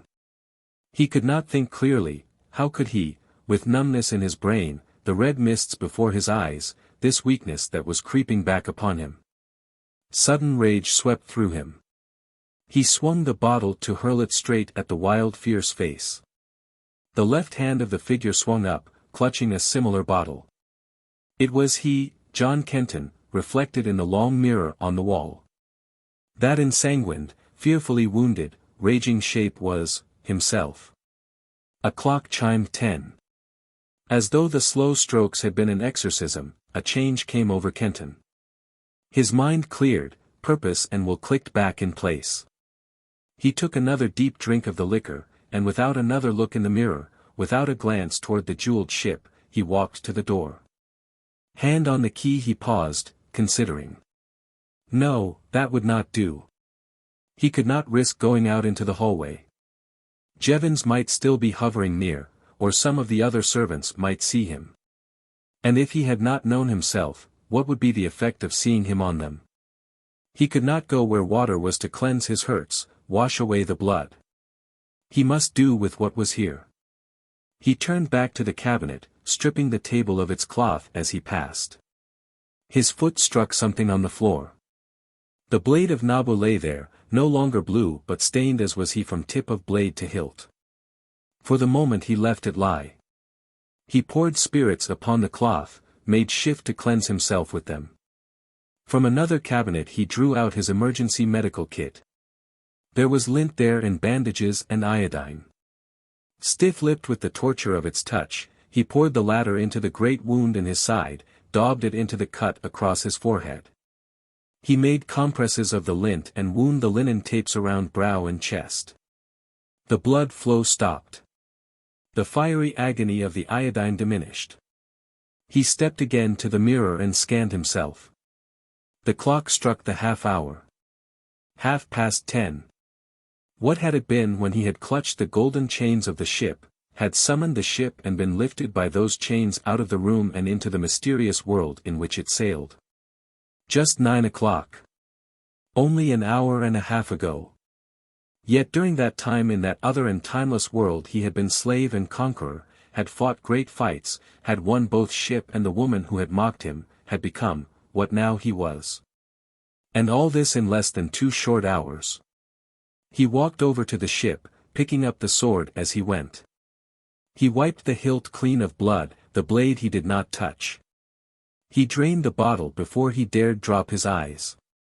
He looked first on Sharane's cabin. There were gaps in the little blossoming trees. The door was down, flung broken on the deck. The casements of the window were shattered. Upon the roof's edge a row of doves perched, heads a-droop, mourning. From the oar-ports 4 sweeps instead of 7 dipped on each side. And in the pit were no longer the 28 rowers. Only 10 were left, 2 to each of the stroke oars, 1 each to the other. On the starboard side of the hull were gashes and deep dents, the marks of the biremes combing of that ship of Ishtar now sailing somewhere on that unknown world from which he had been whirled. And at the tiller bar a mannequin stood, a toy steering the toy ship. A toy man, long-haired, fair-haired. At his feet sat 2 other toys, one with shining, hairless head, and ape-like arms. The other red-bearded, agate-eyed, a shining scimitar across his knees. Longing shook him, heartache, such homesickness as some human soul might feel marooned upon alien star on outskirts of space. Gigi, he groaned. Sigurd. Zubran. Bring me back to you. He bent over the 3, touching them with tender fingers, breathing on them, as though to give them warmth of life. Long he paused over Gigi, instinctively he felt that in the 9 more than the others dwelt the power to help. Sigurd was strong, the Persian subtle, but in the dwarf-legged giant ran tide of earth gods in earth's shouting youth. Archaic, filled with unknown power long lost to man. Gigi, he whispered, face close, and again, Gigi. Hear me. Gigi. Did the mannequin move? Breaking his passion of concentration came a cry. Newsboys shouting some foolish happening of importance on this foolish world on which he was cast away. It broke the threads, shattered the fragile links that he had felt forming between himself and the mannequin. Cursing, he straightened. His sight dimmed, he fell. Effort had told upon him, the treacherous weakness crept back. He dragged himself to the cabinet, knocked the head off a second bottle, let half of it pour down his throat. The whipped blood sang in his ears. Strength flowed through him. He snapped off the lights. A ray from the street came through the heavy curtains, outlining the 3 toy figures. Once more Kenton gathered himself for a mighty effort of will. Gigi. It is I. Calling you. Gigi. Answer me. Gigi. The mannequin stirred, its body trembled, its head raised. Far, far away, thin and cold as tip of frost lance upon glass, ghostly and unreal, coming from immeasurable distances, he heard Gigi's voice. Wolf, I hear you. Wolf. Where are you? His mind clung to that thread of sound as though it were a line flung to him over vast abysses. Wolf, come to us. The voice was stronger. Gigi. Gigi. Help me to you. The 2 voices, that far-flung, thin, cold one and his own met and clung and knit. They stretched over that gulf which lay between where he stood and the unknown dimension in which sailed the ship. Now the little figure no longer squatted. It was upright. Louder rang Gigi's voice. "Wolf! Come to us. We hear you. Come to us." Then as though it chanted words of power. "Sharane! Sharane! Sharane!" Under the lash of the loved name his will now streamed fiercely. "Gigi! Gigi! Keep calling." He was no longer conscious of his room. He saw the ship far, far beneath him. He was but a point of life floating high above it, yearning to it and calling to Gigi to help him. The strand of sound that linked them strained and shook like a cobweb thread. But it held and ever drew him down. And now the ship was growing. It was misty, nebulous. But steadily it grew and steadily Kenton dropped down that rope of sound to meet it. Strengthening the two voices came other sounds weaving themselves within their threads, the chanting of Sigurd, the calling of Zubran, the thrumming of the fingers of the wind on the harpstring of the ship's stays. The murmuring litany of the breaking waves telling their beads of foam. Ever more real grew the ship. Striking through its substance came the wavering image of his room. It seemed to struggle against the ship, to strive to cover it. But the ship beat it back, crying out to him with the voices of his comrades and the voices of wind and sea in one. "Wolf! We feel you near. Come to us, Sharane! Sharane! Sharane!" The phantom outlines leaped into being, they enclosed him. The arms of Gigi reached out to him, gripped him, plucked him out of space. And as they gripped, he heard a chaotic whirling, a roaring as of another world spinning from under him and lashed by mighty winds. He stood again upon the ship. He was clasped tight to Gigi's hairy chest. Sigurd's hands were on his shoulders. Zubran was clasping and patting Kenton's own hands, clutching Gigi's back, singing in his joy strange intricate Persian curses. "Wolf!" roared Gigi, tears filling the furrows of his wrinkled face. "Where did you go? In the name of all the gods, where have you been?" "Never mind," sobbed Kenton. "Never mind where I've been, Gigi. I'm back. Oh, thank God, I'm back." 16. How the ship was manned. Faintness conquered him. The wounds and the effort of will had sapped his strength to its limit. When he came back to consciousness he was on the divan in Sharane's raped cabin. His bandages had been replaced, his wounds redressed. The 3 men and 4 of Sharane's maids were looking down upon him. There was no reproach on any of their faces, only curiosity, tempered with awe. "It must be a strange place to which you go, Wolf," Gigi said at last. "For see. The slash across my chest is healed, Sigurd's cuts, too, yet your wounds are as fresh as though made but a moment ago." Kenton looked and saw that it was so. The slash across Gigi's breast was now only a red scar. "Also it was a strange way to leave us, blood brother," rumbled the Viking. "By the fire of Ormuzd," swore the Persian. "It was a very good way. A good thing for us that you left as you did. Cyrus the king taught us that it was a good general who knew how to retreat to save his troops. And that retreat of yours was a masterly one, comrade, without it we would not be here now to welcome you." "It was no retreat. I could not help but go," whispered Kenton. "Well," the Persian shook a dubious head, "whatever it was, it saved us. One instant there you were lifted on the paws of the black priest's dogs. Another instant you had faded into a shadow. And then, lo, even the shadow was gone. How those dogs who had held you shrieked and ran," laughed Zubran. "And the dogs who were biting at us ran too, back to their kennels on the Byreme they ran, for all Klaneth's cursing. They had great fear, comrade, and so in fact for a moment had I. Then down went their oars, and away sped their ship with Klaneth's cursing still sounding even after they had gotten safely out of sight of us." "Sharane," groaned Kenton. "What did they do to her? Where have they taken her?" "To Amactala, or Sorcerer's Isle, I think," answered Gigi. "Fear not for her, Wolf. The black priests want you both. To torture her without your eyes looking on, or to slay you without hers beholding your agonies would be no revenge for Klaneth. No, until he lays hands on you Sharane is safe enough.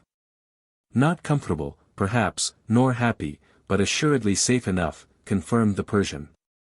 3 of her maids they took with her in the nets, said Sigurd. 3 they slew. These 4 they left when you vanished.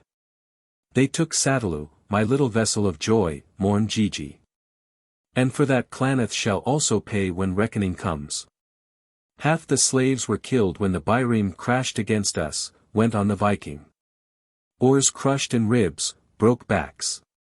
Others died later. The black skin we put in Zachel's place is a man. He fought those who dropped into the pit and slew his share. Only 8 oars have we now instead of twice 7. The black skin sits at one of them, unchained. When we take new slaves he shall be overseer again and honored. And I remember now, it was Gigi, dropping back to his first thought, that when I dragged you up the side of Klaneth's cabin that day you fought his priests, you still bled from the bites of Sharane's girls. Yet with us there had been time and time again for them to have healed, and here you are once more with old wounds fresh. It must be a strange place indeed, that you go to, Wolf, is there no time there? It is your own world, he answered. The world from whence all of you came. And as they stared at him, he leaped up from the divan. Sail to Amygdala. At once. Find Sharane. Free her. How soon, Gigi? How soon? He felt the wound in his side open, fell back, his spurt of strength exhausted. Not till your wounds are healed, said Gigi, and began to unfasten the reddening bandages. And we must make the ship strong again before we take that journey. We must have new slaves for the oars. Now lie quiet, until you heal. Klaneth will do Sharane no harm as long as there is hope of taking you. I, Gigi, tell you this. So set your heart at ease. And now began for Kenton a most impatient time of waiting. To be chained here by his wounds when, despite Gigi's assurances, the black priest might be wreaking his ultimate vengeance upon Sharane. It was not to be borne. Fever set in. His wounds had been more serious than he had known. Gigi nursed him.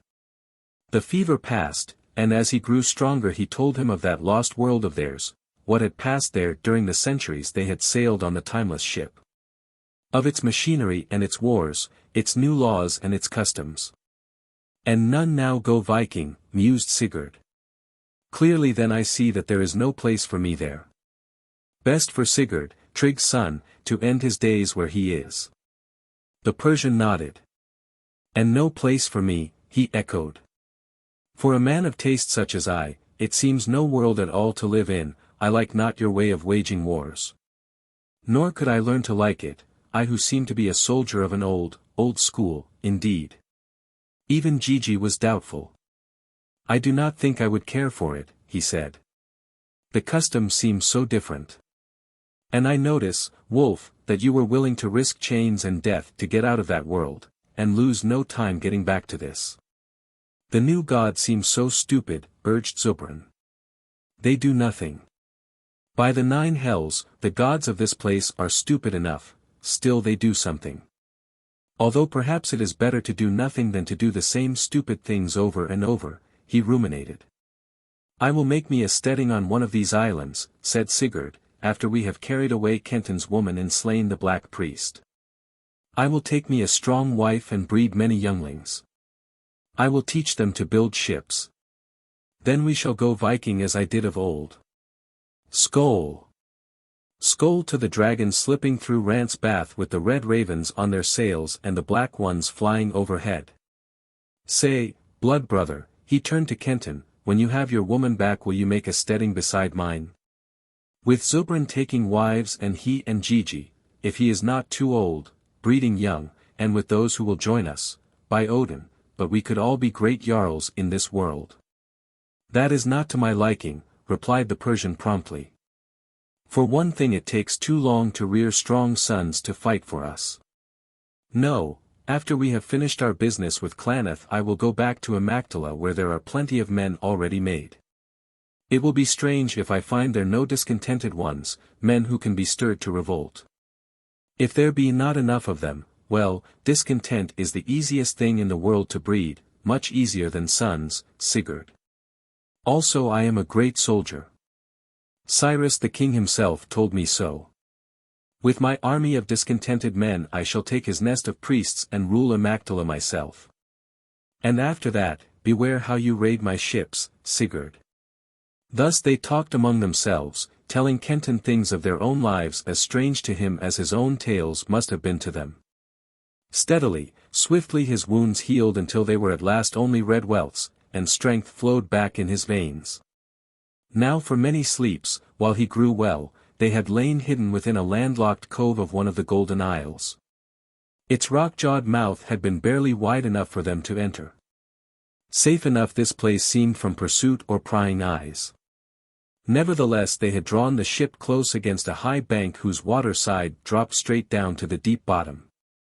The oars had been taken in. The branches of the feathery trees drooped over the craft, covered it. The time came when Kenton, awakening, felt full tide of health. He walked back to the rudder bar where Sigurd, Gigi and the Persian were stretched out talking. He paused for the 100th time beside the strange compass that was the helmsman's guide in this world, where there was neither sun nor moon nor stars, no east or west, north or south.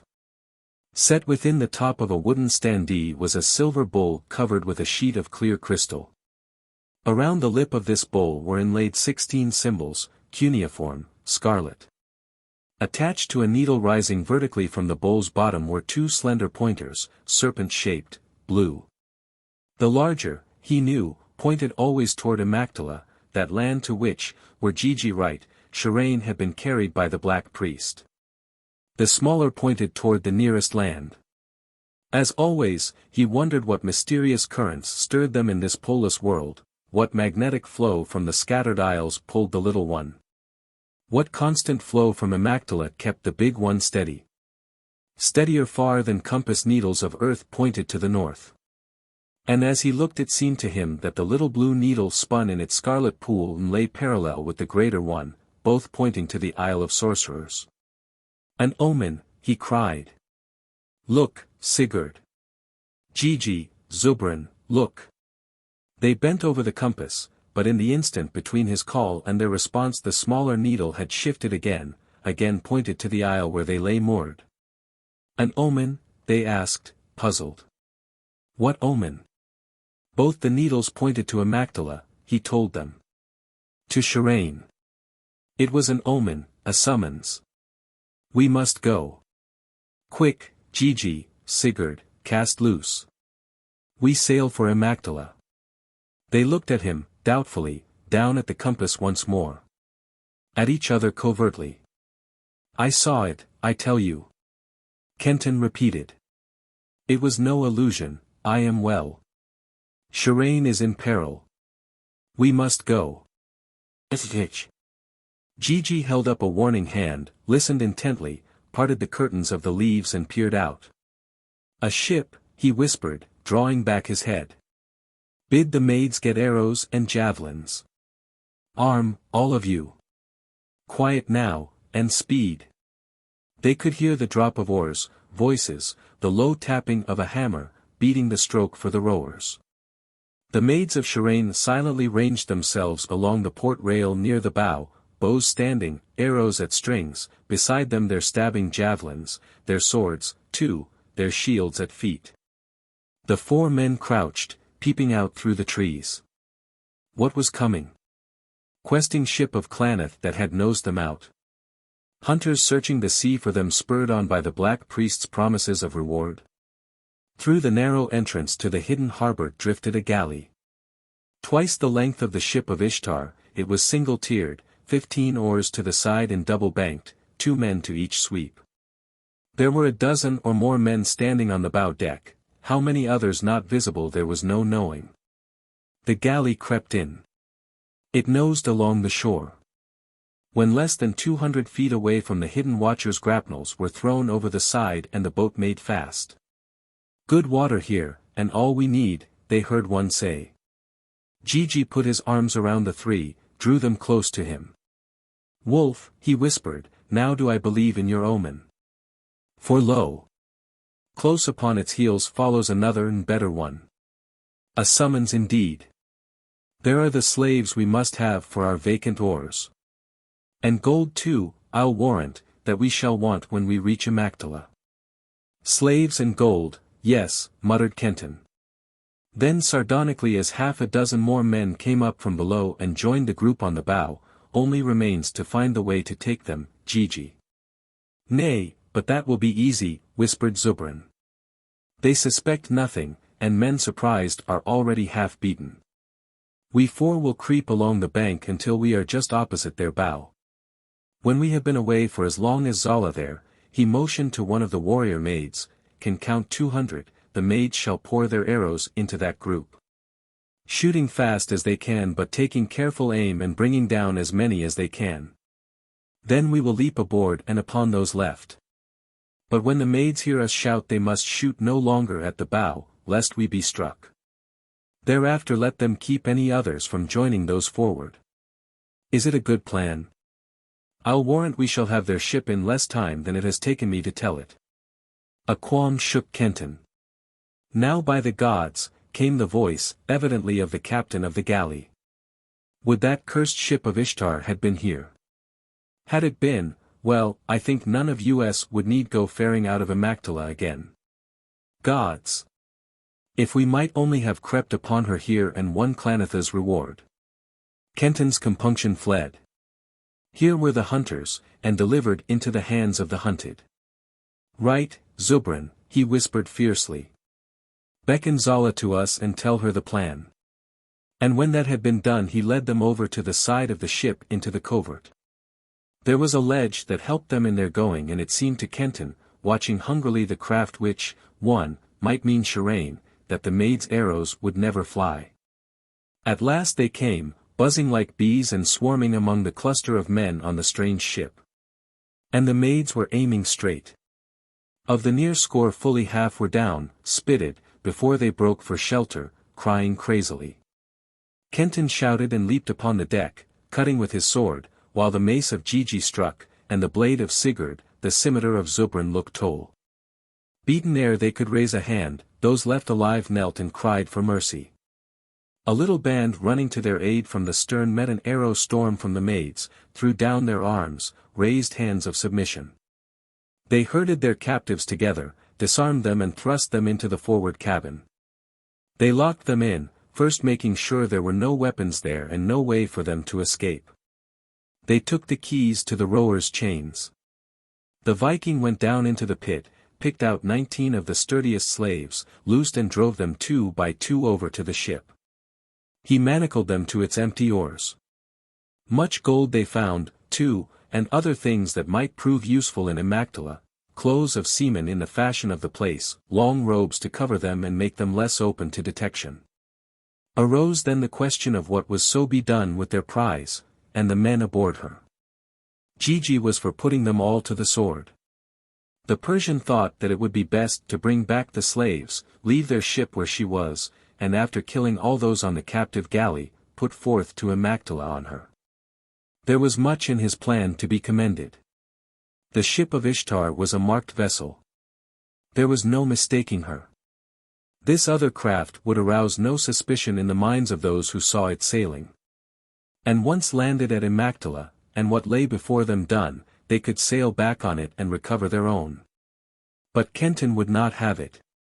And the upshot was that the captain was called out for questioning and told that if he answered truthfully his life and those of the others would be spared. There was little he could tell them, but that little was enough to quicken Kenton's heart, bring new dread to it also. Yes, there had been a woman brought to Amactala by Klaneth, the priest of Nergal. He had won her in a fight, Klaneth had said, a sea battle in which many men had been slain. He had not said where, or with whom this battle had taken place, and his soldiers had been warned to be silent. But it began to be whispered that the woman was the woman of the ship of Ishtar. The priestesses of Ishtar had claimed her. But Klaneth who had great power had resisted them, and as a compromise the council of priests had made her priestess of the god Bel and placed her in Bel's bower on top of the temple of the seven zones. I know that temple and the Bower of Bel, Sigurd had nodded. And why its priestess must live there, he had whispered, looking askance at Kenton. This woman appeared now and then, heavily veiled, attending certain ceremonies to the god Bel, the captain went on. But she seemed to be a woman in a dream. Her memory had been taken from her, or so it was reported. Beyond that he knew nothing, except that Klaneth had doubled his reward for 3 of them. He pointed to Gigi, Zubran and the Persian, and had trebled it for him, he pointed to Kenton. When they were done with him they unloosed the remaining slaves and sent them ashore. They hailed the ship and the Nubian brought her over. They watched the captain and his men pass over the side of the galley and disappear among the trees. Plenty of water and food, grumbled Gigi. They fare far better at our hands than we would have fared at theirs. They hitched the captured galley to the ship, slowly pulled it out of the harbor through the rock-lipped mouth. And after they had gone a mile or so Sigurd dropped into it, did a few things with an axe, and climbing back cut it loose. Rapidly the galley filled and sank. Now, cried Kenton, and took the rudder bar, steering the ship straight to where the long blue arrow pointed. Pointed to Amactala and to Sharane. Sharane. 17. They seek Sorcerer's Isle. Luck clung to them. The silver mists hung close about the ship, shrouding her so that she sailed within a circle not more than double her length. Ever the mists hid her. Kenton, sleeping little, drove the slaves at the oar to point of exhaustion. There is a great storm brewing, warned Sigurd. Pray Odin that it may hold back till we are well within Amactala, answered Kenton. If we but had a horse I would sacrifice it to the All-Father, said Sigurd. Then he would hold that storm till our needs called it. Speak low, lest the sea horses trample us, warned Kenton. He had questioned the Viking about that interruption of his when the captain of the captured galley had said that the captured woman was priestess of Bel's bower. She will be safe there, even from Klaneth, so long as she takes no other lover than the god, Sigurd had said. No other lover than the god. Kenton had roared, hand dropping to sword and glaring at Sigurd. She shall have no lover but me, god or man, Sigurd. What do you mean? Take hand from sword, wolf, Sigurd had replied. I meant not to offend you. Only, gods are gods. And there was something in that captain's talk about your woman walking in dream, memory withdrawn from her, was there not? If that be so, blood brother, you are in those memories she has lost. Kenton winced. Nergal once tried to part a man and a woman who loved, he said, even as Sharane and I. He could not. I do not think Nergal's priest can succeed where his master failed. Not well reasoned, wolf. It was Zubran who had come quietly upon them. The gods are strong. Therefore they have no reason for subtlety or cunning. They smite, and all is done. It is not artistic, I admit, but it is unanswerable. And man, who has not the strength of the gods, must resort to cunning in subtlety. That is why man will do worse things than the gods. Out of his weakness he is forced to it. The gods should not be blamed, except for making man weaker than they. And therefore Klaneth is more to be feared by you than Nergal, his master. He cannot drive me out of Sharane's heart. Kenton cried. The Viking bent his head down to the compass. You may be right, he muttered. Zubran may be right. All I know is that while your woman is faithful to Bel, no man may harm her. Vague as he might be on that one point, the Viking was direct and full of meat upon others. The Norseman had been observant while slave to the priests of Nergal. He knew the city and the temple of the seven zones intimately. Best of all he knew a way of entering Amactala by another road than that of its harbor. This was indeed all-important, since it was not within the bounds of possibility that they could enter that harbor without instant recognition. Look, comrades, Sigurd scratched with point of sword a rude map on the planks of the deck. Here lies the city. It is at the end of a fjord. The mountains rise on each side of it and stretch in two long spits far out to sea. But here, he pointed to a spot in the coastline close to the crotch where the left-hand mountain barrier shot out from the coast, is a bay with a narrow entrance from the sea. It is used by the priests of Nergal for a certain secret sacrifice. Between it and the city a hidden way runs through the hills. That path brings you out to the great temple. I have traveled the hidden way and have stood on the shores of that bay. I went there with other slaves, bearing priests in litters and things for the sacrifice. While it would take 2 good sleeps for a ship to make the journey from Amactala to this place, it is by the hidden way only half so far as a strong man could walk in my own land between the dawn and noon of a winter day. Also there are many places there where the ship can be hidden. Few galleys pass by and no one lives near, which is why the priests of Nergal picked it. Also I know well the Temple of the 7 Zones, since long it was my home, went on Sigurd. Its height is 30 times the ship's mast. Kenton swiftly estimated. That would make the temple 600 feet, a respectable height indeed. Its core, said the Viking, is made up of the sanctuaries of the gods and the goddess Ishtar, one upon each other. Around this core are the quarters of the priests and priestesses and lesser shrines. These secret sanctuaries are 7, the last being the House of Bel. From Bel's house a stairway leads up into his bower. At the base of the temple is a vast court with altars and other shrines where the people come to worship. Its entrances are strongly guarded. Even we 4 could not enter, there. But around the temple, which is shaped thus, he scratched the outline of a truncated cone, a great stone stairway runs thus, he drew a spiral from base to top of cone.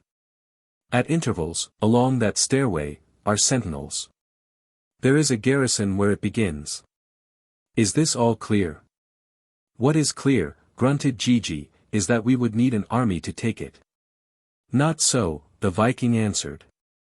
Remember how we took the galley, although they outnumbered us. We will row the ship into that secret harbor. If priests are there we must do what we can, slay or flee. But if the Norns decree that no priests be there, we will hide the ship and leave the slaves in care of the Blackskin. Then the 4 of us, dressed as seamen in the clothes and the long cloaks we took from the galley, will take the hidden way and go into the city. For as to that stairway, I have another plan. It is high-walled, up to a man's chest. If we can pass without arousing the guards at its base, we can creep up under shadow of that wall, slaying the sentinels as we go, until we reach the Bower of Bel and entering, bear Sharane away. But not in fair weather could we do this, he ended. There must be darkness or storm that they see us not from the streets. And that is why I pray to Odin, that this brewing tempest may not boil until we have reached the city and looked upon that stairway. For in that storm that is surely coming we could do as I have said and swiftly. But in all this I see no chance of slaying Klaneth, growled Zubran. We creep in, we creep up, we creep out again with Sharane, if we can. And that is all. By Ormuzd, my knees are too tender for creeping. Also my scimitar itches to scratch itself on the black priest's hide. No safety while Klaneth lives, croaked Gigi, playing upon his old tune. I have no thought of Klaneth now, rumbled the Viking. First comes Kenton's woman. After that, we take up the black priest. I am ashamed, said Zubran. I should have remembered. Yet in truth, I would feel easier if we could kill Klaneth on our way to her. For I agree with Gigi, while he lives, no safety for your blood brother or any of us, however, Sharane first, of course. The Viking had been peering down into the compass. He looked again, intently, and drew back, pointing to it. Both the blue serpents in the scarlet bath were parallel, their heads turned to one point. We head straight to Amactala, said Sigurd. But are we within the jaws of that fjord or out of them? Wherever we are we must be close. He swung the rudder to port. The ship veered. The large needle slipped a quarter of the space to the right between the red symbols on the bowl edge. The smaller held steady. That proves nothing, grunted the Viking, except that we are no longer driving straight to the city.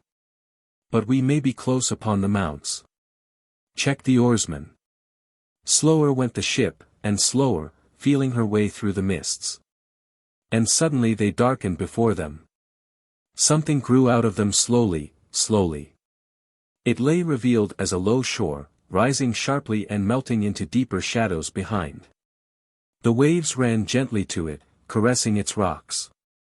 Sigurd swore a great oath of thankfulness. "We are on the other side of the mounts," he said. "Somewhere close is that secret bay of which I told you.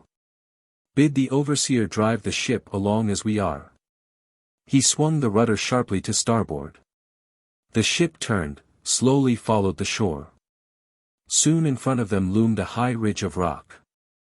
This they skirted, circled its end and still sculling silently came at last to another narrow strait into which the Viking steered. "A place for hiding," he said. "Send the ship into that cluster of trees ahead." "Nay, there is water there, the trees rise out of it. Once within them the ship can be seen neither from shore nor sea." They drifted into the grove. Long, densely leaved branches covered them. "Now lash her to the tree trunks," whispered Sigurd. "Go softly. Priests may be about. We will look for them later, when we are on our way. We leave the ship in charge of the women. The blackskin stays behind. Let them all lie close till we return. There would be better chance for you to return if you cut off that long hair of yours and your beard, Sigurd," said the Persian, and added, "better chance for us, also." "What?" cried the Viking, outraged. "Cut my hair? Why, even when I was slave they left that untouched." "Wise counsel," said Kenton. "And Zubran, that naming beard of yours and your red hair. Better for you and us, too, if you shaved them both, or changed their color." "By Ormuzd, no," exclaimed the Persian, as outraged as Sigurd. "The fowler sets the net and is caught with the bird," laughed the Viking. "Nevertheless, it is good counsel. Better hair off face and head than head off shoulders." The maids brought shears. Laughing, they snipped Sigurd's mane to nape of neck, trimmed the long beard into short spade shape. Amazing was the transformation of Sigurd, Trygg's son, brought about by that shearing. "There is one that Klaneth will not know if he sees him," grunted Gigi. Now the Persian put himself in the women's hands. They dabbled at beard and head with cloths dipped in a bowl of some black liquid. The red faded, then darkened into brown. Not so great was the difference between him and the old Zubran as there was between the new and old Sigurd. But Kenton and Gigi nodded approvingly, at least the red that made him as conspicuous as the Norseman's long hair was gone. Remained Kenton and Gigi. Little could be done for either of them. There was no changing Gigi's frog slit of a mouth, the twinkling beady eyes, the bald pate, the immense shoulders. "Take out your earrings, Gigi," bade Kenton. "Take off that bracelet on your arm," replied Gigi. "Sharane's gift." "Never!"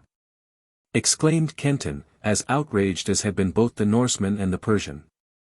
"My earrings were put there by one who loved me as much as she does you."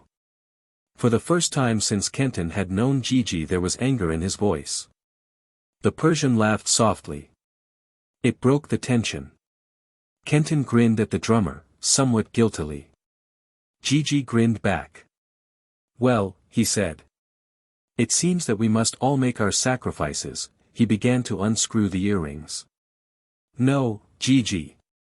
Kenton could not bring himself to break that golden band upon which Sharane had graven the symbols of her love. "Leave them be. Rings and bracelet, both can be hidden." "I do not know," Gigi paused doubtfully. "It seems to me to be better. That idea of sacrifice, it grows stronger." "There is little sense in what you say," said Kenton stubbornly. "No," mused Gigi. "Yet many men must have seen that bracelet of yours that time you fought the Black Priest's men and lost Sharane. Klaneth must have seen it. Something whispers to me that token is more perilous than the rings in my ears." "Well, nothing whispers to me," said Kenton, shortly. He led the way into what had been Klaneth's cabin and began stripping to clothe himself in the sailor's gear they had taken from the captured galley. He slipped on a loose shirt of finely tanned, thin leather whose loose sleeves fastened around his wrists. "You see," he said to Gigi, "the bracelet is hidden." Next came loose hose of the same material drawn tight by a girdle around the waist. He drew on high, laced buskins. Over the shirt he fastened a sleeveless tunic of mail. On his head he placed a conical metal-covered cap from whose padded sides dropped, shoulder-deep, folds of heavy oiled silk. The others dressed with him in similar garments. Only the Persian would not leave off his own linked mail. He knew its strength, he said, and the others were new to him. It was an old friend, often tried and always faithful. He said he would not cast it off for new ones whose loyalty was still untried. But over it he drew one of the shirts and a tunic. And Gigi, after he had set the cap upon his head, drew close the folds of silk so that they hid his ears and their pendants.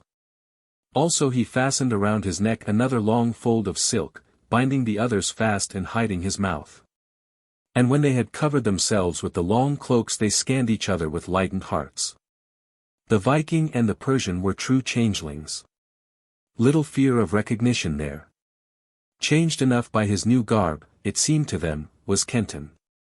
The cloak hid Gigi's stumpy legs and the cloths around his face, the close-fitting, conical cap altered it curiously into one not easily recognizable. "It is good," murmured the Viking. "It is very good," echoed Kenton. They belted themselves and thrust into the belts both their own swords and short ones of Sigurd's forging.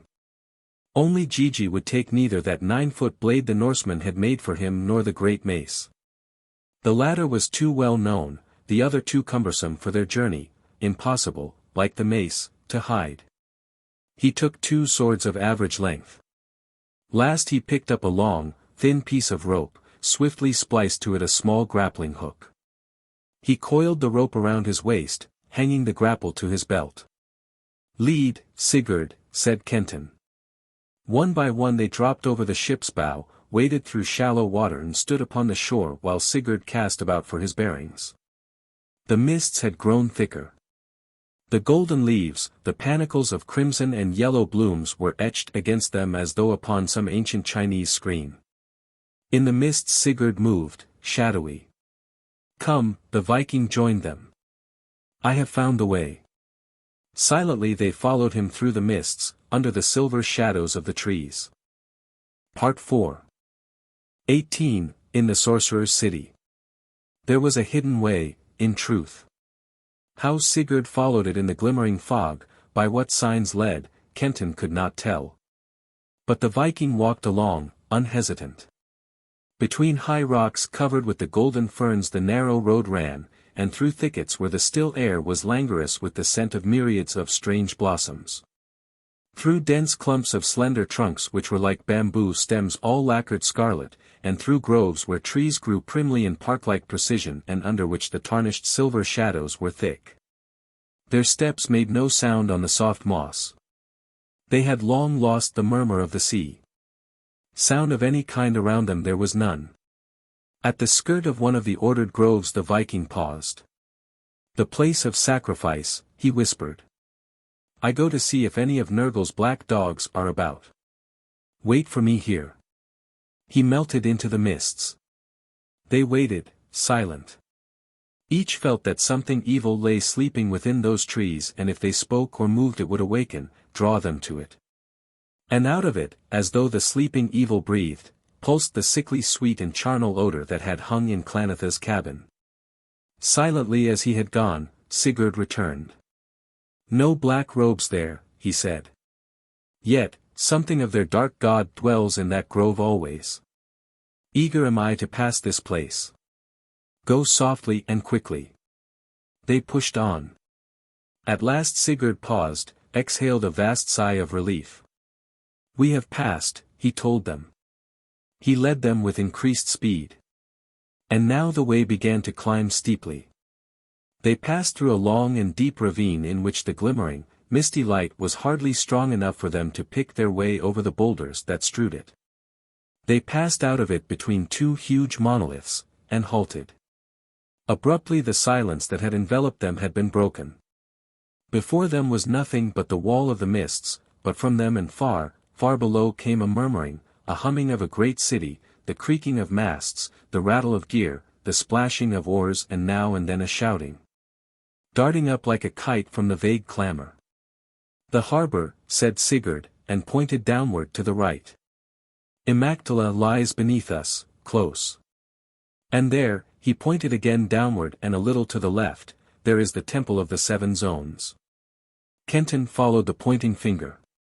A mighty mass loomed darkly in the silvery haze, its nebulous outlines cone-shaped, its top flattened. His heart quickened. Down they went, and down. The murmuring of the city came to them ever louder and louder. Ever the great bulk of the temple grew plainer, climbing higher and higher into the heavens as they descended. And ever the mists hid this city from them. They came to a high stone wall. Here Sigurd turned and led them into a grove of trees, thick, heavily shadowed. Through the trees they slipped, following the Viking who now went on with greater caution. At last he peered out from behind an enormous trunk, beckoned them. Beyond the trees was a deep rutted, broad roadway. "A road into the city," he said. "A free road on which we can walk without fear." They clambered down a high bank and took that road, walking now side by side. Soon the trees gave way to fields, cultivated as far as the mists would let them see. Fields filled with high plants whose leaves were shaped like those of the corn, but saffron yellow instead of green and instead of ears long panicles of gleaming white grains. Rows of bushes on whose branches shone berries green as emeralds, strange fruits, three-stemmed vines from which fell star-shaped gourds. They saw houses, two-storied, block-like with smaller cubes for wings like those a child makes. They were painted startlingly, both in colors and patterns, facades striped with alternate vertical, yard-wide bands of blue, and yellow facades of dull blue through which darted scarlet zigzags like the conventionalized lightning bolt. Broad horizontal bands of crimson barred with stripes of green. The road narrowed, became a thoroughfare paved with blocks. The painted houses became thicker. Men and women passed them, brown-faced and black, clad alike in one sleeveless white garment cut short just below the knees. On the right wrist of each of these was a bronze ring from which fell a half-dozen links of chain. They carried burdens, jugs, baskets of the fruits and gourds, loaves of bread colored ruddy brown, flat cakes a foot across. They glanced at the four curiously as they passed. "Slaves," said Sigurd. Now the painted houses stood solidly, side by side. These were galleried and on the galleries were flowering trees and plants like those upon the rosy cabin of the ship. From some of them women leaned and called out to them as they went by. They passed out of this street into a roaring avenue thronged with people. And here Kenton halted in sheer amazement. At its far end loomed the huge bulk of the terraced temple. Its sides were lined with shops. At their doors stood men crying out their wares. Banners fell from them on which in woven silk ran the cuneiform letters that told their goods. Past him walked Assyrians, men of Nineveh and Babylon with curled heads and ringlet beards. Hook-nosed, fierce-eyed Phoenicians, slow-eyed, muslin-skirted Egyptians, Ethiopians with great golden circles in their ears, almond-lidded, smiling yellow men. Soldiers in cuirasses of linked mail, archers with quivers on back and bows in hand strode by, priests in robes of black and crimson and blue. There stood in front of him for an instant a ruddy-skinned, smooth-muscled warrior who carried upon one shoulder the double-bladed axe of ancient Crete. Over his other shoulder lay the white arm of a sandaled woman in oddly modern pleated and patterned skirt, snake-girdled and with high, white breasts peeping from her opened and as oddly modern blouse. A Minoan and his mate he knew the pair to be, two who had perhaps watched youths and maids who were Athens' tribute to the Minotaur go through the door of the labyrinth to the lair where the monstrous man-bull awaited them. And there went a cuirassed Roman, gripping a short sword of bronze that might have helped cut out the paths the first Caesar trod. Behind him strode a giant Gaul with twisted locks and eyes as coldly blue as Sigurd's own. Up and down along the center of the thoroughfare rode men and women in litters borne on the shoulders of slaves. His eyes followed a Grecian girl, long-limbed and lithe, with hair as yellow as the ripened wheat. They followed, too, a hot-eyed Carthaginian lovely enough to be a bride of Baal who leaned over the side of her litter and smiled at him. "I am hungry and I thirst," grunted Sigurd. "Why do we stand here? Let us be going." And Kenton realized that this pageant of past ages could be no strange thing to these comrades who were also of that past. He nodded assent. They swung into the crowd and stopped before a place wherein men sat eating and drinking. "Better for us to enter 2 by 2, said Gigi. "Klaneth seeks 4 men and we are 4 strangers. Wolf, go you in first with Sigurd. Zubran and I will follow, but do not notice us when we enter." The shopkeeper set food before them and high beakers of red wine. He was garrulous. He asked them when they had made harbor, if their voyage had been a good one. "It is a good time to be off the sea," he gossiped. "Storm comes, and a great one. I pray to the dispenser of waters, that he hold it until Bel's worship is ended. I close my shop soon to see that new priestess they talk so much about." Kenton's face had been bent over, his cap veils hiding it. But at this he raised it and stared full into the man's face. The shopkeeper blanched, faltered, stared back at him with wide eyes. Had he been recognized? Kenton's hand sought stealthily his sword. "Pardon," gasped the shopkeeper, "I knew you not." Then he peered closer, straightened and laughed. "By Bel! I thought you were, another, gods." He hurried away. Kenton looked after him. Was his departure a ruse? Had he recognized him as the man Klaneth sought? It could not be. His fright had been too real, his relief too sincere. Who was it then that Kenton so resembled to bring forth this fright and relief? They finished their food quickly, paid from the gold they had taken from the galley, passed out into the street. Almost at once Gigi and the Persian joined them. 2 by 2 they passed down the street, not hurrying, like men just in from a long voyage.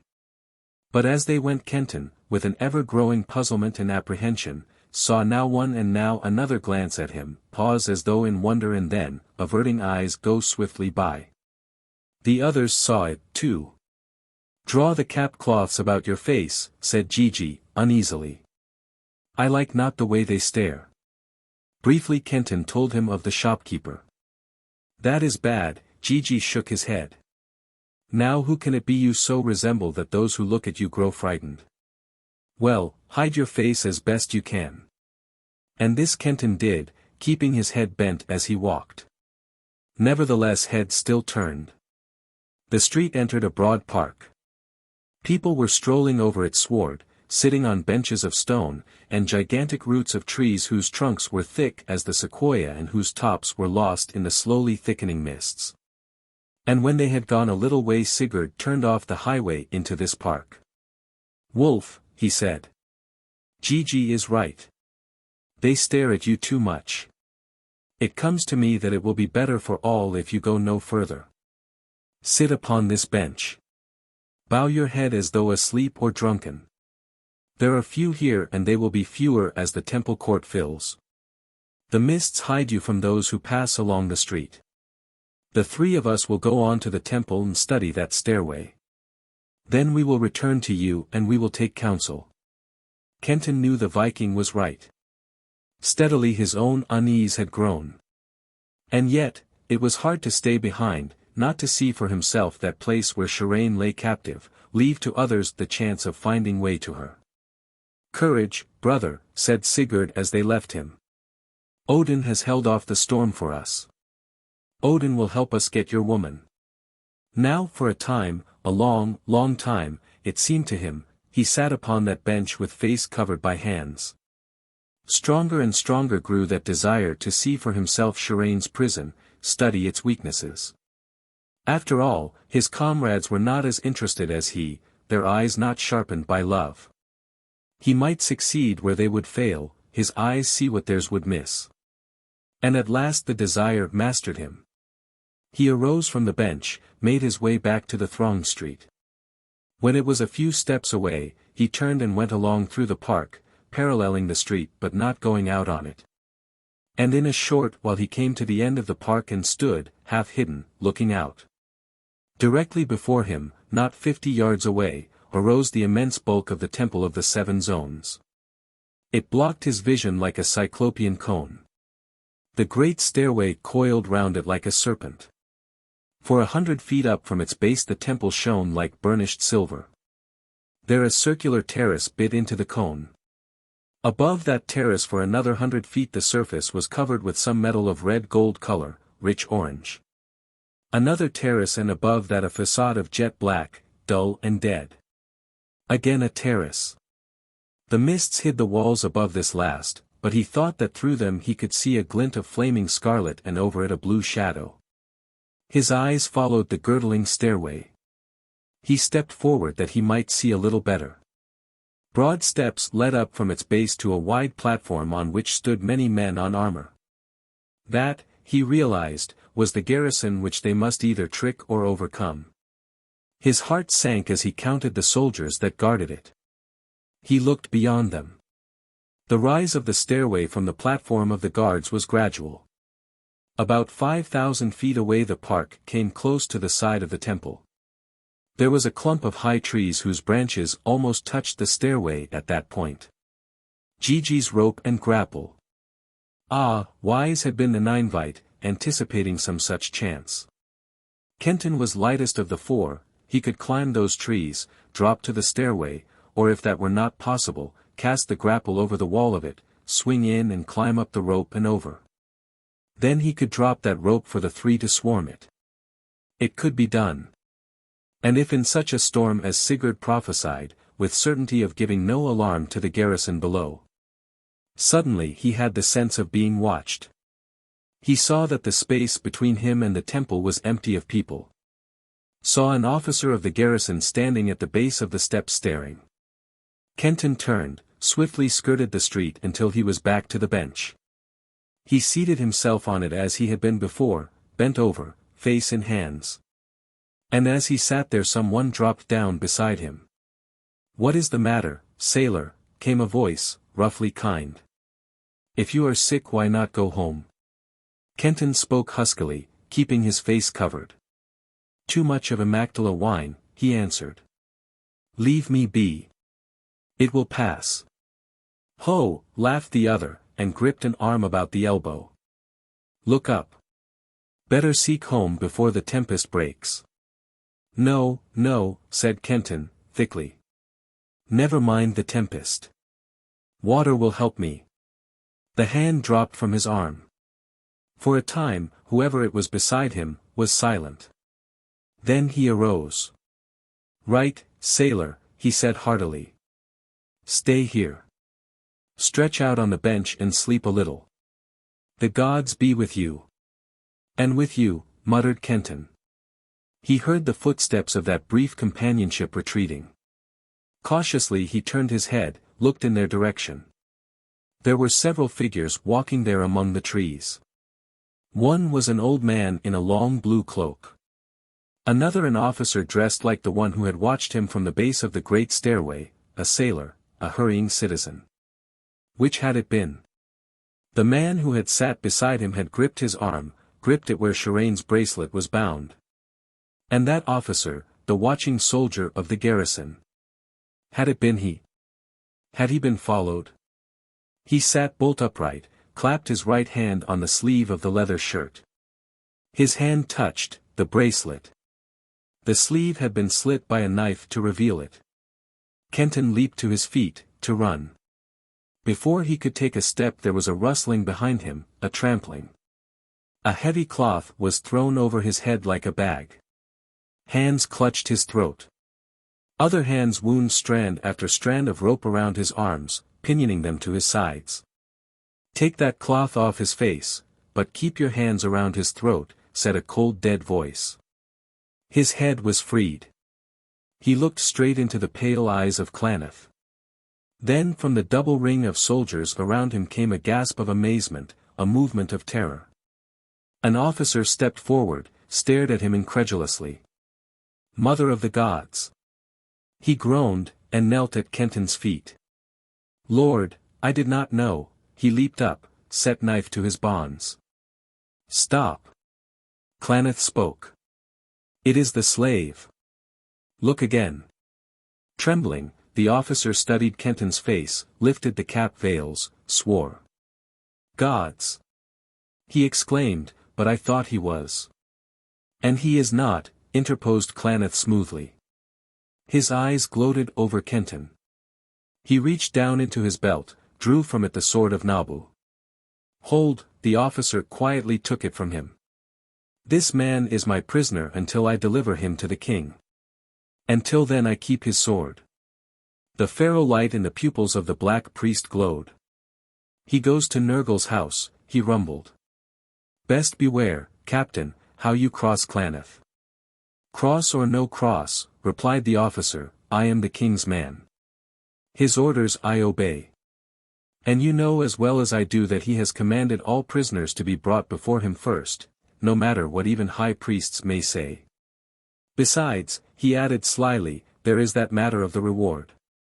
Best to get this capture a matter of record. The king is a just man. The black priest stood silent, fingering his mouth. The officer laughed. March, he snapped. To the temple. If this man escapes, all your lives for his.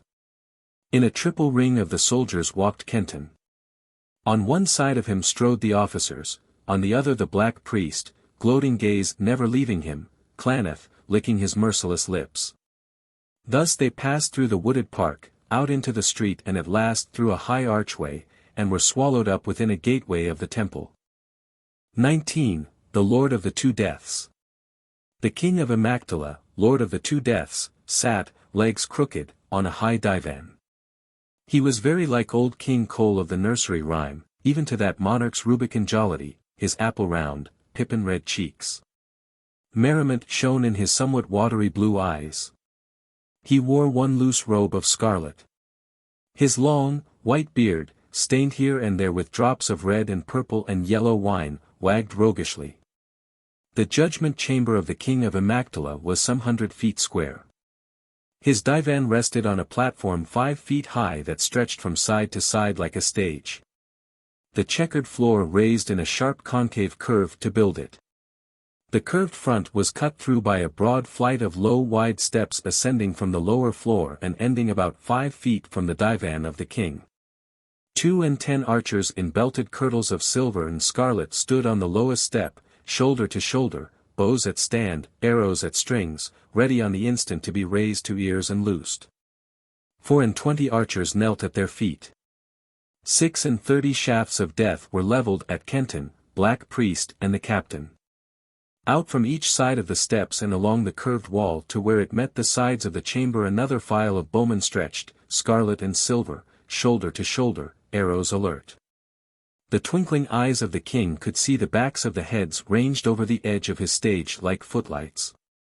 Along the other 3 walls, shoulder to shoulder, arrows at strings, eyes fixed on the king of Amygdala, ran an unbroken silver and scarlet frieze of archers. They stood silent. Tense as automatons tightly wound and waiting for touch upon some hidden spring. The chamber was windowless. Pale blue tapestries covered all its walls. 100 lamps lighted it with still, yellow flames. Twice a tall man's height away from the king's left hand a veiled shape stood, motionless as the bowman. Even through its thick veils came subtle hints of beauty. At the same distance from the king's right hand another veiled shape stood. Nor could its veils check hint of horror seeping forth from what they covered. One shape set the pulses leaping. One shape checked them. On the floor, at the king's feet, crouched a giant Chinese with a curved and crimson sword. Close to each end of the divan stood girls, fair and young and naked to their waists. 6 to this side, 6 to that. They held ewers filled with wine. At their feet were great bowls of wine, red and purple and yellow, in larger bowls of snow. At the right hand of the Lord of the Two Deaths knelt a girl with golden cup on outstretched palms. At his left hand another knelt, a golden flagon on her palms. And the king to drink used equally well his left hand and his right, raising cup or flagon, setting them to his lips, putting them back. Whereupon at once they were refilled. Through many passages the captain and the black priest had hurried Kenton to this place. And now the king drank deep, set down his cup and clapped his hands. The king of Amactala judges, intoned the Chinese, sonorously. He judges. Whispered the bowmen ranged along the walls. Kenton, black priest and captain stepped forward until their breasts touched the foremost arrow points. The king leaned, merry eyes twinkling on Kenton. What jest is this, Klaneth? He cried in a high, thin treble. Or have the houses of Bel and Nergal declared war upon each other? They are not at war, lord, answered Klaneth. This is the slave for whom I have offered great reward and whom I now claim since I have taken. Since I have taken, mighty one, interrupted the captain, kneeling as he spoke. And so have earned Klaneth's reward, oh just one. You lie, Klaneth, chuckled the king. If you are not at war why have you trussed up? Look again, lord, interrupted Klaneth. I do not lie. The watery eyes peered closer at Kenton. No, laughed the king. You are right. He is what the other man would be were he half as much a man. Well well. He raised the flagon, before he had half lifted it to his lips he paused and looked into it. Half full, giggled the king. Only half full. He glanced from the flagon to the girl who stood closest to the kneeling girl at his left. His round face beamed on her. Insect, chuckled the king. You forgot to fill my flagon. He raised a finger. A bowstring sang along the left wall, an arrow shrilled. It struck the trembling girl in the shoulder on the right side. She swayed, eyes closed. Bad, the king cried merrily, and again held up a finger. From the frieze along the right wall another bowstring sang, an arrow whittled across the room. The shaft cleft the heart of the first archer. Before his body touched the floor the same bow sang once more. A second shaft leaped into sight deep within the left side of the wounded girl. Good, laughed the king. Our Lord has granted death, chanted the Chinese. Praise him. Praise him, echoed the bowmen and the cup maidens. But Kenton, mad with swift rage at that heartless killing, leaped forward. Instantly the bowstrings of the 36 archers before him were drawn taut, arrow shafts touched ears. Black priest and captain caught him, threw him down. The Chinese drew a small hammer and struck the blade of his sword. It rang like a bell. 2 slaves came out on the dais and carried the dead girl away. Another girl took her place. The slaves dragged off the dead archer. Another slipped through the curtains and stood where he had been. Let him up, crowed the king, and drained his filled flagon. Lord, he is my slave. All the black priests could not keep the arrogant impatience out of his voice. He has been brought before you in obedience to your general command. You have seen him. Now I claim my right to take him to his place of punishment. Oh ho, the king set down his cup, beamed at Klaneth. Oh ho.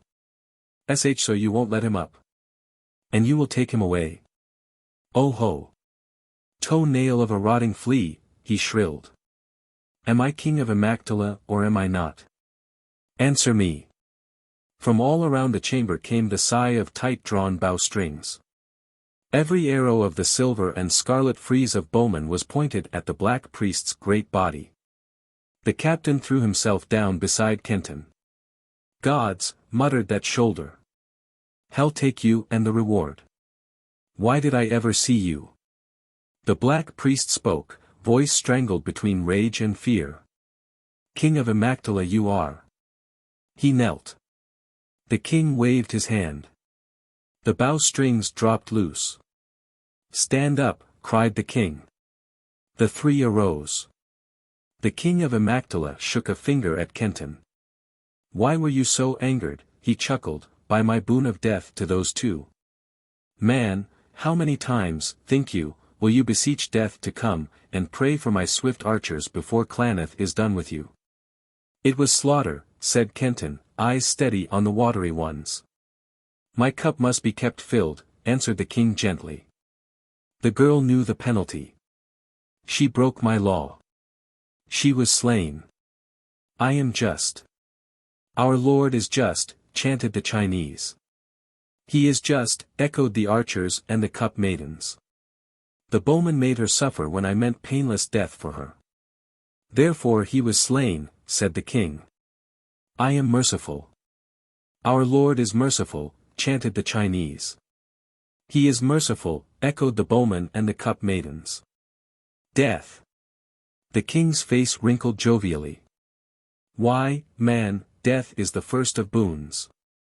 It is the one thing out of which the gods cannot cheat us. It is the one thing that is stronger than the fickleness of the gods. It is the only thing that is man's own. Above the gods, heedless of the gods, stronger than the gods, since even gods in their due time must die. Ah, sighed the king, and for a fleeting instant all King cold jocundity was gone. Ah! There was a poet in Chaldea when I dwelt there, a man who knew death and how to write of it. Maldrona, his name. None here knows him. And then softly. 'Tis better be dead than alive, he said, but best is never to be. Kenton listened, interest in this strange personality banishing his anger. He too knew Maldrona of ancient UR. Had run across that very poem from which the king had quoted while going through some of the inscribed clay tablets recovered by Heilprecht in the sands of Nineveh, back in that old life, half forgotten. And involuntarily he spoke the beginning of the last Macabresque stanza. Life is a game, he said, its end we know not, nor care, and we yawn ere we come to its end. What, the king cried. You know Maldrona. You. Old King Cole again, he shook with laughter. Go on, he ordered. Kenton felt the bulk of Klaneth beside him tremble with wrath. And Kenton laughed, too, meeting the twinkling eyes of the king. And while the Lord of the Two Deaths beat time with cup and flagon he finished Maldrona's verse, with its curious jigging lilt entangled in slow measure of Marque funereal. Yet it pleases to play with the snare, to skirt the pit. And the peril dare, and lightly the gains to spend.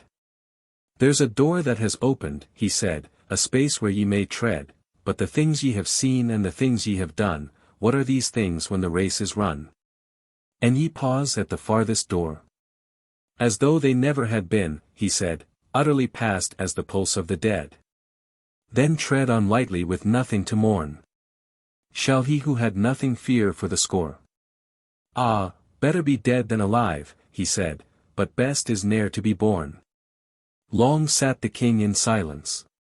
At last he stirred, raised his flagon and beckoned one of the maidens. He drinks with me, he said, pointing to Kenton.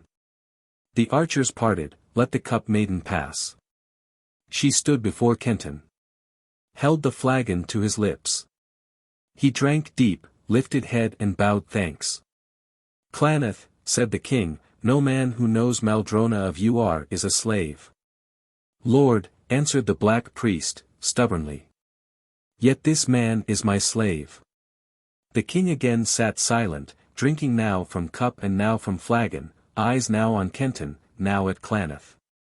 Come here, he ordered at last, and pointed with one finger at Kenton, with another at the side of the Chinese. Lord, said Klaneth, more uneasily yet as stubbornly. My slave stays beside me. Does he? Laughed the king. Ulcer on a gnat's belly.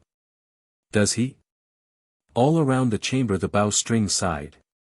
Lord, panted Klaneth, with bowed head. He goes to you.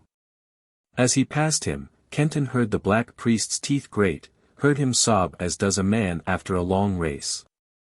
And Kenton, grinning, stepped through the open space of archers, stood before the king. Man who knows Maldrona, smiled the king.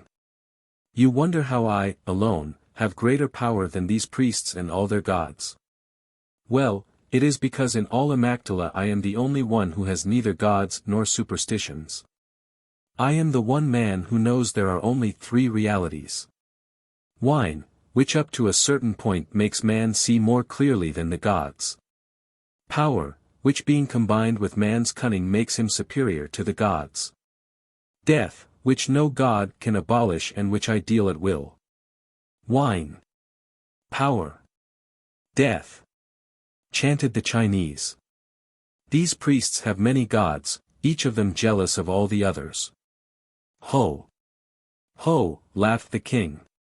I have no gods. Therefore I am just to all. The just judge must be without prejudice, without belief. Our Lord is without prejudice, chanted the Chinese. He has no beliefs, intoned the bowman. I am on one side of the scales, nodded the king. On the other side are many gods and priests. There are only three things that I am sure are real. Wine, power, death.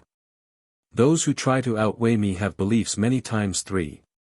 Therefore I outweigh them. If there were but one God, one belief opposite me, lo, I would be outweighed. Yeah, 3-1.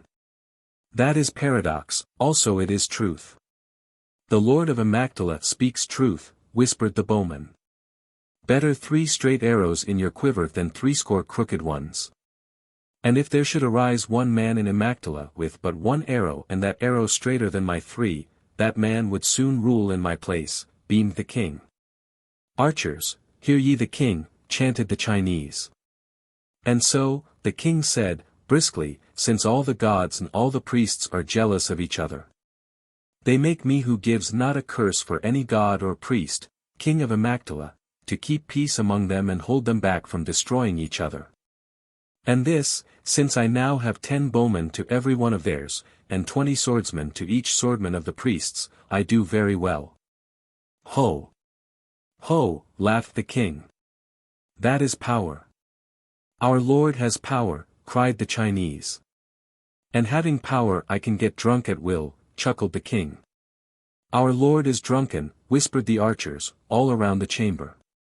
Drunken or sober, I am king of the 2 deaths, tittered the ruler of Immaculata. The 2 deaths. Whispered the archers, nodding to each other. To you, man who knows Maldrona, I unveil them, said the king. Bowmen at sides and back, bend your heads, shouted the Chinese. The heads of the archers along 3 sides of the living frieze dropped immediately upon their breasts. The veils fell from the shape upon the left hand of the king. There, looking at Kenton with deep eyes in which were tenderness of the mother, shyness of the maid, passion of the beloved mistress, stood a woman. Her naked body was flawless. In it, harmonies of mother, maid and mistress flowed in one compelling chord. From her breathed all springtides that ever caressed earth. She was the doorway to enchanted worlds, the symbol of everything that life could offer both of beauty and of joy. She was all the sweetnesses of life, its promises, its ecstasies, its lure and its reason. Looking on her Kenton knew that life was something to be held fast. That it was dear and filled with wonders. Exquisite, not to be let go. And that death was very dreadful. He had no desire toward her.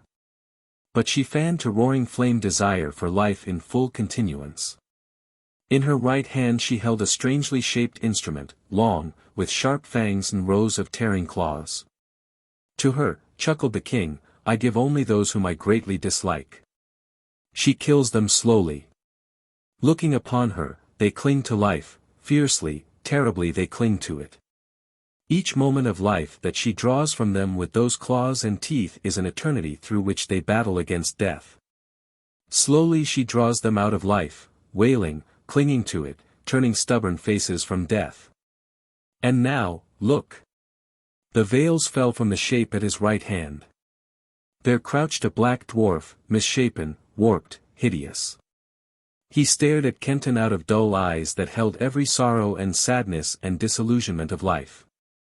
Held all of life's uselessness, its weariness, its empty labor. And looking at him, Kenton forgot that other shape, knew that life was dreadful, not to be borne. And that death was the one good thing. In his right hand the dwarf held a slender sword, rapier thin, needle-pointed. Kenton fought increasing desire to hurl himself upon that point, die upon it. To him, laughed the king, I give those who have greatly pleased me. Swift is their death and a sweet cup to their lips. You there, the king pointed to the captain who had trapped Kenton. Not too pleased am I with you for taking this man who knows Maldrona, even if he be Klaneth's slave. Go up before my left hand, death. Face bloodless white, the captain marched to the steps, rigid he marched through the archers, marched without pause until he stood before the woman. The Chinese struck his sword. 2 slaves entered, heads bent low, carrying a lattice of metal. They stripped the captain of his armor, strapped him naked to the grate. The woman leaned over him, tenderness, love, all life's promise in her wondrous face. She thrust the fanged instrument against his breast, so lovingly. From his lips came a shrieking, anguished, despairing, prayers and curses, the wailing of the newly damned. Still the woman leaned over him, smiling, tender, her eyes brooding upon his. Let be, giggled the king. She lifted the thing of torment from the soldier's breast, bent to her veils and threw them over her. The slaves unbound the captain. Dressed his shaking body. Sobbing, he staggered back, sank on knees at the black priest's side. I am displeased, said the king, merrily. Yet you did your duty. Therefore, live for a while, since that is your desire. I am just. Just as our Lord, echoed the chamber. You, he pointed to the archer who had slain Cup Maiden and a fellow bowman, I am much pleased with you. You shall have your reward. Come to my right hand, death. Slowly at first the archer stepped forward. Faster he moved as the dull eyes of the dwarf met his and clung to them. Faster and faster, he raced up the steps, hurling the archers aside and leaped upon the slender sword. I am generous, said the king. Our Lord is generous, intoned the Chinese. Generous, whispered the bowman. I am thirsty, laughed the king. He drank deep from left hand and right. His head nodded, he swayed a bit, quite drunkenly. My command, he opened and closed one twinkling eye after the other. Hear me, Klaneth. I am sleepy. I will sleep. When I was awakened, bring this man who knows Maldrona to me again. Let no harm come to him before then. It is my command. Also he shall have a guard of bowmen. Take him away. Keep him safe.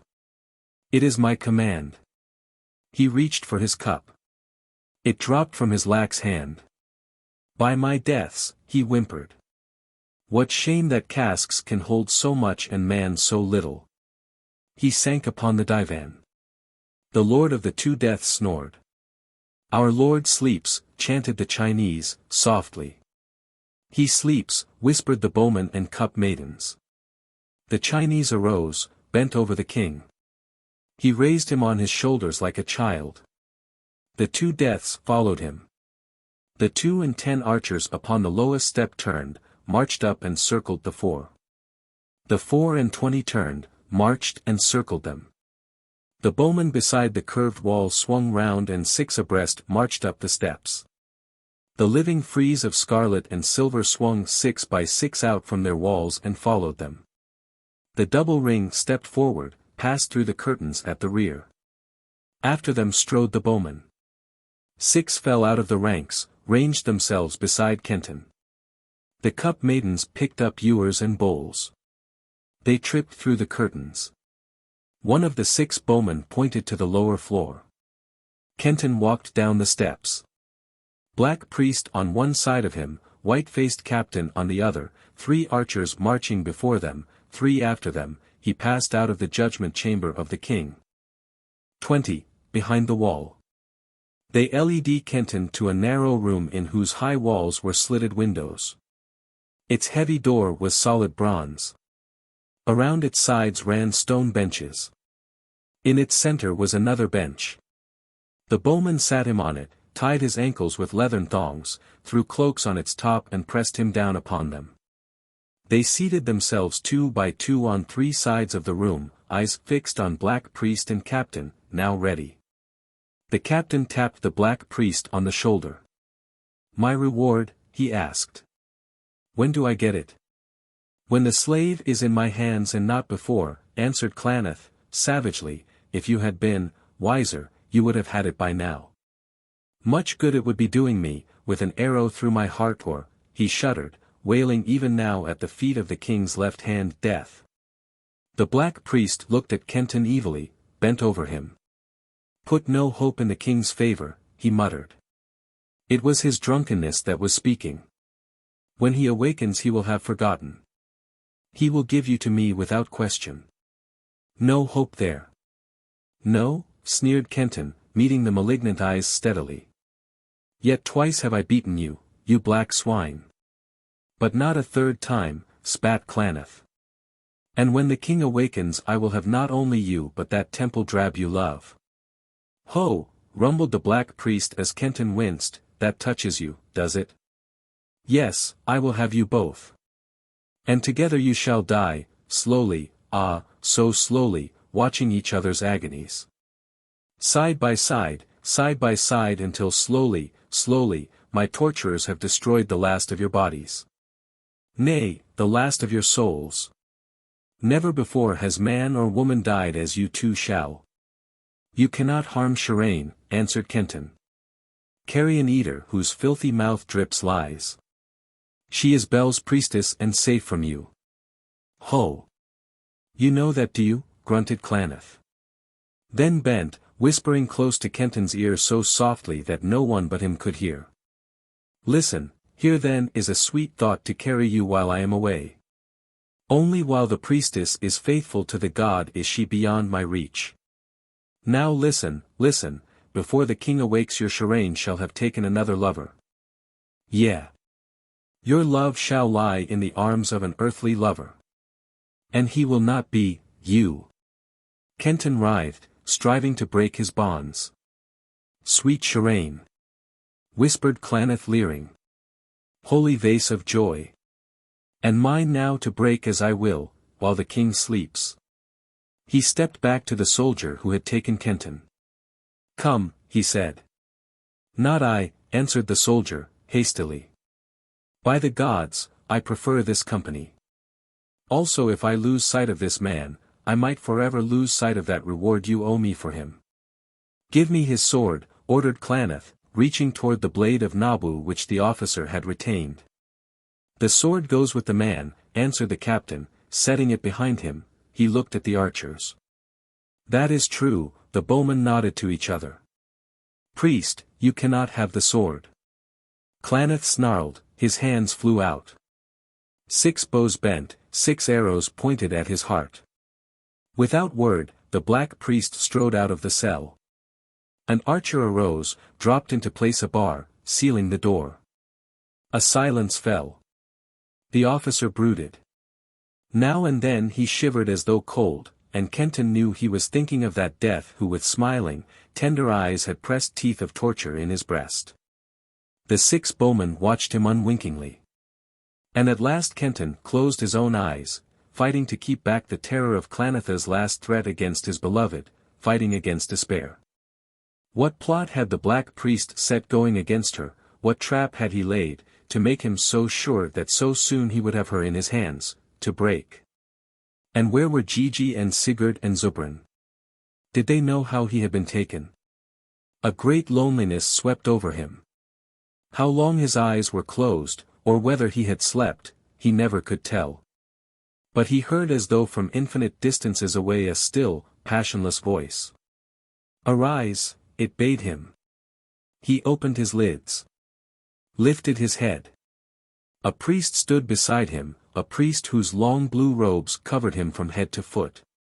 Nothing could he see of the priest's face. He knew that his arms and ankles were free. He sat up.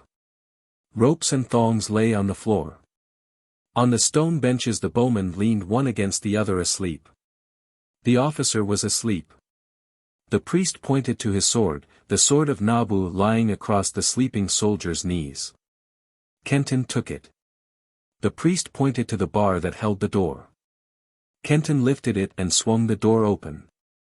The blue priest glided through the doorway, Kenton close behind.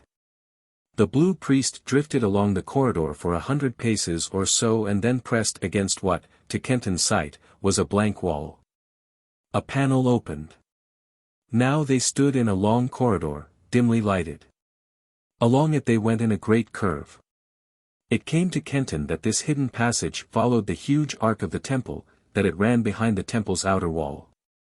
Now a massive bronze door closed the way. The blue priest seemed only to touch it. Yet it swung open, it closed behind them. Kenton stood in a crypt some 10 feet square. At one end was the massive door through which he had come, at the other was a similar one. At his left was a 10-foot slab of smooth, pallid stone. The blue priest spoke, if indeed it were he speaking, since the passionless, still voice Kenton heard seemed, like that which had bidden him arise, to come from infinite distance. The mind of the woman you love, sleeps, it said. She is a woman walking in dream, moving among dreams that another mind has made for her. Evil creeps upon her. It is not well to let that evil conquer, yet the issue rests on you, on your wisdom, your strength, your courage. When your wisdom tells you it is the time, open that farther door. Your way lies through it. And remember, her mind sleeps. You must awaken it, before the evil leaps upon her. Something tinkled on the floor. At Kenton's feet lay a little wedge-shaped key. He stooped to pick it up. As he raised his head he saw the blue priest beside the far door. The blue priest seemed but a wisp of wind-drawn smoke that, even as he looked, faded through the bronze and vanished. Kenton heard the murmur of many voices, muffled, vague. He slipped from door to door, listening. The voices were not within the passage. They seemed to seep through the slab of pallid smooth stone. He placed an ear against it. The sounds came to him more distinctly, but still he could distinguish no words. The stone must be exceedingly thin here, he thought, that he could hear at all. He saw at his right a little shining lever. He drew it down. A 3-foot wide, misty disk of light began to glow within the stone. It seemed to eat through the stone. It flashed out dazzlingly. Where the disk had been was a circular opening, a window. Silhouetted against it were the heads of a woman and 2 men. Their voices came now as clearly to his ears as though they stood beside him. Over them came the wave-like murmur of a multitude. He drew back, fearing to be seen. The little lever snapped back into place. The window faded, with its fading the voices muted. He stared again at the smooth, pale wall. Slowly he drew down the lever, once more he watched the apparent burning out of the solid stone, saw the 3 heads reappear. He had his free hand over the visible wall to the edge of the circle, higher he lifted it, into the disk itself. And ever he touched cold stone. Even that which was to his eyes an opening was to the questing fingers, stone. He understood, this was some device of the sorcerers, the priests. A device to give them a peeping place, a listening post, within the crypt. Some knowledge of the properties of light not yet learned by the science of Kenton's own world, control of a varying vibration that made the rock transparent from within but not from without. Whatever the secret, the stone was made as porous to the aerial waves of sound as to the etheric waves of light. Keeping his grip upon the handle, Kenton peered out between the heads and over the shoulders of those so close to and still so unconscious of him. 21. Before the Altar of Bel. The mists had lifted. They had become dense lurid clouds pressing down almost upon the top of the zone temple. In front of him was a huge court paved with immense octagons of black and white marble. Trooping down upon this court like a forest of faerie, halting in a wide semicircle around it, were hosts of slender pillars, elfin shafts all gleaming red and black whose tapering tops were crowned with carven lace-tipped fronds glistening like gigantic ferns wet with dew of diamonds and sapphires. Upon the black and scarlet columns shone mysterious symbolinks in gold and azure, in emerald and vermilion and silver. In halted myriads these pillars reached up toward the sullen, smoldering sky. Hardly 100 feet away was a golden altar, guarded by crouching cherubs, man-headed, eagle-winged, lion-bodied, carven from some midnight metal. They watched at each corner of the altar with cruel, bearded faces set between paws and as alert as though alive. From the tripod on the altar a single slender crimson flame lifted, lance-tipped and motionless. In a vast crescent, a dozen yards in the van of the columns stood a double ring of bowmen and spearmen. They held back a multitude.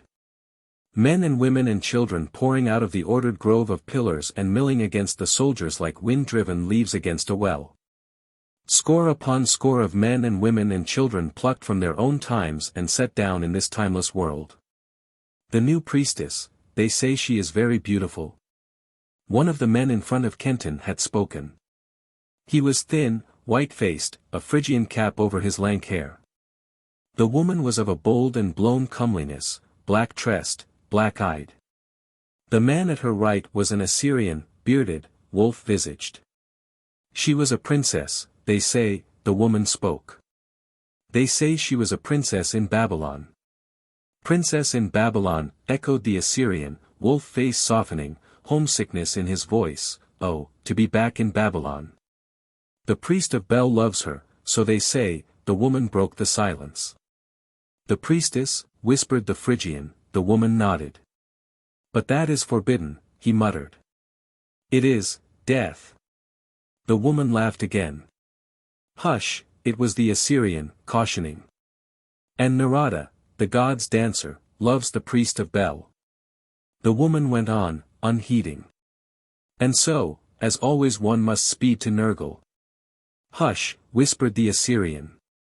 There was a rumbling ruffle of drums, the sweet piping of a flute. Kenton sought the sounds. His gaze rested on half a score of temple girls.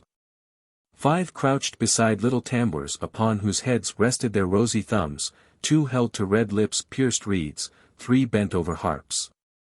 Within their circle lay what at first seemed to him a mound of shimmering spider webs spun all of threads of jet, in which swarms of golden butterflies were snared.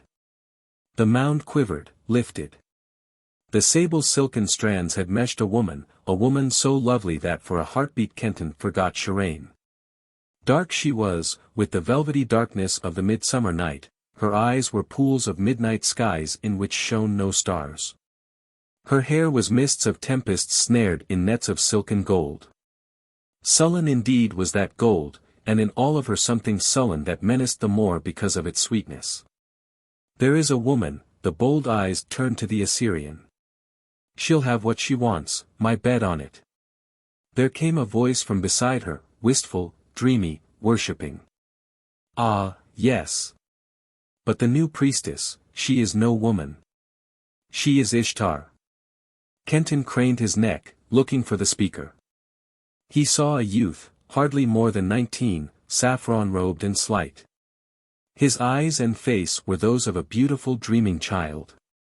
He is half mad, the dark woman whispered to the Assyrian. Ever since the new priestess came, he haunts this place. We are going to have a storm. The sky is like a bowl of brass, muttered the Phrygian. The air is frightened. The Assyrian answered. They say Bel comes to his house in the storm. Perhaps the priestess will not be alone tonight. The woman laughed, slyly.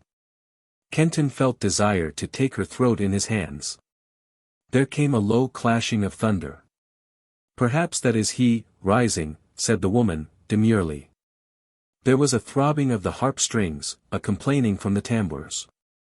A dancing girl sang softly. Born was Nala for delight, never danced their feet so white, every heart on which she trod. Dying owned her heel its god. Loose her girdle day or night, born was Nala for delight. The brooding eyes of Narada flashed angrily. Be quiet. Kenton heard her whisper. There was a ripple of laughter among the girls, the 2 with the pipes trilled them softly. The drums murmured. But she who had sung sat silent over her harp with downcast eyes. The Phrygian asked, "Is this priestess then really so beautiful?" The Assyrian said, "I do not know. No man has ever seen her unveiled." The youth whispered, "When she walks I tremble. I tremble like the little blue lake of the temple when the breeze walks on it. Only my eyes live, and something grips my throat." Peace, a brown-eyed girl with kindly face and babe in arms spoke. "Not so loud, or it will be a bowstring. She is no woman. She is Ishtar." "Ishtar," cried the youth. The soldiers nearby turned. Through them strode a grizzled officer, short sword in hand. Before his approach the others drew back. Only the youth stood motionless. Right and left the sword-carrier peered beneath bushy brows. Ere he could fix gaze on the youth, a man in sailor's cap and tunic of mail had walked between the two, gripped the youth's wrist, held him hidden behind him. Kenton caught a glimpse of agate eyes, black beard. It was Zubran. Zubran. But would he pass on? Could Kenton make him hear if he called? If his body could not be seen from without, could his voice penetrate the stone? The sword-bearer scanned the silent group, uncertainly. The Persian saluted him gravely. "Silence here," grunted the officer at last, and passed back among his men. The Persian grinned, pushed the youth from him, stared at the dark woman with eyes bolder than her own. He jostled the Phrygian from his place. Laid a hand upon the woman's arm. "I was listening," he said. "Who is this priestess?" "I am newly come to this land and know nothing of its customs." Yet by Ormuzd, he swore and dropped his arm around the woman's shoulders. "It was worth the journey to meet you. Who is this priestess that you say is so beautiful?" "She is the keeper of Bel's bower," the woman nestled close to him. "But what does she there?" asked Zubran. "Now if it were you, I could understand without asking. And why does she come here?" "The priestess lives in Bel's bower upon the top of the temple," the Assyrian spoke. "She comes here to worship at his altar. When her worship is done she returns." "For such beauty as you say is hers," remarked Zubran, "her world seems small indeed. Why, if she is so beautiful, is she content to dwell in so small a world?" "She is the god's," answered the Assyrian. "She is the keeper of his house. If the god entered he might be hungry. There must be food for him in his house and a woman to serve it. Or he might be a Moor." "And so there must be a woman there," interrupted the bold-eyed wench, smiling up at him.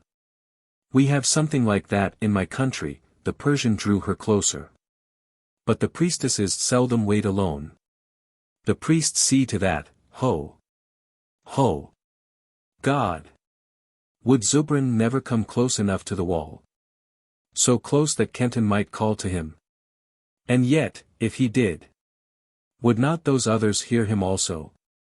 And then, have any of these priestesses who, wait," Zubran's voice purred, "have any of these waiting priestesses ever, entertained, the god?" The youth spoke, "They say the doves speak to her, the doves of Ishtar. They say she is more beautiful than Ishtar." "Fool," whispered the Assyrian. "Fool, be still. Will you bring bad luck upon us? No woman can be more beautiful than Ishtar." "No woman can be more beautiful than Ishtar," sighed the youth. "Therefore she is, Ishtar." The Phrygian said, "He is mad." But the Persian stretched out his right arm, drew the youth to him. "Have any of these priestesses ever held the god?" he asked. "Wait," murmured the woman. "I will ask Narada the archer. He comes sometimes to my house. He knows. He has seen many priestesses." She held the Persian's arm fast about her girdle, leaned forward. "Narada, come to me." An archer turned. Whispered to the men on each side of him, slipped from between them. They closed up behind him. "Narada," asked the woman. "Tell us, have any of the priestesses ever held Bel?" The archer hesitated, uneasily. I do not know, slowly he answered at last. They tell many tales. Yet are they but tales? When first I came here there was a priestess in Bel's house. She was like the crescent moon of our old world. Many men desired her. Ho, archer, rumbled the Persian. But did she hold the god? Narada said, I do not know. They said so, they said that she had been withered by his fires. The wife of the charioteer of the priest of Ninib told me that her face was very old when they took away her body. She was a date tree that had withered before it had borne fruit, she said. If I were a priestess, and so beautiful, I would not wait for a god. The woman's eyes clung to Zubran. I would have a man. Yeah, I would have many men. There was another who followed, said the archer. She said the god had come to her. But she was mad, and being mad, the priests of Nergal took her. Give me men, I say, whispered the woman. Said Narada the archer musing, one there was who threw herself from the bower. One there was who vanished. One there was. The Persian interrupted, it seems that these priestesses who wait for Bel are not fortunate. Said the woman with intense conviction. Give me, men. There was a nearer clashing of thunder. In the lurid, ever-darkening sky, the clouds began a slow churning. There will be a great storm, muttered the Phrygian. The girl Narada had rebuked thrummed against her harp strings. She sang half maliciously, half defiantly. Every heart that sought a nest, flew straightway to Nala's breast, born was Nala for delight. She checked her song. From afar came the faint sound of chanting, the tread of marching feet. Bowmen and spearmen raised bows and spears in salute. Behind them the milling multitudes dropped to their knees. The Persian drew close to the wall. And his was now the only head in the circular window whose pane was stone.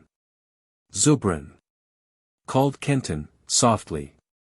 The Persian turned startled face to the wall, then leaned against it, cloak tight around his face.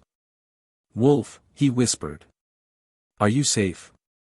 Where are you? Behind the wall, whispered Kenton. Speak softly. Are you hurt? In chains, muttered the Persian. I am safe, answered Kenton. But Gigi, Sigurd? Searching for you, the Persian said. Our hearts have been well nigh broken. Listen, said Kenton. There is a clump of trees, close to the stairway above the garrison.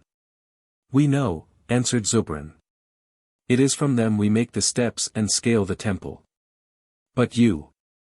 I will be in the Bower of Bel, said Kenton. Soon as the storm breaks, go there. If you do not find me, take Sharane, carry her back to the ship. I will follow. We will not go without you, whispered Zubran. I hear a voice speaking through the stone. It was the Assyrian, kneeling. Zubran dropped from Kenton's sight. The chanting had grown louder, the marching feet were close. Then from some secret entrance of the temple there swept out into the open space a company of archers and a company of swordsmen. Behind them paced as many shaven, yellow-robed priests, swinging smoking golden censers and chanting as they walked. The soldiers formed a wide arc before the altar.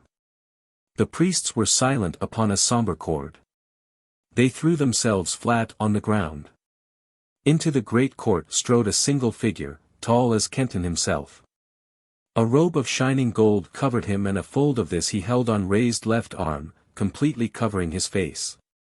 The priest of Bel, whispered the kneeling woman. There was a movement among the temple girls. Narada had half risen. Never had there been such yearning, such bittersweet desire as that in her midnight eyes as the priest of Bel passed her, unheeding. Her slender fingers gripped the cobwebs that meshed her, their webs were lifted by the swelling breast of her, shuddered with the sighs that shook her. The priest of Bel reached the golden altar. He dropped the arm that held the shrouding fold. And then Kenton's stiff fingers almost loosed the shining lever.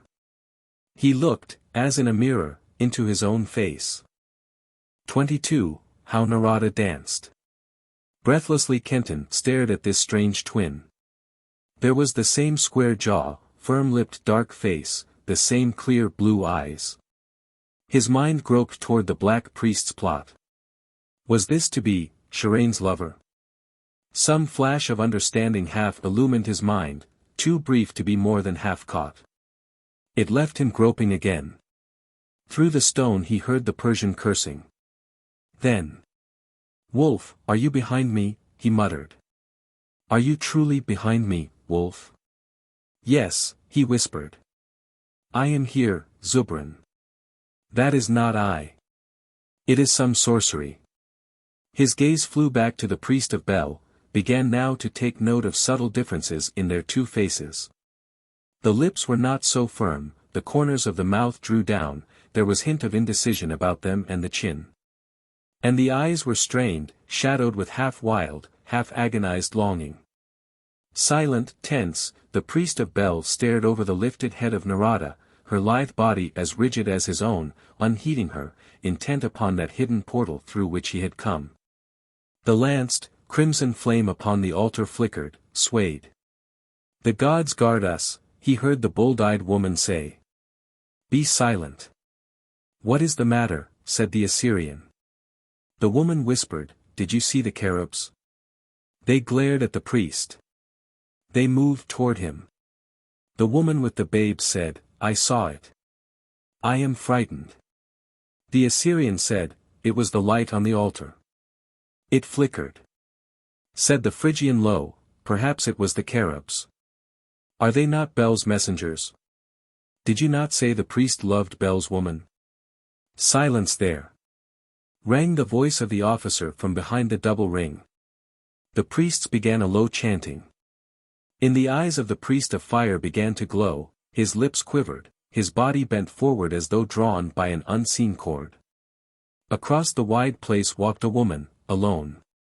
She was cloaked from neck to feet in purple, her head was swathed in golden veils. Kenton knew her. His heart leaped toward her, his blood raced. He quivered under such shock of longing that it seemed as though his leaping heart must break beneath it. "Sharane," he called, forgetting, and again, "Sharane." She glided through the opened ranks of the men-at-arms kneeling to her as she passed. Straight to the altar she paced and stood silent, motionless beside the priest of Bel. There was a louder rolling of the metallic thunder.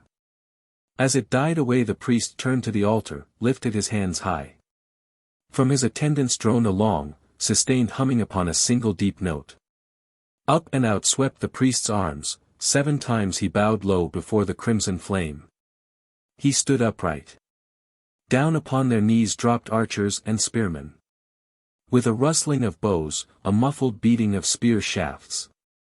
Still to that weird humming the priest of Bel began his invocation. "O merciful among the gods! O bull-necked among the gods!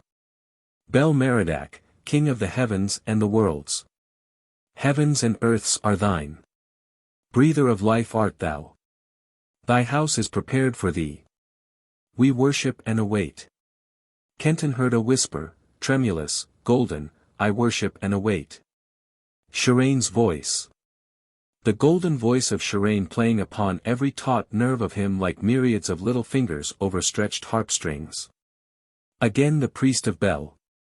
"O begetter! O self-begotten! O beautiful one who givest life to the babe! O merciful one who givest life to the dead! King art thou of Ezida! Lord of Amactala! A resting place for the King of heaven is thy house. A resting place for the Lord of worlds is thy house. We worship and await thee." And once more Sharane, tremulous, "I worship and await thee." The priest intoned. "Lord of the silent weapon! Look favorably on thy house, O Lord of rest. May Ezida speak peace to thee in thy house. May Amactala speak rest to thee in thy house. We worship and await thee." And again Sharane, "I worship and await thee." Now Kenton saw the priest make toward the altar a gesture in which lurked an inexplicable defiance. He turned and faced Sharane. His voice rang loudly, jubilantly. "Full of delight is thy supremacy. Opener of the lock of morning art thou. Opener of the lock of evening art thou. To open the lock of the heavens is thy supremacy. I worship and await thee. At the first words the humming of the priest ceased. Kenton saw them stir, glance at each other uncertainly, saw a ripple pass through kneeling soldiers and worshippers as their heads raised, heard murmuring, astonished, uneasy. Beneath him the kneeling Assyrian muttered, that was not in the ritual. The Persian asked, what was not in the ritual? The woman said, that the priest cried last. It is not Bel's. It belongs to Our Lady Ishtar. The youth whispered, yes. Yes, he knows her too. She is Ishtar. The woman with the babe sobbed, did you see the cherubs stretch their claws? I am frightened. I am frightened, and it is not good for the child's milk. The light on the altar is like spilled blood. Said the Assyrian, uneasily, I do not like it. It was not of Bel's ritual. And the storm is coming fast. Narada arose, abruptly. Her handmaids bent over drums and harps, set their pipes to lips. A soft and amorous theme beat up from them, delicate, clinging, like the beating of the wings of countless doves, the clinging of countless little soft arms, the throbbing of countless little rosy hearts. Under it the body of Narada swayed like a green reed at the first touch of roving winds of spring. The multitude looked, sighed once and was still. But Kenton saw that the priest's eyes never left Sharane, standing like a woman asleep beneath her veils. Louder the music sounded, quicker, throbbing with all love longing, laden with all passion, hot as the Simun. To it, as though her body drank in each calling, imperious note, turned it into motion, made it articulate in flesh, Narada began to dance. In the midnight eyes that had been so sorrowful, many little leaping joyous stars danced. The scarlet mouth was alluring, honey-sweet flame promising unknown raptures. And the swarms of golden butterflies meshed within her gossamer nets of jet hovered, swept down, clung to and caressed the rose and pearl of her body as though she were some wondrous flower. They were clouds of golden butterflies darting upon her, covering with kisses all her loveliness, gleaming within the cloudy nets that swirled about her, yet hiding no single exquisite contour. Maddening, breathless, grew dance and music, and in music and dance Kenton watched mating stars, embracing suns, moons swollen with birth. Gathered in them he sensed all passion, all desire of all women under stars and suns and moons. The music slowed, softened, the dancer was still, from all the multitude a soft sighing arose. He heard Zubran, his voice hoarse. Who is that dancer? She is like a flame. She is like the flame that dances before Ormuzd on the altar of 10,000 sacrifices. The woman jealously, she danced the wooing of Bel by Ishtar. She has danced it many times. Nothing new in that. The Phrygian said, maliciously, he asked who she is. The woman said, spitefully, gods. That dance is no new thing, I tell you. Many women have danced it. The Assyrian said, she is Narada. She belongs to Bel. The Persian said wrathfully, are all the fair women in this country Bel's? By the 9 hells, Cyrus the king would have given 10 talents of gold for her. Hush, whimpered the Assyrian, and the other 2 echoed him, hush. Narada had begun once more to dance. The music grew louder. But now it was languorous, dripping sweetness, distilling the very dew of desire. The blood hammered hot in Kenton's veins, she dances the surrender of Ishtar to Bel, it was the Assyrian, gloating. The Persian stood upright. Aie, he cried. Cyrus would have given 50 talents of gold for her. She is a flame. Cried Zubran, and his voice was thick, clogged. And if she is Bel's, why then does she look so upon the priest? None heard him in the roaring of the multitude, soldiers and worshippers, none of them had eyes or ears for anything but the dancer. Nor had Kenton. Then witchery of the midnight woman was gone, raging at himself he beat against the stone. For the tranquility of Sharane had broken. Her white hand thrust aside the shrouding purple folds. She turned. Moved swiftly away toward that hidden entrance from which she had come. The dancer stopped, the music died, again came the uneasy movement of the multitude, a louder murmuring. That was not in the ritual. The Assyrian sprang to his feet. The dance is not yet finished. There was a clashing of thunder almost overhead. She grows impatient for the god, the woman said, cynically. She is Ishtar. She is the moon hiding her face behind a little cloud. The youth took a step toward the men-at-arms guarding the priestess. The bold-eyed woman arose, caught his arm, spoke to the soldiers. He is mad. He lives at my house. Do not hurt him. I will take him away. But the youth broke away from her. Thrust her aside. He darted through the guards and raced across the square to meet the advancing priestess. He threw himself at her hurrying feet. He hid his face in the hem of her cloak. She paused, regarding him through her veils. Instantly Bel's priest was at her side. He thrust a foot against the youth's face, sent him rolling a yard away. Ho! Alrek! Druchar! Take this man, he shouted. 2 officers came running to him, swords drawn. The attendant priests clustered, whispering, all the multitude was silent. The youth twisted, sprang upon his feet, faced the priestess. Ishtar, he cried.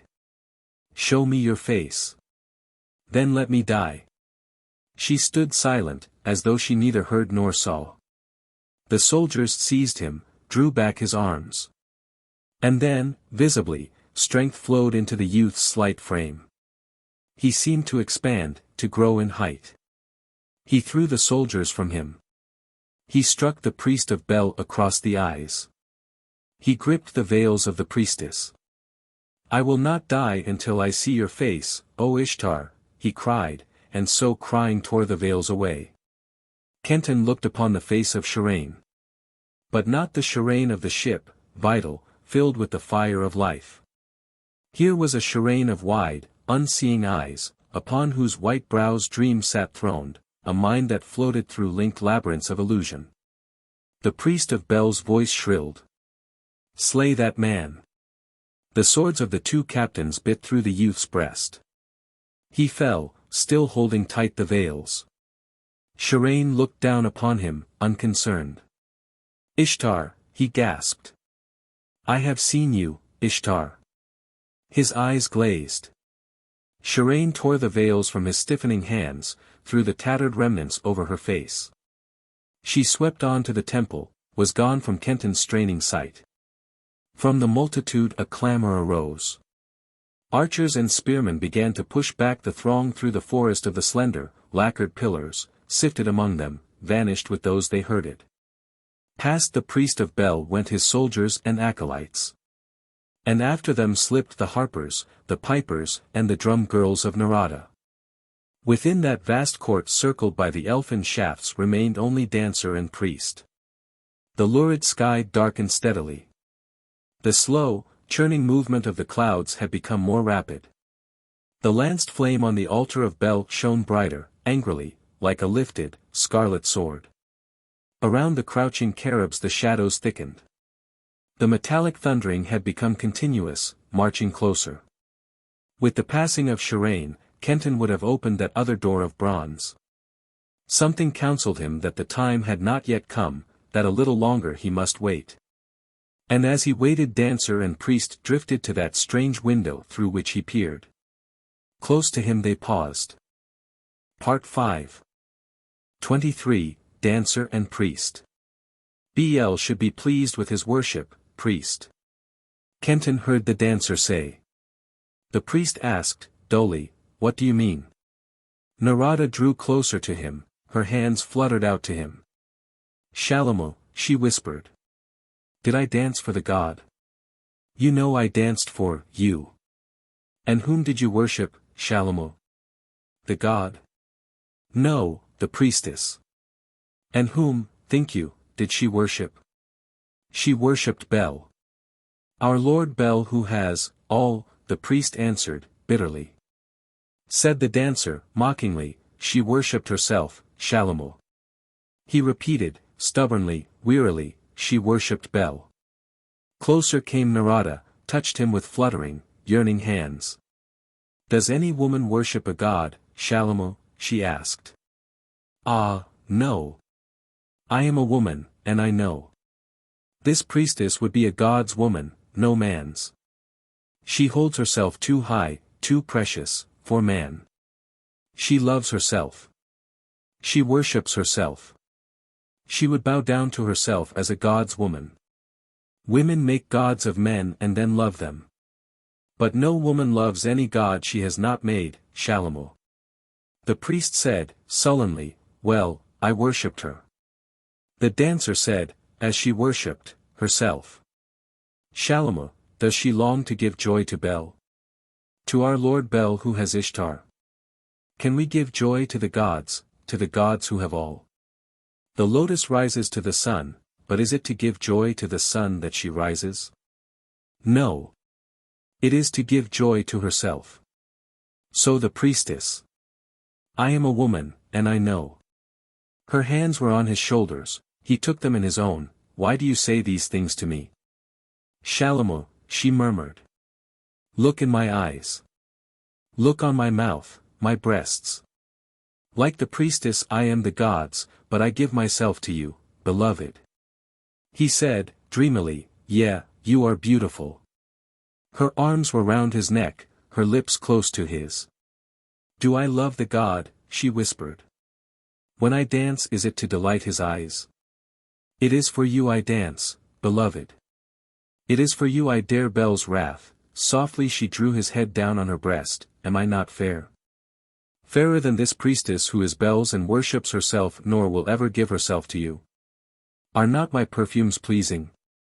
No god possesses me, beloved. Dreamily he answered her again, yeah, you are very fair. I love you, Shalamu. He thrust her from him, her eyes are like the pools of peace in the valley of forgetfulness. When she comes near me the doves of Ishtar beat their wings above my head. She walks upon my heart. Narada drew back, scarlet lips pale, brows a menacing straight line. The priestess? The priestess, he answered. Her hair is like the cloud that veils the sun at dusk.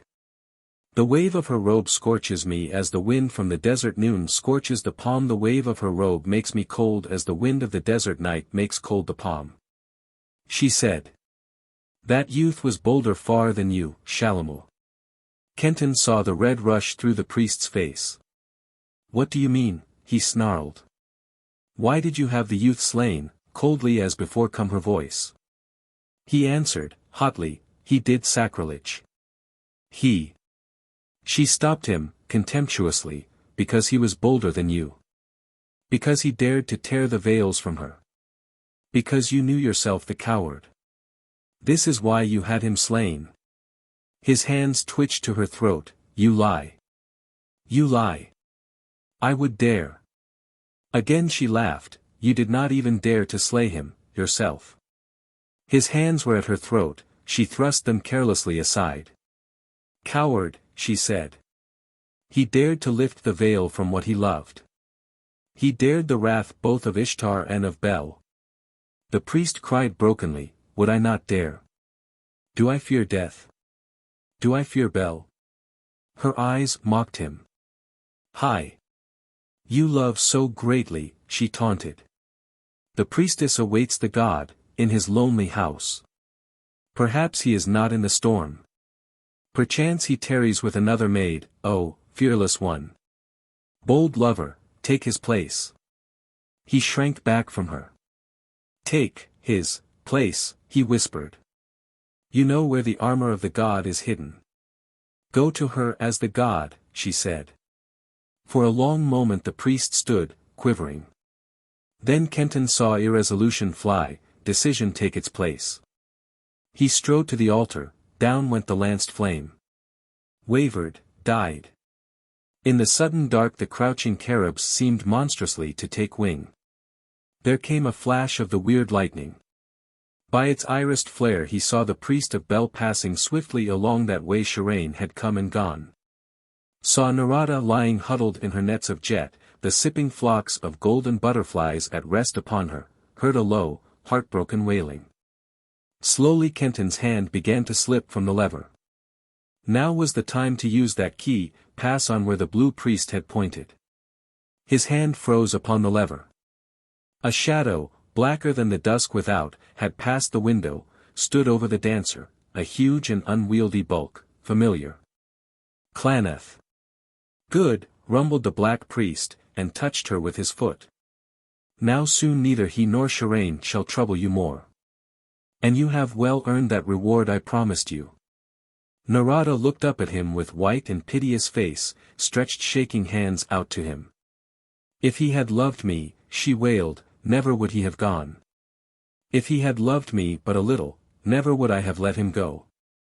But he angered me, he shamed me, throwing back to me the love I offered him. Not for you, black snake, despite our bargain, did I send him to her, and to death. The black priest stared at her, then laughed. Whatever your reason, you sent him, he said. And Klaneth pays his debts. He dropped a handful of flashing jewels into her outstretched palms. She screamed, opened fingers as though the gems burned her. They fell and rolled about the checkered stones. If he had loved me. If he had loved me but a little, sobbed Narada, and crouched again, a huddled heap, among her butterflies. Kenton, to him now clear all the black priest's plot, let the lever go, raced to the farther door of bronze, thrust the wedged key into it, slipped past the slowly opening edge, and ran down the passageway it had barred. Two flames burned in him as he raced along that passage, white flame of love for his woman, black flame of hate against Klaneth. He knew that wherever the priest of Bel was bound there must be Sharane. The end, unless Kenton could reach the Bower of Bel in time and conquer, inevitable. Narada had repented, but too late. The black priest had gambled, and the black priest had won. Kenton cursed as he ran. If Sharane, meshed in ensorcelled dream, saw the priest of Bel as the god himself, still would she have taken earthly lover. Her innocence could not save her. Klaneth would see to that. And if Sharane should awaken, God.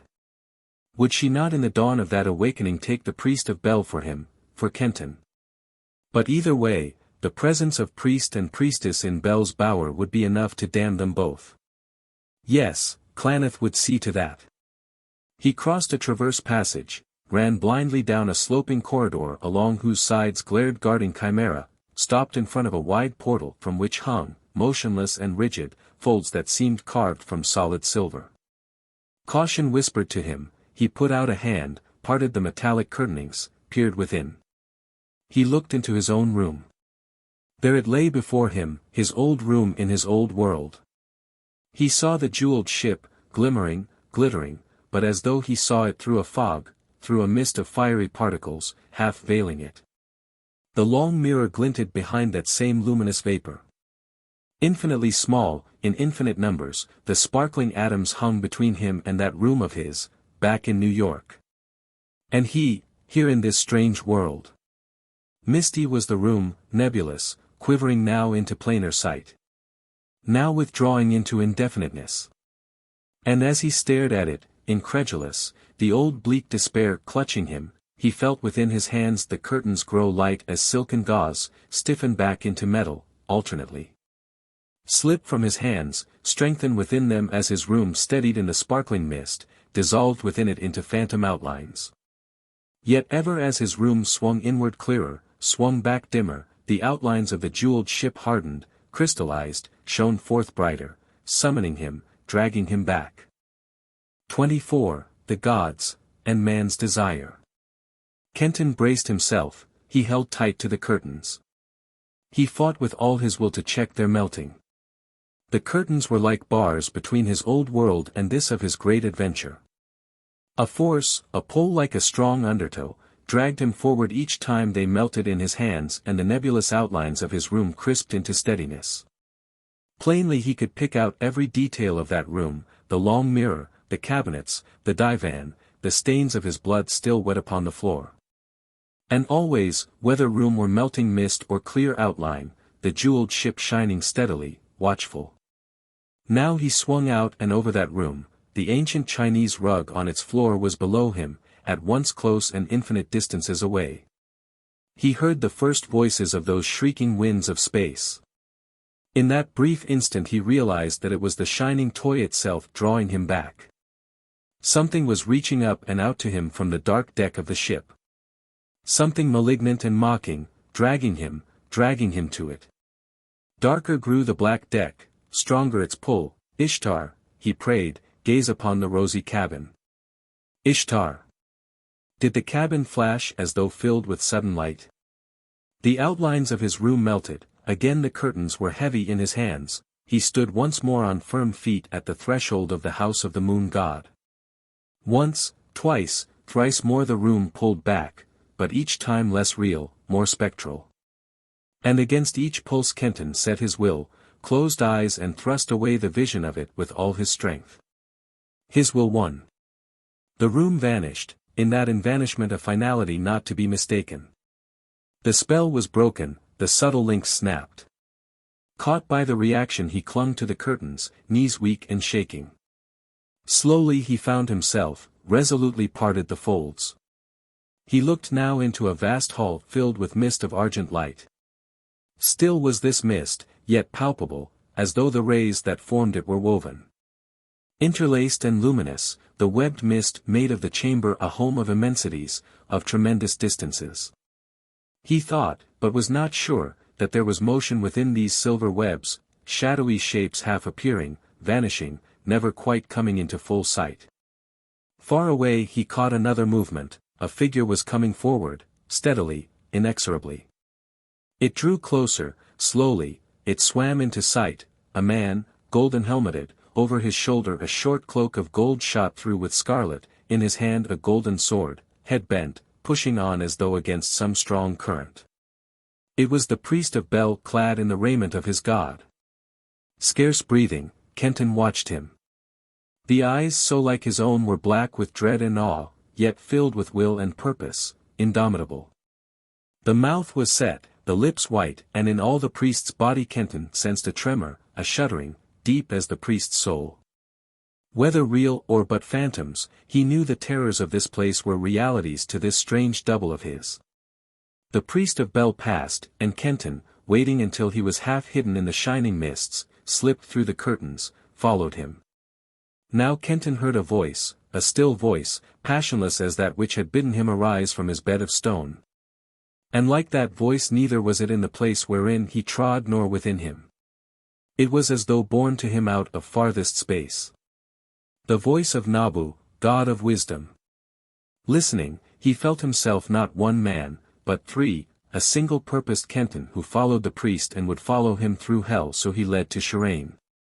A Kenton who, tied by some inexplicable link to the mind of the priest, felt and saw and heard, suffered and feared even as he. And a Kenton who hearkened to the words of Nabu as coldly, as dispassionately as they were uttered, watched as coldly, as detachedly, all they pictured. The house of Sin, the voice rang. Chief of the gods. Nanner. Begetter of gods and men. Lord of the moon. Lord of the brilliant crescent. Great of horns. Nanner perfect of form. Decreer of destiny. Self-created. Whose house is the first of the zones and whose color is silver. He passes through the house of Sin. He goes by the altars of Chalcedon and of Sard which are set with the great moonstones and with rock crystals, the altars where burn the white flames from which Sin the fashioner created Ishtar. He sees the pale and shining serpents of Nanner writhe toward him, and from the silver mists that veil the crescentate horns of Sin he sees the winged white scorpions dart upon him. He hears the sound of the tramping of myriads of feet, the feet of all the men to be born beneath the moon. And he hears the sound of the sobbing of myriads of women, the sobbing of all the women to be born and to bear.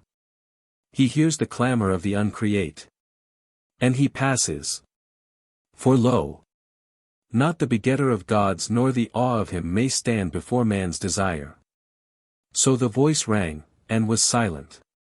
And Kenton saw all these things, saw the shimmering white serpents writhe through the silver mists and strike at the priest, saw the winged scorpions dart upon him. Visioned within the mists a vast and awful shape upon whose clouded brows the crescent of the moon was bound.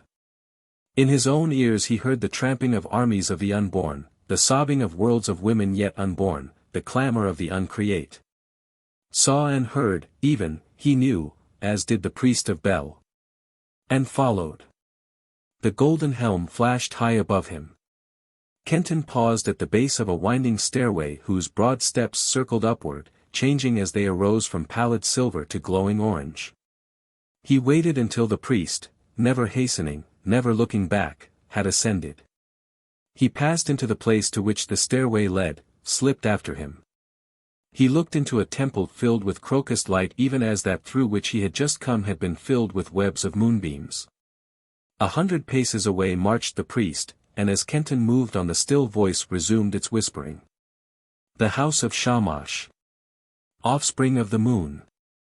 God of the day. Dweller in the house of luster. Banisher of darkness.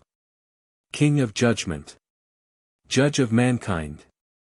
On whose head resteth the crown with the high horns. In whose hands are life and death. Who cleanseth man with his hands like a tablet of burnished copper. Whose house is the second of the zones and whose color is orange. He passes through the house of Shamash. Here are the altars of opal set with diamonds and the altars of gold set with amber and the yellow sunstones. Upon the altars of Shamash burn sandalwood and cardamom and verbena. He goes by the altars of opal and of gold, and he goes by the birds of Shamash whose heads are wheels of flame and who guard the wheel that turns within the house of Shamash and is a potter's wheel upon which all the souls of men are shaped. He hears the noise of myriads of voices, the wailing of those who have been judged and the shouting of those who have been judged. And he passes. For lo! Not the king of judgment nor the fear of him may stand before man's desire. Again Kenton saw and heard all these things, and following the priest came to a second stairway whose steps merged from glowing orange into ebony black. And still following he stood, at last, in a great hall of gloom, the name of whose dread master he knew even before the still voice came murmuring to him out of hidden, secret space. The house of Nergal. The mighty one of the great dwelling place. King of the dead. He who scattereth the pestilence. He who ruleth over the lost. The dark one without horns. Whose house is the third of the zones and whose color is black. He passes through the house of Nergal. He goes by Nergal's altars of jet and of bloodstone. He goes by the red fires of civet and of bergamot that burn thereon. He goes by the altars of Nergal and the lions that guard them. The black lions whose eyes are as rubies and whose claws are blood red, the red lions whose claws are as black iron and whose eyes are as jet. And he passes the sable vultures of Nergal whose eyes are as carbuncles and whose heads are the fleshless heads of women. He hears the whimpering of the people of the great dwelling place and he tastes the ashes of their passion. And he passes. For lo! Not the Lord of the dead or the dread of him may swerve man from his desire. Now the steps of the stairway by which Kenton ascended from the house of Nergal faded from ebon into crimson, and fiery, wrathful scarlet was the light that filled the place in which he stood, watching the priest of Bel go steadily on. The house of Ninib, whispered the voice. Lord of spears. Lord of the battle. Master of the shields. Master of the hearts of warriors. Ruler of the strife. Destroyer of opposition. Breaker of the lock. The smiter. Whose color is scarlet, whose house is the fourth of the zones. Of shields and of spears are builded the altars of Ninib and their fires are fed with the blood of men and the tears of women, and upon the altars of Ninib burn the gates of fallen cities and the hearts of conquered kings. He goes by the altars of Ninib. He sees threaten him the crimson fangs of the boars of Ninib whose heads are wreathed with the right hands of warriors, the crimson tusks of the elephants of Ninib whose feet are anklet with the skulls of kings. And the crimson tongues of the snakes of Ninib which lick up the cities. He hears the clashing of spears, the smiting of swords, the falling of walls, the crying of the conquered. And he passes. For lo! Since ever man was, the altars of Ninib have been fed with the fruits of man's desire. Upon the fourth stairway he set his feet, ascended steps that ran from the vermilion of licking flame to the clear serene blue of untroubled skies, stood within a chamber all filled with calm, azure light. Closer now seemed the voice. The house of Nabu. Lord of wisdom. Bearer of the staff. Mighty one of the waters. Lord of the fields who openeth up the subterranean streams. The proclaimer. He who openeth the ears of understanding. Whose color is blue and whose house is the fifth of the zones. The altars of Nabu are of blue sapphire and of emerald, and from them shine clear amethysts. The flames that burn on the altars of Nabu are blue fires in whose light only the truth has shadow. And the flames of Nabu are cold flames, nor is there any scent over his altars. He passes by the altars of sapphire and of emerald and their cold fires. He passes the fishes of Nabu which have women's breasts but silent mouths. He passes the seeing eyes of Nabu which look forth from behind his altars, and he touches not the staff of Nabu which holdeth up with wisdom the feet. Yea, he passes. For lo! When did wisdom stand before man's desire? Up from the blue of Nabu's house went the priest, and behind him on a stairway that merged from sapphire into rosy pearl and ivory climbed Kenton. Little, caressing tendrils of incense reached out to him as he went, and all about him beat little languorous, linked notes of amorous sound, coaxing, calling, infinitely alluring, perilously sweet.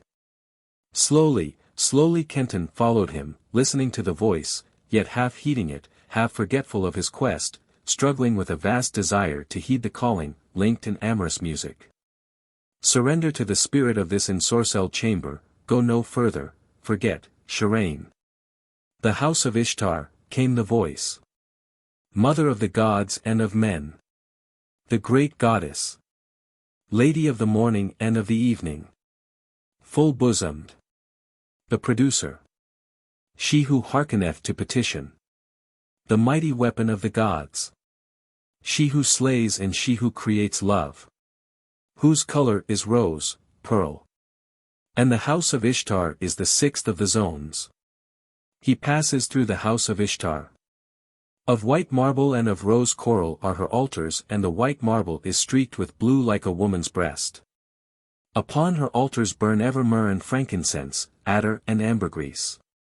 And the altars of Ishtar are set with pearls both white and rose, with hyacinths and with turquoise and with beryls. He goes by the altars of Ishtar, and, like the pink palms of maidens desirous, the rose wreaths of the incense steal toward him. The white doves of Ishtar beat their wings about his eyes. He hears the sound of the meeting of lips, the throbbing of hearts, the sighs of women, and the tread of white feet. Yet he passes. For lo! Whenever did love stand before man's desire? From that chamber of amorous witcheries the stairway climbed, reluctant, shifting from its rosy pearl to flaming, flashing gold. And scaling it he stood within another vast place radiant as though it were the heart of the sun. Faster and faster the priest of Bel moved onward as though here all his terrors were concentrated, were crowding upon his hurrying heels. The house of Bel. Rang the voice. Merodach. Ruler of the four regions, lord of the lands. Child of the day. Bull-necked. Elephant-thewed. Mighty one. Conqueror of Tiamat. Lord of the Igigi. King of heavens and earth. Bringer of things to completeness. Lover of Ishtar. Bel Merodach, whose house is the seventh of the zones, and whose color is golden. Swiftly he passes through the house of Bel. The altars of Bel are of gold and rayed like the sun. On them burn the golden fires of the summer lightnings, and the smoke of the incense hangs over them like the clouds of the thunderstorm. The cherubs whose bodies are lions and whose heads are eagle heads, and the cherubs whose bodies are bulls and whose heads are the heads of men guard the golden altars of Bel, and both are winged with mighty wings. And the altars of Bel are reared upon thews of elephants and are held upon the necks of beeges and the paws of lions. He goes by them. He sees the fires of the lightning sink and the altar shake. In his ears is the sound of worlds crushed by the fist of Bel, of worlds breaking beneath the smiting of Bel. Yet he passes. For lo! Not even the might of God may crush the desire of man. The voice ceased, it seemed to retreat to those far regions whence it had come. In its withdrawal Kenton sensed finality, knew it would sound no more for him there, that now he was thrown on his own wit and strength. Must captain his own way henceforward. Out from one side of the house of Bel jutted a squared buttress, perpendicular, 50 feet or more wide. It thrust itself into this temple within a temple like the gigantic pier of a bridge. Its top was hidden. Down its smooth facade darted a broad and angled streak of gold that Kenton for an instant took to be a colossal ornament, a symboling of the darting lightning bolt of Bel. Closer he came to it, following the priest. And now he saw that the golden streak was no ornament. It was a stairway, fashioned to represent the leaping levin, but, a stairway. A stepped stairway of sharply angled flights that, clinging to the mighty buttress wall, climbed from the floor of the house of Bel up to, what? At the foot the priest of Bel faltered, for the first time he looked behind him. Seemed half moved to retreat.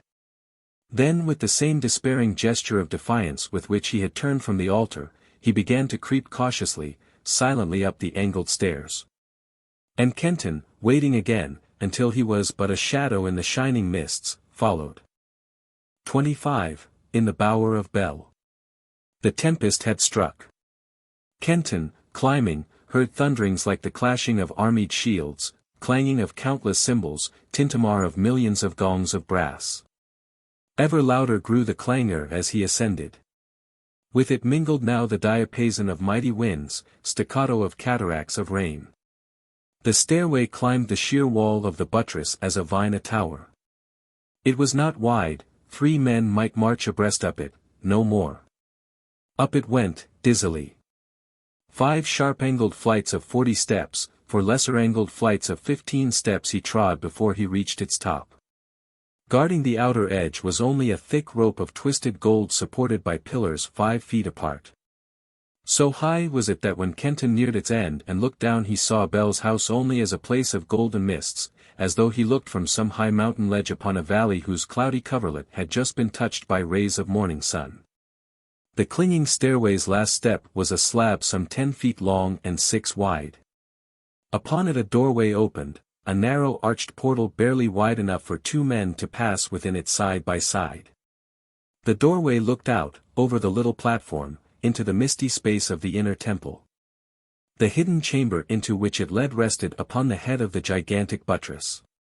1 man might hold that stair end against hundreds. The doorway was closed by a single fold of golden curtains as heavy and metallic as those which had covered the portal of the moon god's silver house. Involuntarily he shrank back from parting them, remembering what the parting of those argent hangings had revealed to him. He mastered that fear, drew a corner of them aside. He looked into a quadrangular chamber, perhaps 30 feet square, filled with the dancing peacock plumes of the lightnings. He knew it for his goal, Bel's place of pleasance where Kenton's love waited, fettered by dream. He glimpsed the priest crouched against the further wall, wrapped upon a white-veiled woman standing, arms stretched wide, beside a deep window close to the chamber's right-hand corner. The window was closed by one wide, clear crystal pane on which the rain beat and the wind lashed. With thousands of brushes dipped in little irised flame the lightnings limned the loves of Bel broidered on hangings on the walls. In the chamber were a table and 2 stools of gold, a massive, ivoried wooded couch. Beside the couch was a wide-bellied brazier and a censer shaped like a great hourglass. From the brazier arose a tall yellow flame. Upon the table were small cakes, saffron-colored, in plates of yellow amber and golden flagons filled with wine. Around the walls were little lamps and under each lamp a ewer filled with fragrant oil for their filling. Kenton waited, motionless.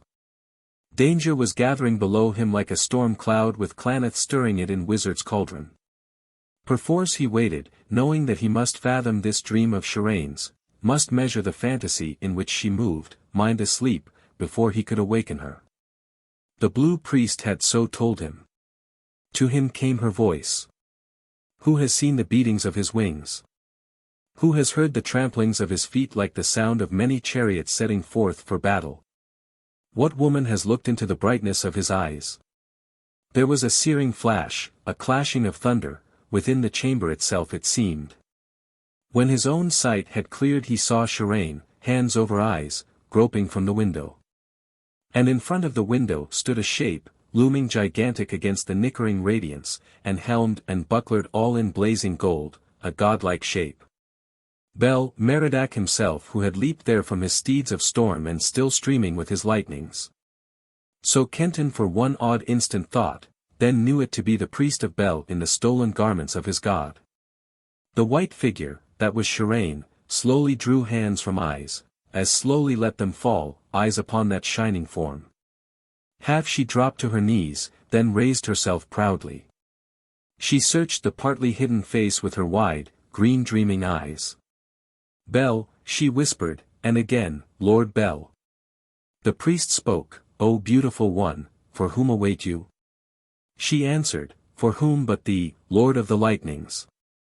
But why await you, me? The priest asked, nor took step toward her. Kenton, poised to leap and strike, drew back at the question. What was in the mind of the priest of Bel that he thus temporized? Sharane spoke, perplexed, half shamed. This is thy house, Bel. Should there not be a woman here to await thee? I am a king's daughter. And I have long awaited thee. The priest said, You are fair. His eyes burned upon her, yes, many men must have found you fair. Yet I am a god.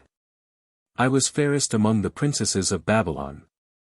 Who but the fairest should wait for thee in thy house? I am fairest of all, so Sharane, all tranced passion. Again the priest spoke. Princess, how has it been with those men who thought you fair? Say, did not your beauty slay them like swift, sweet poison? Have I thought of men? She asked, tremulously. He answered, sternly. Yet many men must have thought of you, king's daughter. And poison, be it swift and sweet, must still bear pain. I am a god. Yet I know that. There was a silence. Abruptly he asked, How have you awaited me? She said, I have kept the lamps filled with oil, I have prepared cakes for thee and set out the wine. I have been handmaiden to thee.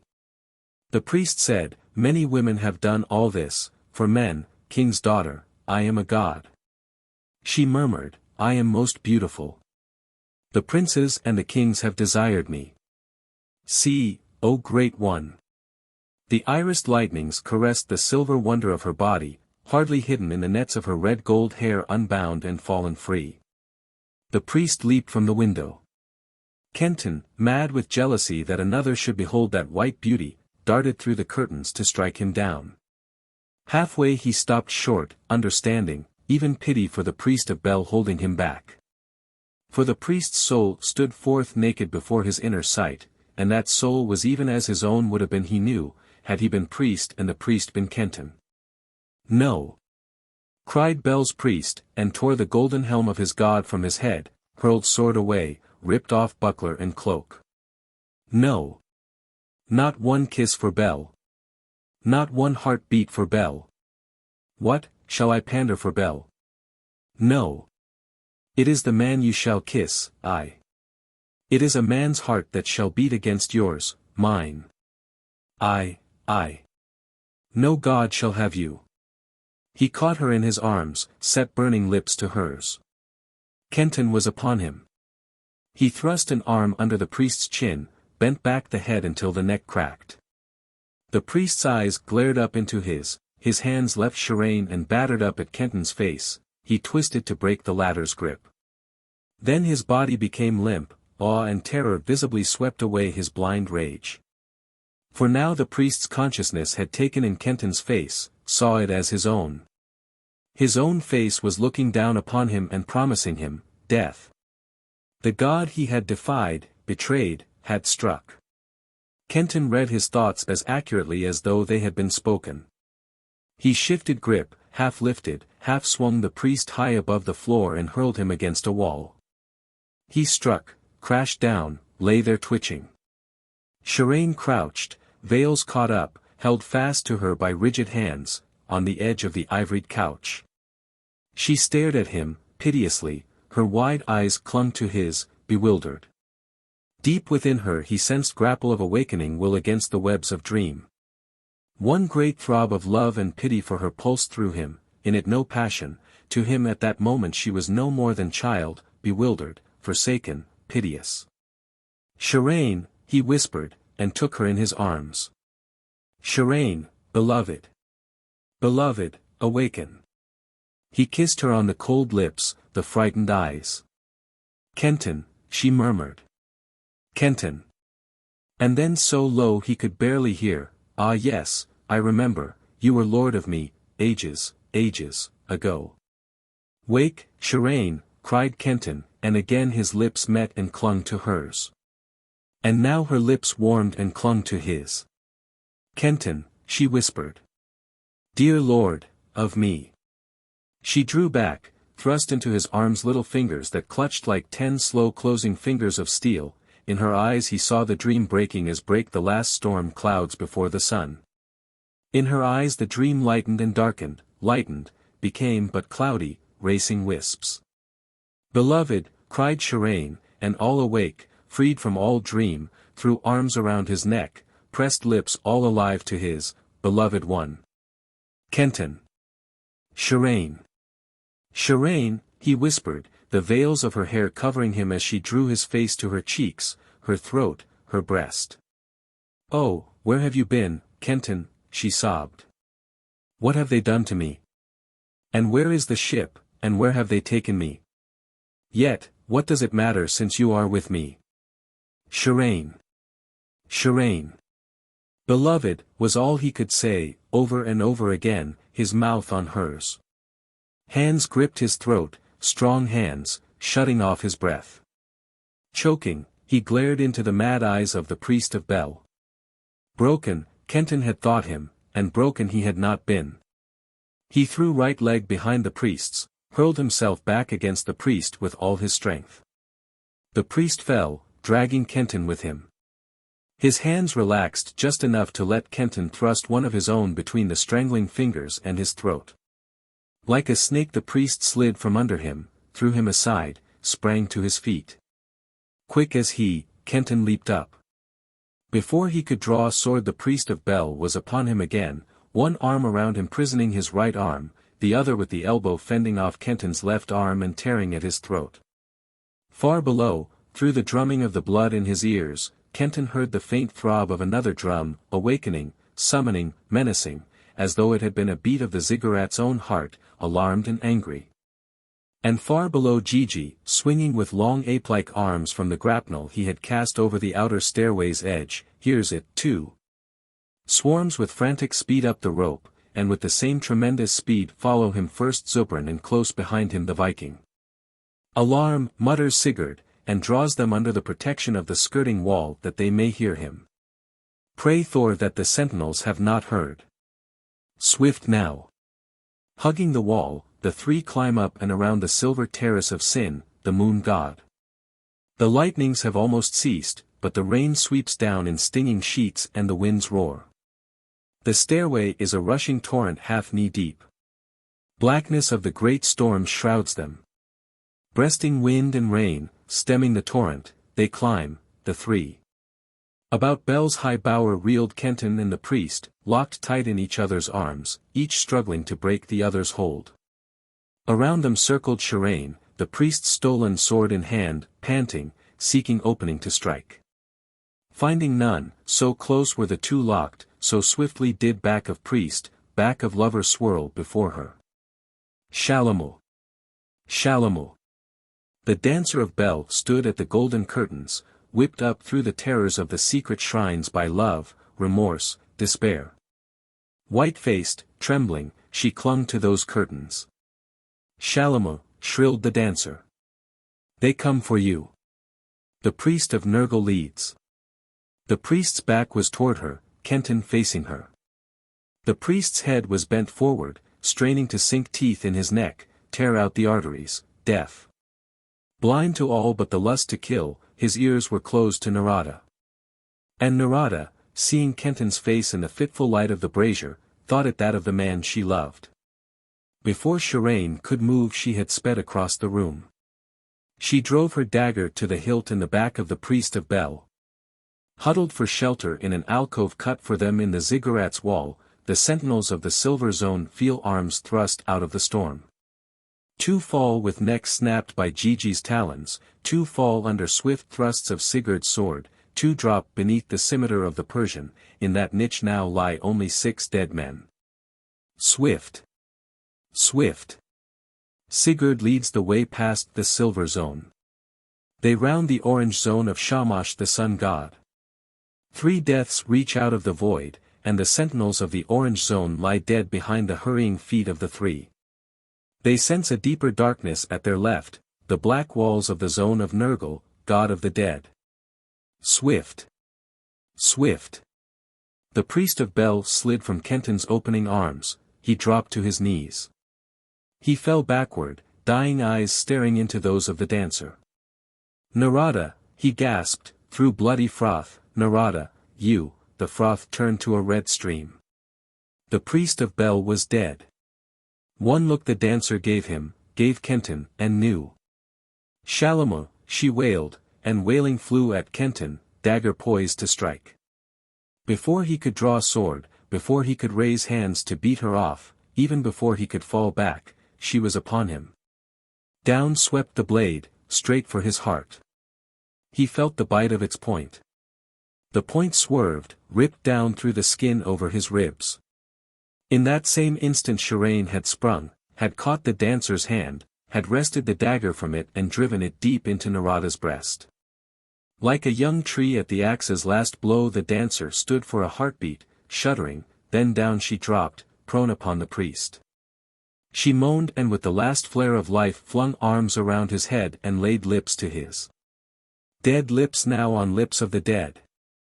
They stared at each other, Sharane with red blade in hand, Kenton with red rune on chest written by that blade. They stared down at the priest of Bel and at Bel's dancer.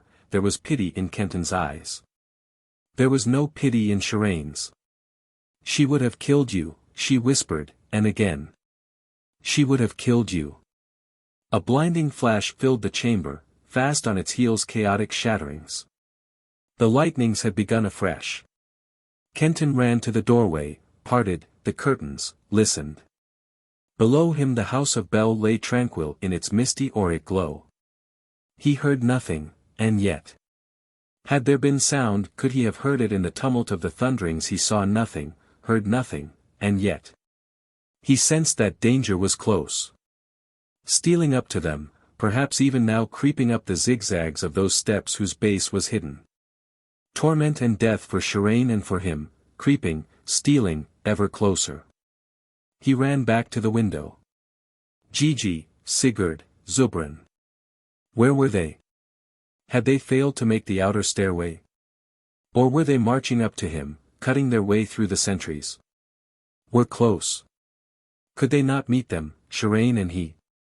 The window was deep. 3 feet of masonry stretched between the inner sill and the yard-wide, single pane that closed it.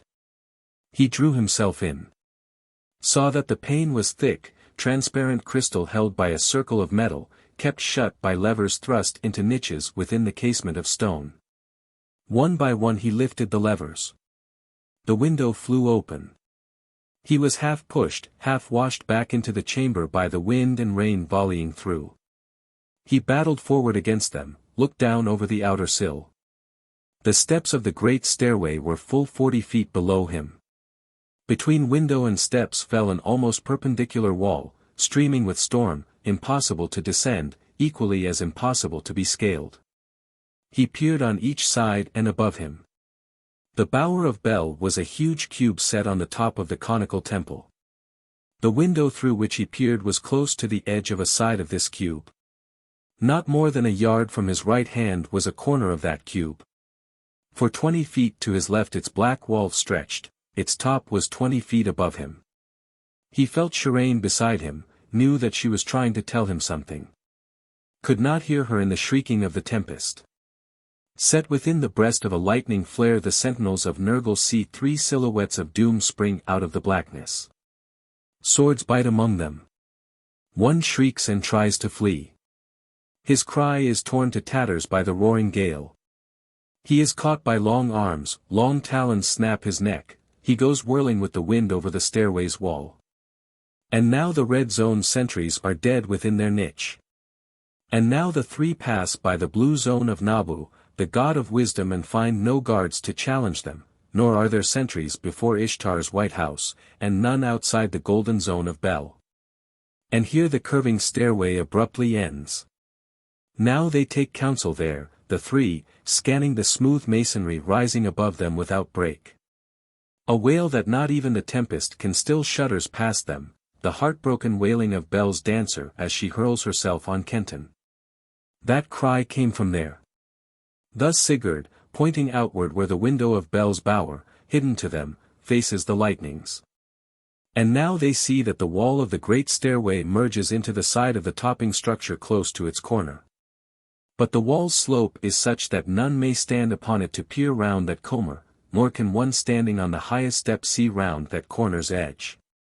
Use for your long arms, Gigi, grunts the Viking. Stand close as you can to stair wall end. Here. Grip me by knees and thrust me outward. My back is strong and I can twist round that corner. Gigi takes him by the knees, lifts him, throws one muscle-gnarled dwarf leg over the wall for balance, thrusts Sigurd out with mighty arms.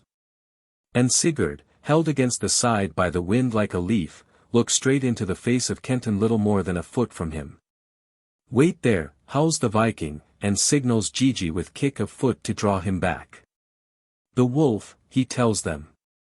There, in a window so close he can draw me through to him. Lift me again, Gigi. When I kick, let me go. Then let Zubran follow by the same road. Stay you here, Gigi, for without you to draw us back there will be no return. Stay where you are with arms outstretched, ready to bear into you whatever you touch. Quick now. Again he is swung outward, his wrists are caught in Kenton's grip. Gigi loosens him. For an instant he swings in space and then is drawn up to the sill and over. Zubran comes, he shouts to Kenton and runs to the doorway where Sharane stands, sword in hand. And now the Persian, held by Gigi's long arms, swings round the bower's edge, is caught by Kenton, stands beside him. Fanned by the gale rushing through the open window, the brazier flamed like a torch, the heavy golden curtains were bellying. The little lights along the wall all blown out. The Persian leaned back, found the levers and snapped enough of them to hold the window shut. He gave Kenton's hand one swift clasp, looked curiously at the bodies of priest and dancer. Gigi! Cried Kenton. Is he safe there? Did none follow you? None, answered the Persian, grimly. Or if they did, their hands are too shadowy to hold swords, wolf. Gigi is safe enough. He waits to swing us to him as we crawl from the window, all except one of us, he added, under his breath. Kenton, thoughts on Gigi, the way to freedom, did nor hear that last odd phrase. He leaped to the door on one side of which stood watchful Sharane, on the other tense Sigurd. He drew her to him in fierce caress, loosed her and peered through the curtains. Far below him were dull gleamings, reflection from armored caps and coats of mail, glints of swords. A quarter of the way up the angled stair that led from Bel's house to his bower they were, soldiers, moving slowly, cautiously, silently. Creeping to surprise, as they thought, Bel's priest in dreaming Sharane's arms. There was time, minutes still, for him to put in action the thought swift-born within his brain. He set the golden helm of Bel on his head, fastened buckler, threw the scarlet-threaded mantle over his shoulders. Sigurd, he whispered, Zubran. Those who come must believe that here are only Sharane and that man who lies there. Else before we could pass the middle terrace they will have given the alarm, soldiers will be pouring up the outer stairway and, we are done. Therefore when those below are close upon the door Sharane and I, will leap out on them with swords. They will not try to slay us, only capture us. They will be confused, fall back. Then take Sharane swiftly and pass her out to Gigi. We will follow. The first part of the plan is good, Wolf, interrupted the Persian, smoothly. But not the last. Nay, one must remain here until the others are safely away from the temple. Else when they had entered here, quickly will the black priest's wit tell him what has happened. And there will be a ring around the place through which a regiment could not break. Nay, one must remain, stay behind for a time. I will stay, said Kenton. Beloved, whispered Sharane. You go with me, or I go not at all. Sharane, began Kenton. Dear lord of mine, she stayed him, serenely. Do you think that ever again I will let you go from me, be parted from you? Never. In life or death, never. Nay, Wolf, I stay, said the Persian. Sharane will not go without you. So that bars you, since go she must. Gigi cannot well remain, since he cannot get here to remain. That you will admit? Good. And Sigurd must go to show us the road back, since none but him knows it. Who is left? Zubran. The gods have spoken. Their argument is unanswerable. But how will you get away? How find us, groaned Kenton. You say yourself that without Gigi's help you cannot swing from the window. No, answered Zubran. But I can make me a rope out of these bed coverings and the hangings. I can slip down that rope to the steps I glimpsed beneath me. And one may escape where five could not. I remember the road through the city and that road we took when we came out of the trees. Wait you there for me. They are very close, Kenton, called Sharane softly. Kenton ran to the doorway. A dozen steps below crept the soldiers, a score of them, treading noiselessly 2 by 2, small shields ready, swords in hands, behind them a little knot of priests, yellow-robed and black-robed, and among the black robes, Klaneth. Crouched against the wall at Sharane's right was Sigurd, hidden but set for swift guarding of her. The Persian dropped at Kenton's left, pressed close to the wall where those who came forward might not see him. Cover the brazier, whispered Kenton. Put it out. Best have no light behind us. The Persian took it, but he did not touch the cover that would have killed the fires within. Instead, he shook it, covered the flame with embers, set it in a corner where the faint glow of the coals could not be seen. The feet of the first pair of soldiers were almost on the top step, their hands reached out to draw aside the coverings of the narrow door. Now, breathed Kenton to Sharane. He tore the curtains down. They stood, she in her white robes of priestess, he in the golden panoply of the god, confronting the soldiers. And they, paralyzed by that unexpected apparition, gaped at the twain. Before they could recover from surprise Sharane's blade flashed, Kenton's sword struck like bolt of thin blue lightning. Down went the two leaders. Ere the man he had slain could fall, Kenton had snatched the shield from his arm, passed it to Sharane, slashed down again at the warriors behind. For Ishtar, he heard Sharane cry, and saw her sword bite deep. The woman. The priest. Take them, came the roar of Klaneth. Down bent Kenton, raised a fallen soldier in his arms and hurled him straight into the pack. The body flailed them, as though alive. Down they went before it, rolling, cursing. Down the flight they fell, soldiers and priests, some there were who crashed into the slender railing, tore gaps in it, dropped and plunged like plummets through the mists to be broken on the floor of Bel's house so far below. Back Kenton leaped. Caught Sharane in his arms, tossed her to Sigurd.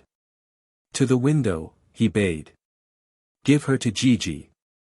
He darted before them, opened the pane. Far away now the lightnings glimmered, blackness had given way to darkest twilight.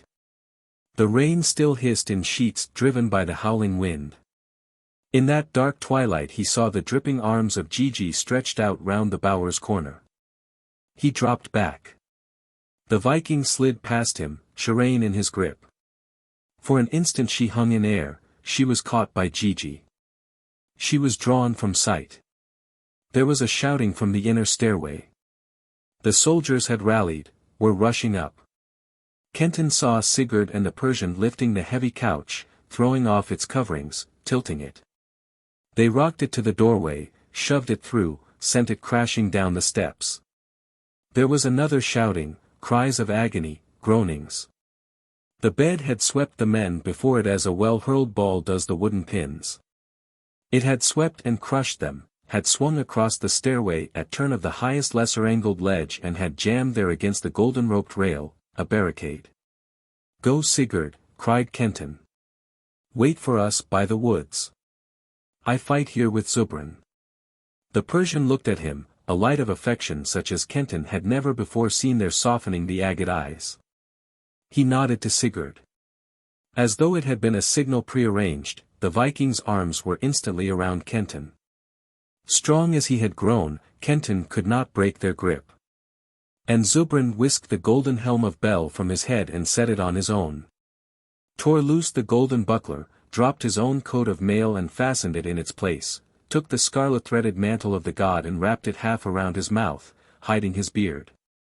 Then Kenton was carried like a struggling child to the window, was thrust out of it, was caught by Gigi and dropped beside the weeping Sharane. The Viking turned and folded the Persian in his arms. "No waiting, Northman. No sentiment now." Zubran snapped, breaking away. "There can be no escape for me, you know that, Sigurd." The rope? Words, to satisfy the wolf. I love him. The rope? Why, they would slide down it behind me like snakes. Am I a trembling hare to lead the hounds to the hiding places of my kind? Not I. Now go, Sigurd, and when you have gotten clear of the city tell them. And make for the ship as quickly as you can. Said the Viking, solemn, shield maidens are close. Odin takes the hero, no matter what his race. You sup with Odin all, father in Valhalla soon, Persian. May he have dishes that I have never tasted, jested the Persian. Out of the window, Norseman. And Zubran holding his knees, the Viking crawled out, and was caught by Gigi. Then down the terraces, Sigurd leading, Sharane covered by Gigi's great cloak, Kenton cursing still, flew the four of them. 26. The Passing of Zubran. The Persian did not close the window after them. He let the wind stream through. He swaggered back through Bel's bower. By all the divas, swore Zubran, never have I known such feeling of freedom as now. Lo, I am all alone, the last man in the world. None can help me, none can counsel me, none can weary me. Life is simple at last, all there is to it is for me to slay until I am slain. By Ormuzd, how my spirit stands on tiptoe. He peered around the doorway. Never has that couch given man such trouble to mount, he chuckled as he watched the soldiers below working to clear away the barrier. Turning, he piled in the middle of Bel's bower the silken coverings of the bed. He ripped down the wall hangings and threw them on the heap. One by one he took the lamps and emptied them on the pyre. The oil in the ewers beneath them he poured upon it. That old world of mine, mused the Persian as he worked, how it wearied me. And this world has wearied me, by the flame of sacrifice, but it has. And I am sure that new world of the wolves would weary me most of all. I am done with the three of them. He picked up the body of the priest of Bel, carried it to the window. It will puzzle Klaneth more to find you outside than within, he laughed, and slid the body over the sill. He stood over the dancer. So beautiful, whispered Zubran, and touched her lips, her breasts. I wonder how you died, and why. It must have been amusing, that. I had no time to ask the wolf. Well, you shall sleep with me, dancer. And perhaps when we awaken, if we do, you shall tell me. He stretched Narada out upon the oil-soaked pile. He took the smoking brazier and placed it close beside her. There was a roaring from below, a trampling of feet on the stairway. Up streamed the soldiers, stronger now by scores. An instant Zubran showed himself at the doorway, Bel's golden mantle twisted round his neck, half hiding his face. The priest! The priest, they cried, and Klaneth's voice bellowed over all. The priest! Slay him! The Persian stepped back to the cover of the wall, smiling. He picked up the shield Sharane had dropped. Through the narrow doorway a soldier leaped, a second on his heels. The scimitar hissed twice, swift as swiftest snake. The two fell under the feet of those pressing from behind, tripping them, confusing them. And now up and down, thrusting, ripping, slashing, danced Zubran's blade until its red sweat dyed his arm from hand to shoulder. In front of him grew a barricade of the dead. 2 by 2 only could they set foot upon the bower's threshold, and 2 by 2 steadily they fell, blocking that threshold from side to side with a steadily rising wall of bodies. At last their swords glinted toward him no more, he heard the forward ranks cry out behind the barrier, leaping upon the slain he saw them turn and press back those who, marching upward, tried to sweep them on. The Persian flexed the weary muscles of his arm, laughed as he heard the voice of Klaneth. There is but one man there. Kill him, and bring me the woman. 10 times her weight in gold for him who takes her. They mustered. They rushed up the stairway like a racing snake, they clambered over the wall of the dead. The red drip of Zubran's scimitar became a running rivulet. An agony bit deep into his side, above the groin. A fallen swordsman had raised himself, thrust up his blade. The Persian knew the wound was mortal. He cut down at the grinning face, leaped again upon the dead, cleared the doorway with storm of strokes. He thrust his shoulder against the wall of bodies, threw them out. They spewed upon the steps, rolled down. They fell upon the climbing men, tripped them, pitched them off the railless edge of the stairway. Sent them hurtling down through the mists, clutching at the air. For 20 steps the stairway was clear. An arrow whistled. It cut through the twisted mantle around Zubran's neck, pierced him where helm and gorget met. He drank the salt blood pouring down his throat. The Persian staggered to the silken pile on which lay Narada. He caught a leg of the brazier and overturned its coals upon the oil-soaked cloths. Thin flames arose. The blast from the opened window caught them and turned them into roaring fans of fire. Through them Zubran crept, stretched himself out beside the body of the dancer, twisted, and gathered her in his arms. A clean death, he whispered. At the last, like all men. I return to the gods of my fathers. A clean death. Take me, O fire immortal. A flame shot up beside him. It hovered, then bent. The tip of the flame broadened. It became a cup of fire filled with wine of flames. Into that cup the Persian dipped his lips, he drank of its wine of fire, he breathed its incense. His head fell back, unmarred, the dead face smiling. His head dropped upon Narada's breasts. The flames made a canopy over them, the flames tinted them. 27. How they fared back to the ship. Now the 4 for whose freedom the Persian had died were far away. Safely they had passed the terraces, the dead sentries lay as they had fallen. But as they went the 4 heard a humming begin inside the ziggurat like that of a disturbed and colossal hive, heard the great drum resume its throbbing and sped faster under cover of the wall of stone to where the grapnel of Gigi hung. One by one they slipped down its rope and into the sheltering trees. The tempest scourged them, but it shielded them. None was on the wide street to challenge their going. Imactala lay within its painted houses hiding from the storm. When the cup of flame had dipped to the Persian's lip they were well along the other way upon which opened the hidden path back to the ship. When the soldiers had at last mustered courage to swarm the stairs once more, and with the black priest on their heels had poured within the silent bower, the 4 were far beyond the clustered houses. Stumbling through the deep mud of the farmside, the Viking at lead, Kenton guarding the rear, and watching, ever watching, for Zubran. And back in that chamber where Zubran's ashes lay mixed with the dancers, the black priest stood. Mazed and with something of fear touching his wicked heart, until his wandering gaze caught gleam of the butterflies in Narada's veils that had slipped from her when the Persian had lifted her, caught, too, the trail of blood that led to the open window. Staring out that window, the black priest saw in the livid dusk the crumpled body of Bel's priest, dead, white face raised to his own, 40 feet below. The priest. Then whose were the charred bodies on the pyre? Who had been the man fighting in golden helm and buckler, face hidden in the god's mantle?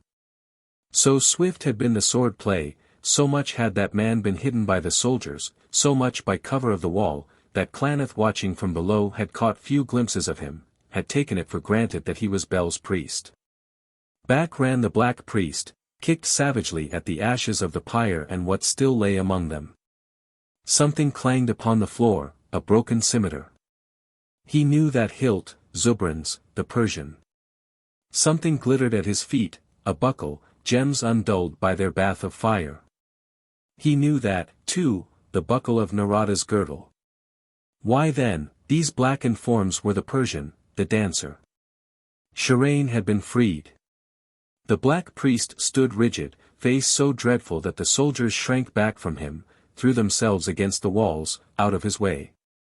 Then Klaneth plunged howling out of Bel's bower, down the angled stairway, through the secret shrines, on and on until he reached that cell where he had left Kenton with the 6 archers.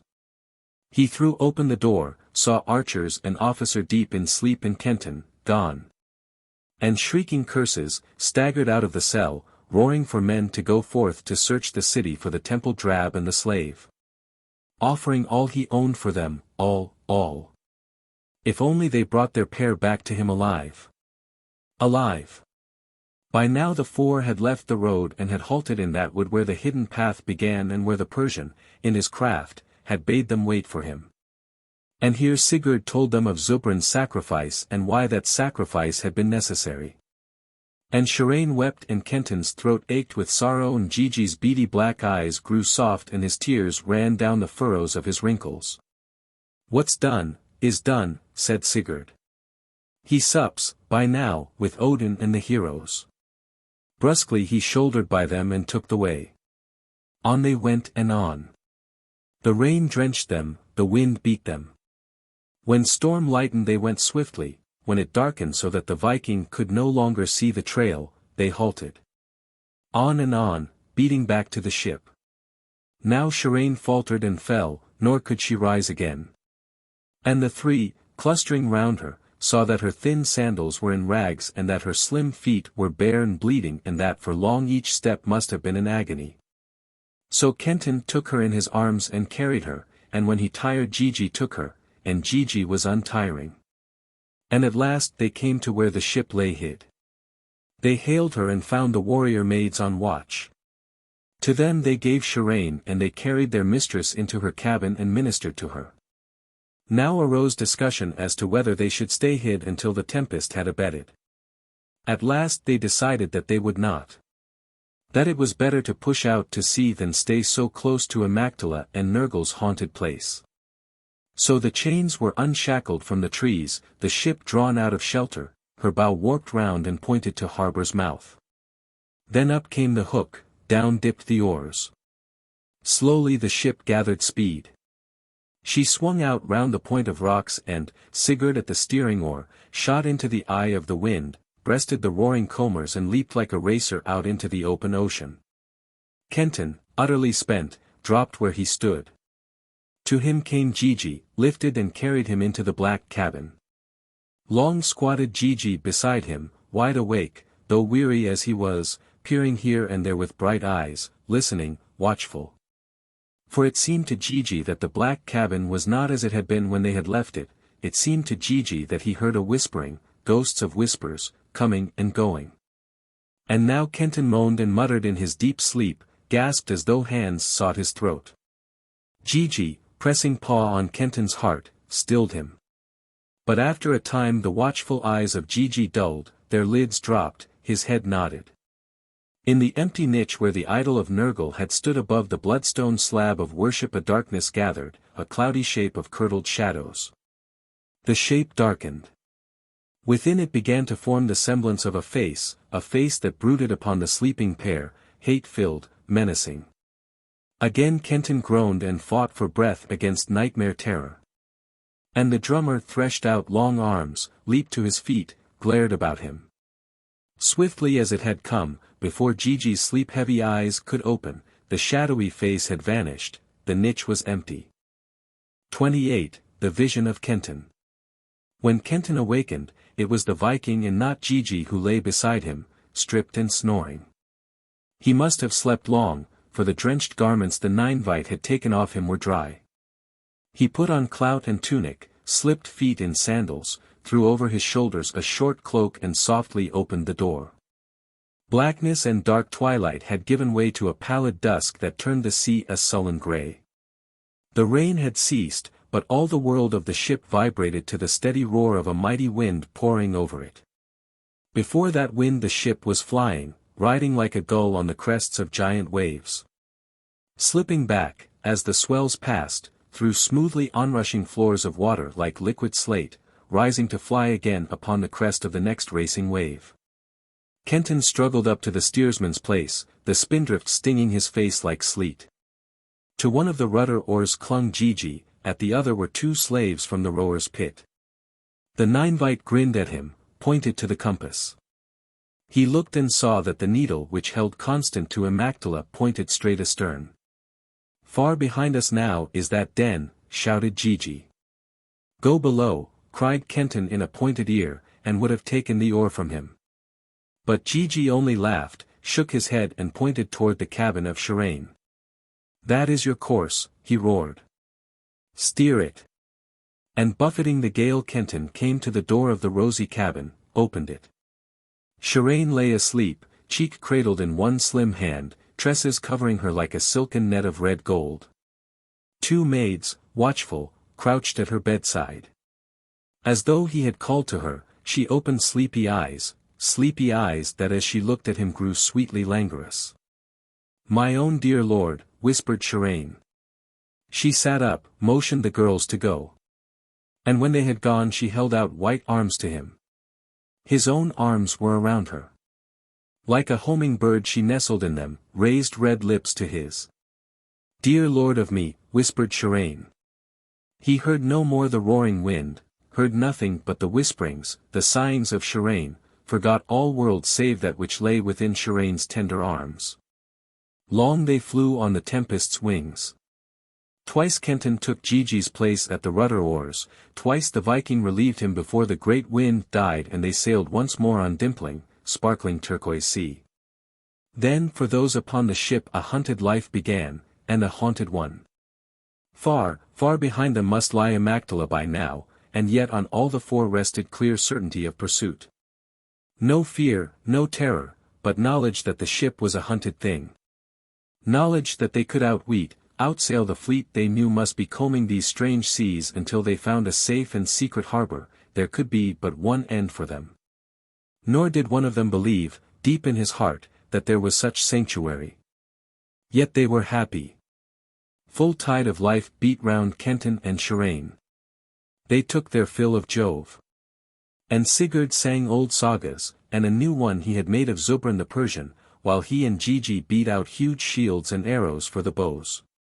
The shields they set around the bulwarks at the ship's bow and pierced them with rifts through which arrows could be winged. Two they fastened on each side of the stern to guard helmsmen. And Sigurd would chant of battle to come, and shield maidens who would hover over the ship ready to bear the soul of Sigurd, Trygg's son, to his seat in Valhalla where Zubran awaited him. He sang of place for Kenton there, and Gigi too, but not when Sharane was in earshot, since in Valhalla was no place for women. Hunted and haunted. Within the black cabin the shadows thickened and faded, grew stronger, passed and returned. Something of the dark lord of the dead was there, had retaken seizing of his deck. Nor Gigi nor the Viking cared to sleep in the black cabin now, they sought the open deck or the cabin of the warrior maids. And the slaves murmured of shadows that flitted over the black deck and clustered at the rail and stared down upon them. Once, while Sigurd drowsed over the tiller bar, he awakened to find that unaware to all the course of the ship had changed, that the greater needle of the compass pointed straight over the bow to Imactala. That the ship was moving under the oars back to Sorcerers' Isle. Thereafter they steered 2 by 2, Kenton and Sharane, Gigi and the Viking. Nor was there power within Sharane to banish the shadows. One hour they made and replenished food and water. There was good harbor there, a hidden cover and, beyond, a great forest beckoned them. Here they stopped for a time, talked of drawing the ship up shore, concealing her. Then finding place within the woods to build fort, meet there whatever attack might come. The ship of Ishtar drew them back to her. Restless were they all, uneasy on the land, each afraid in secret heart that the other three would make up minds to stay. And gay as children they were when the ship drove out again and dipped her bow to the crested waves while the clean sea wind shouted to them and the isle dropped behind. A prison, laughed Kenton. No life, that, growled Sigurd. Hiding in a burrow till the dogs come to dig us out. Now we can see what comes. They met a long ship, a unireme like their own, but of 20 oars. It was a merchant carrier and heavily laden, and it would have fled from them. But the Viking cried that she must not escape to carry tidings to Imactala. So they pursued and rammed and sunk her with the chained slaves wailing at the oars, Kenton and Gigi and Sigurd ruthlessly, Sharane white-faced and weeping. They met another, a light vessel no larger than the ship, but this time a war boat, a hunter. They feigned to flee and it gave chase. And when it was close to them the Viking swerved and fell astern. Then drove the ship of Ishtar swiftly against the other side, shearing the oars. Those on that vessel fought bravely. Yet, hampered by the black priest's command to take but not slay, they were no match for Gigi's great mace, the Viking's blade and Kenton's sword of blue lightnings.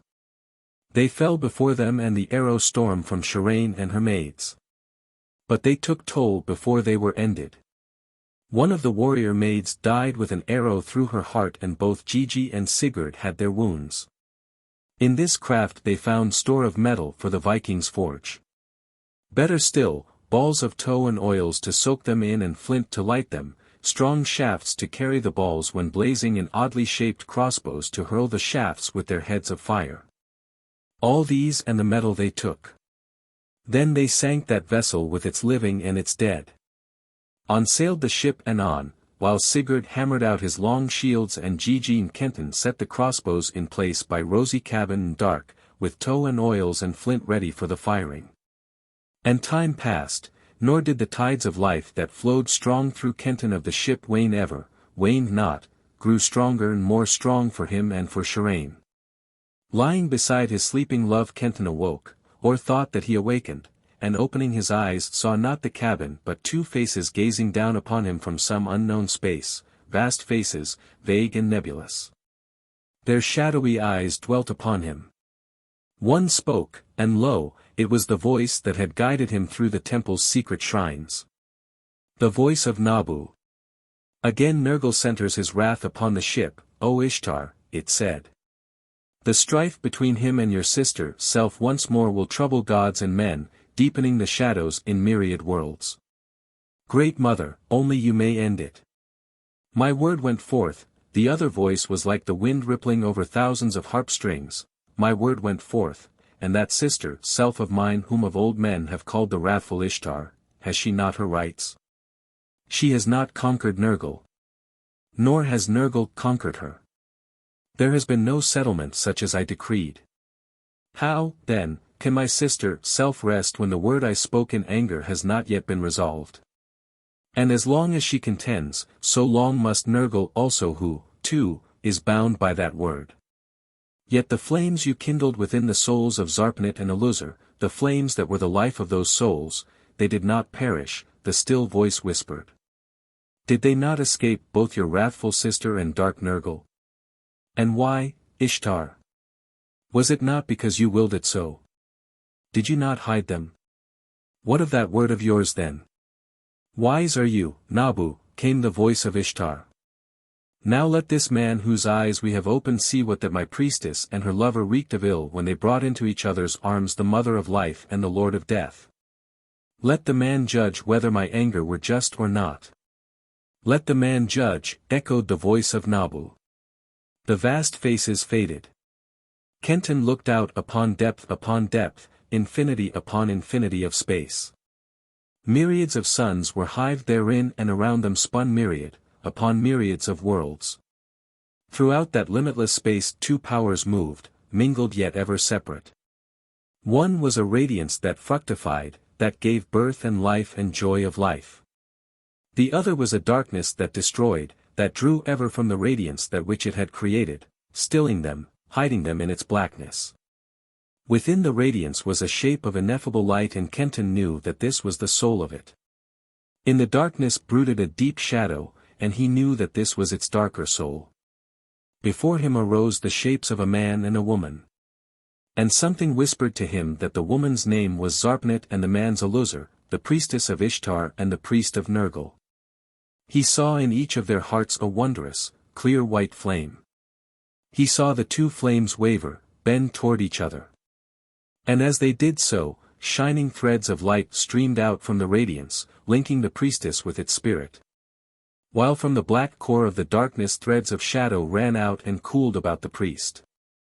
As the bending flames touched, suddenly the shining threads and shadow threads were joined, for an instant were merged.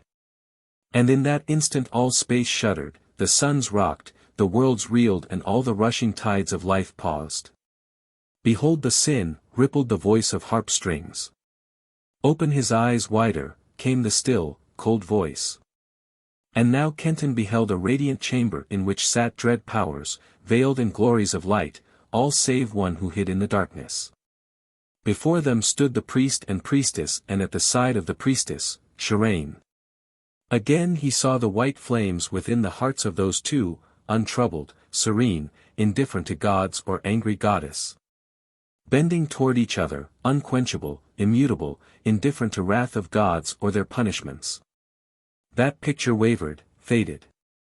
Now upon the floor of that radiant chamber he saw priest and priestess, Sharane and Klaneth, and around them the bodies of many women and men. There was a high altar half hidden by a cloud of sparkling azure mist. Within the mist, upon that altar, a wondrous ship was being built by unseen hands. And ever as that ship grew, Kenton saw, far beyond it as though it were its shadow cast into another dimension, another ship growing. A ship that seemed to build itself out of a turquoise sea in a world of silver clouds. Step by step that shadow ship followed the building of the puppet ship upon the altar. He knew that the shadow was the real, the toy being shaped upon the altar was the symbol. Knew, too, that symbol and reality were one, things linked by an ancient wisdom. Things created by ancient powers, of which the fate and fortune of one must be the fate and fortune of the other. Duoform. One a puppet and one real. And each the same. Now the unseen hands within the mists of azure had finished the ship. They reached down and touched, one by one, the bodies of Ishtar's priestess and Nergal's priest, Sharane and Klaneth, and all who lay around them. And as they touched, those still forms vanished. The unseen hands lifted and placed, one by one, little puppets on the puppet ship. Upon the decks of the shadow ship on the turquoise sea in the world of silver clouds bodies lay, one by one they appeared there as the toys were set in place upon the toy ship on the altar. At last there were no more still forms upon the floor of the council chamber of the gods. The ship was made and manned. A beam shot out from the radiance that veiled Ishtar and touched the ship's bow. A tendril of darkness uncoiled from the blackness in which brooded the Lord of the Dead, and this darkness touched the ship's stern. That picture wavered and fled. There appeared another chamber, small, almost a crypt. In it stood a single altar. Over the altar hung a lamp nimbused by an aureole of azure, and the altar was of lapis lazuli and turquoise and studded with sapphires of clearest blue. And Kenton knew that this was some secret shrine of Nabu, Lord of Wisdom. On the altar rested the ship. As Kenton looked upon it, it was borne to him again that this jeweled toy, a gleaming symbol, was linked inseparably with that other, ship sailing in another space, another dimension. Sailing on strange seas in an unknown world. The ship on which he sailed. And that as the toy fared, so fared the ship of Ishtar, and as the ship of Ishtar fared, so fared the toy, each threatened when one was threatened. Sharing each the other's fate. That picture faded. He looked upon a walled city out of which towered a high temple, a terrace temple, a ziggurat.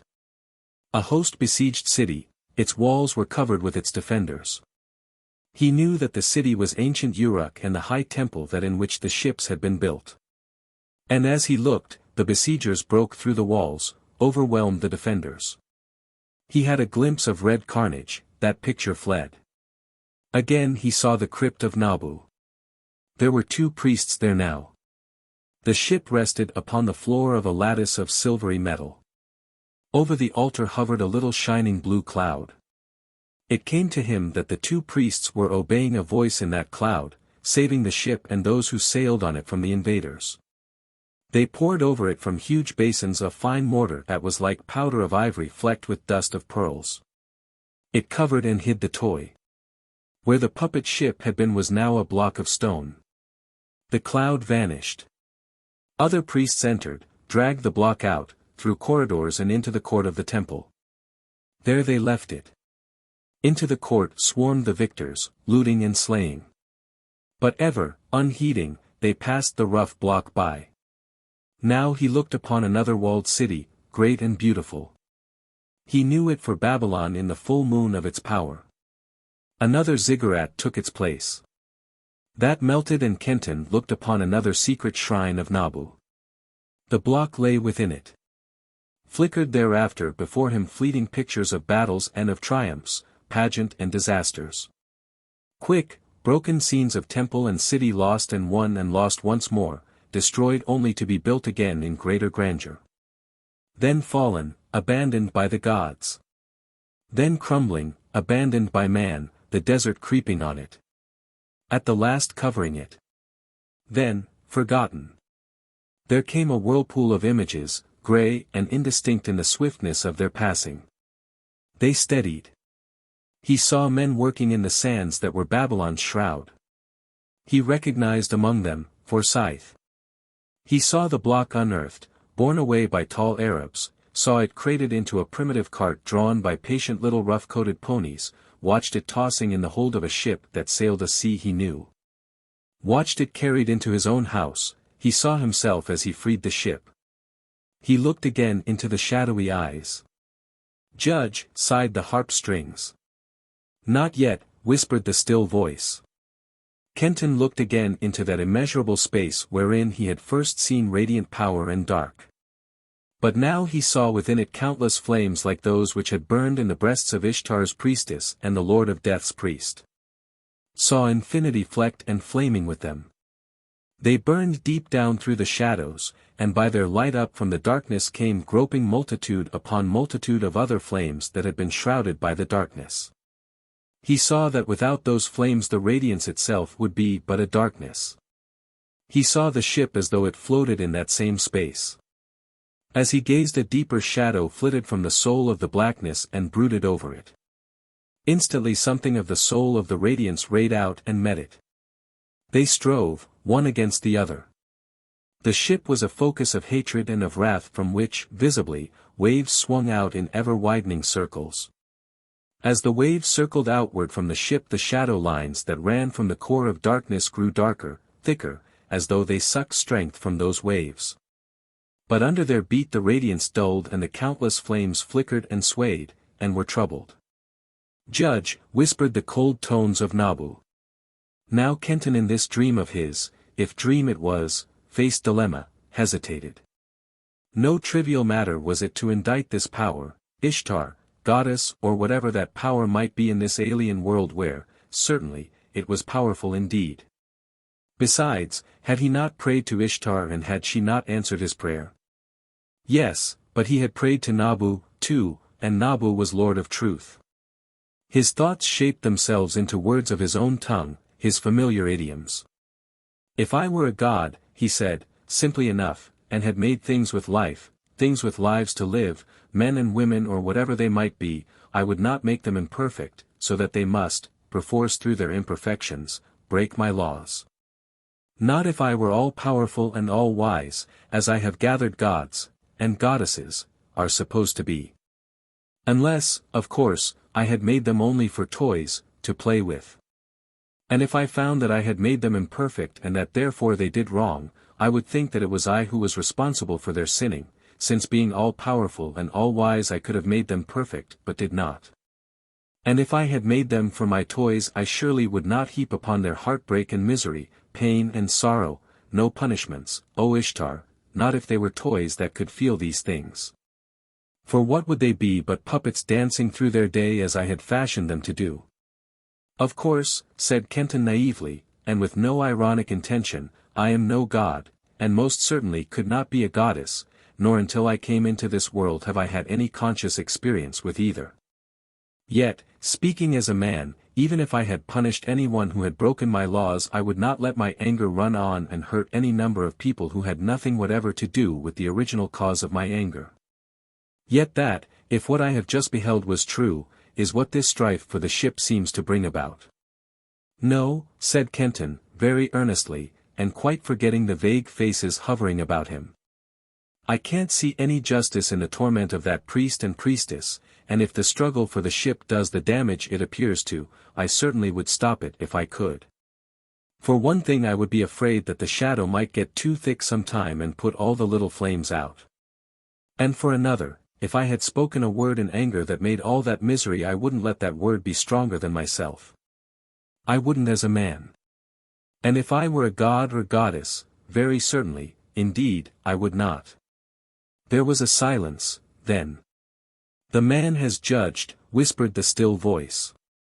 He has judged. The vast ripple of the harp strings was almost as cold as that other. I will recall my word. Let the strife end. The two faces vanished. Kenton raised his head and saw around him the familiar walls of the rosy cabin. Had it been all a dream? Not all, those scenes he had beheld had been too clear-cut, too consecutive, too convincing. Beside him Sharane stirred, turned his face to hers. What are you dreaming, John Kenton? She asked. You were murmuring and muttering, strange words that I could not understand. He bent and kissed her. I greatly fear, heart of mine, that I have offended that goddess of yours, he said. Oh, John Kenton, but no. How? Sharane's eyes were terrified. By telling her the truth, answered Kenton, then unveiled to Sharane all of his vision. I forgot she is, a woman, he ended. Oh, but beloved, she is all women, cried Sharane. Well, that makes it all the worse then, said Kenton, ruefully. He leaped up, threw his cloak about him and went out to talk to Gigi. But Sharane sat thinking, long after he had gone, with troubled eyes, at last walked to the empty shrine. Threw herself before it, prostrate, praying. 29. How the strife was ended. What began on the ship must end on the ship, said Gigi, nodding bald head wisely when Kenton had told him also of that vision of the two faces. Nor do I think we shall have long to wait before we see that end. And after? Asked Kenton. Who knows? Gigi shrugged broad shoulders. No rest for us. Wolf, while Klaneth lives. Nay, I think I know what this darkening of shadows on black deck means. By those shadows Klaneth watches us. They are the thread by which he follows us. Also my skin is sensitive, and it tells me the black priest is not so far away. When he comes, well, we conquer him or he conquers us, that is all. Also, I do not think that you can count on any help from Ishtar.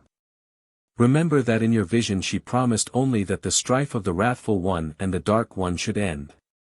She made no promises, I gather, as to Sharane or you, or the rest of us. That will be well, said Kenton cheerfully. As long as I am given chance to stand fairly, face to face with that swine bred from hell swill Klaneth, I am content. But I think you gathered that she was not mightily pleased with what you had to say to her, grinned Gigi slyly. That is no reason for her punishing Sharane, answered Kenton, harking back to his old thought. How else could she punish you? Asked Gigi, maliciously, then suddenly grew serious, all impishness gone. "Nay, wolf," he said and laid paw on Kenton's shoulder, "there is little chance for us. And yet, if all your vision were true, and the little flames you saw were real, what matters it?" "Only," said Gigi, wistfully, "when those flames that were you and Sharane journey forth into space and another flame comes to you that once was Gigi of Nineveh, will you let it journey with you?" "Gigi," there were tears in Kenton's eyes.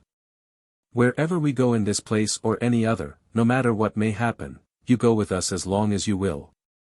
"Good," muttered Gigi. Sigurd shouted at the rudder, he pointed over the ship's bow. To Sharane's door they sped and with her through the cabin of the maids and out beneath the sickled prow. Across the horizon ran a far-flung line of towers and minarets, turrets and spires and steeples, skyscrapers and mosques. A huge chevaux de frise. From where they stood, the outlines of this bristling barrier seemed too regular, too smoothly shaped, to be other than the work of man. Was it another city, the refuge they had sought? A place where they might stay, safe from Klaneth and his pack until they could sally forth to meet that pack and its master on more equal terms? Yet if a city, what giants were they who had reared it? The oars dipped faster, the ship sped. Closer came the barrier, it was no city. Up from the depths of the turquoise sea thrust thousands of rocks. Rocks blue and yellow, rocks striped crimson and vivid malachite. Rocks all glowing ochre and rocks steeped in the scarlet of autumn sunsets, a polychrome Venice of a lost people of stone, sculptured by stone titans. Here a slender minaret arose 200 feet in air yet hardly more than 10 in thickness. Here a pyramid as great as Cheops, its four sides as accurately faced, by thousands, far as I could reach, the rocks arose in fantasies of multicolored cone and peak, aiguille and minaret and obelisk, campanile and tower. Straight up from the depths they lifted, and between them the sea flowed in a maze of channels both narrow and broad, in some of the channels smoothly, in others with swift eddies and whirlpools and racing torrents. And in others the sea lay like placid lakes. There came another shout from the Viking, urgent, summoning, and with it the clangor of his sword beating upon the shield. Down upon the ship and little more than a mile away rushed a long line of other ships, a score or more of them both single and double-banked, boats of war racing on oars that dipped and rose with swiftness of sword blade stroke. Between them and the ship of Ishtar drove a lean and black byrene leaping the waves like a wolf. The pack of Klaneth with the black priest in the lead. The pack, breaking out of the mists unseen by Sigurd, eyes like the others fast upon that colossal fantasy of stone that seemed to be the end of this strange world. In among the rocks, cried Kenton, quick. A trap, said Sigurd. A trap for them as well as us then, answered Kenton. At the least, they cannot ring us there with their boats. The only chance, grunted Gigi. The slaves bent their backs. Through a wide channel between two painted monolithic minarets they flew. Behind them they heard a shouting, a baying as of hungry hounds in sight of a deer. Now they were within the maze and the rowers must go slowly and the Vikings' ruddercraft was needed indeed, for the current swung them. Gripping at bow and stern and the sheer rocks menaced. Twisting, turning, on and on they went until the painted decks closed from them sight of the open sea. Yet now, too, Klaneth and his fleet were in the maze. They heard the creak of the oars, the commands of the helmsman, searching, ferreting them out. Abruptly as though snapped out, light vanished and darkness fell. Darkness blotted out the channel they were following, blotted out the towering rocks. From the pursuing boats came horn blasts, orders shrill with fear, outcries. A purplish glow sprang up within the blackness. Nergal, whispered Sharane. Nergal comes. The whole of the black deck was blotted out as though an inky cloud had dropped upon it and out of that cloud leaped Sigurd and ran to where the others stood. And now from every quarter of the horizon whirled pillars of darkness. Their feet were in the sullen sea, their heads lost in the pall that spread above. Ahead of them drove a charnel odor, the breath of death. Nergal in all his might, shuddered Sharane. But Ishtar promised the strife should end. groaned Kenton. But she did not say how it would end, wailed Sharane. And, oh beloved, Ishtar comes no more to me, and all my power is gone. Ishtar! Ishtar, she cried, and caught Kenton in her arms. Mother, my life for this man's. My soul for his. Mother Ishtar. The van of the whirling pillars was close, the circle between them and the ship swiftly narrowing. On the echo of Sharane's cry a blinding light, pearl white and pearl rose flashed down upon them. On Sharane, the three men and the warrior maids crouched white-faced at Sharane's feet. High over their heads, thrice the height of the mast, a great globe of moon fire hung poised, effulgent, serene, and brighter, far brighter than a score of moons at full. From its periphery poured rays, enclosing the whole forepart of the ship as in a tent of light, a radiance that ringed them and in whose center they stood as though prisoned in a hollow cone whose top was the moon globe. Around that radiant tent the pillared darknesses, churned, pressing for entrance, finding none. Faint at first and far away began a keen-edged shrieking, louder it grew as though from racing hordes fresh loosed from a baton. The purple darkness lightened, turned to a lurid violet. It was pricked by countless points of crimson fire. And now the myriads of fiery points were at the ship. Striking like little snakes of fire at globe and sides of radiant tent, shooting at them like arrow-heads of fire, thrusting like little lance tips of fire. There was the whir and rustle of thousands of wings. Around calm globe and cone of light whirled doves of Ishtar in thousands. And as the points of fire struck and stabbed the doves darted to meet them. Like little living shields of shining silver they caught the thrusts of the fiery javelins upon their breasts. Where were the doves coming from? Cloud upon cloud of them poured from above the moon orb yet, for each whose ashes were whirled away a score rushed in to meet the striking fires, and all the air was palpitant with the tumult of their wings. The shrieking raised itself a full octave. The inky cloud that had leaped upon the black deck shot up towering, gigantic, into the heavens. The countless points of fire rushed together, coalesced. They became a crimson scimitar of fire that struck down upon shining orb and ship. Before the first stroke could fall the phalanxes of the doves had wheeled. Had formed themselves into a shield mighty enough to have been held and wielded by Ishtar's own arm. And ever as the scimitar of fire slashed and thrust at the radiant globe and ship, the shield of the doves met it. Fiery point and fiery edge struck and blackened the living argent, but could not pierce. And ever the seared wounds of that shield shimmered moon-white, as soft, untouched silver breasts darted in and healed them. In mid-sweep it met another sword of brilliant light, a sword forged all of those white flames he had seen in his vision and that were the life of that radiance that fructified the swarms of worlds. The scimitar was dimming. No longer was its fire so crimson bright. The moon orb pulsed, its radiance flamed wide, dazzling, blindingly, hurling back the darknesses. Swiftly as it had come it vanished. With it went the doves. Kenton saw the gigantic scimitar pause, quiver uncertainly, as though the dread hand that held it had been stilled with sudden doubt, then down it swept once more. The red scimitar fell shattered. He heard a voice, the voice of Ishtar. I have beaten you, Nergal. And Nergal, snarling. A trick, Ishtar. Not with you, but with your sister self was my warfare to be. And again Ishtar. No trick, Nergal. I never said that I would not fight you. Yet this I will grant, though you have lost the ship, I will not take it. The ship is free. Then Nergal, grudgingly, snarling still. The strife is ended. The ship is free. For one beat in time Kenton seemed to see a vast vague face gazing down upon the ship, a face in which were all the tendernesses of all mothers, all loving women beneath the sun. The shadowy eyes dwelt softly on Sharane.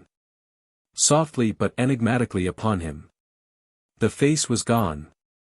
As when a shutter is dropped before a closed lamp, so the darkness had fallen, and abruptly as when the shutter is lifted so the darkness fled, light took its place.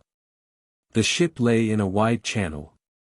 Around it the phantasmagoria of the sea-floored city of stone. At port a thicket of obelisks all dull greens and glaring vermilions raised tops on high.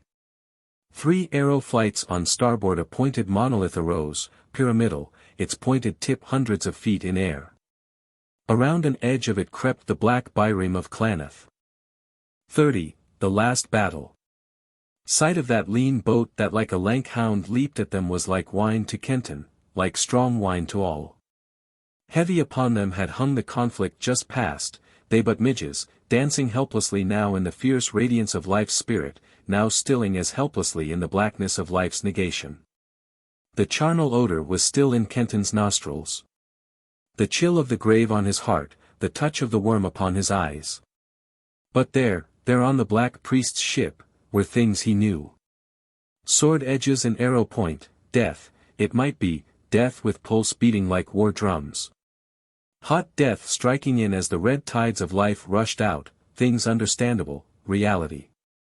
He heard the golden clarion of Sharane's defiance, the roar of Gigi, the shouting of Sigurd. And he was shouting too, challenging the black priest, taunting him, menacing him. Silently the lean ship drove down on them. Sigurd, to the helm. Sanity returned to Kenton. Make for a narrow channel. One we can row, but one that will force them to draw in their upper bank of oars. Thus shall we equal their speed, at the least. The Norseman ran back to the tiller. The whistle of the overseer shrilled in the pit, the ship leaped forward. It swept round the obelisks, the byrame now only 2 arrow flights behind, and into a wide lake of blue water bordered by 100 domes, magenta set on huge cubes of damask. The turquoise tides ran between the mathematically spaced sides of the cubes in 100 canals, each barely wide enough for the oars of the ship to dip without touching the stone. In there. Take any channel, shouted Kenton.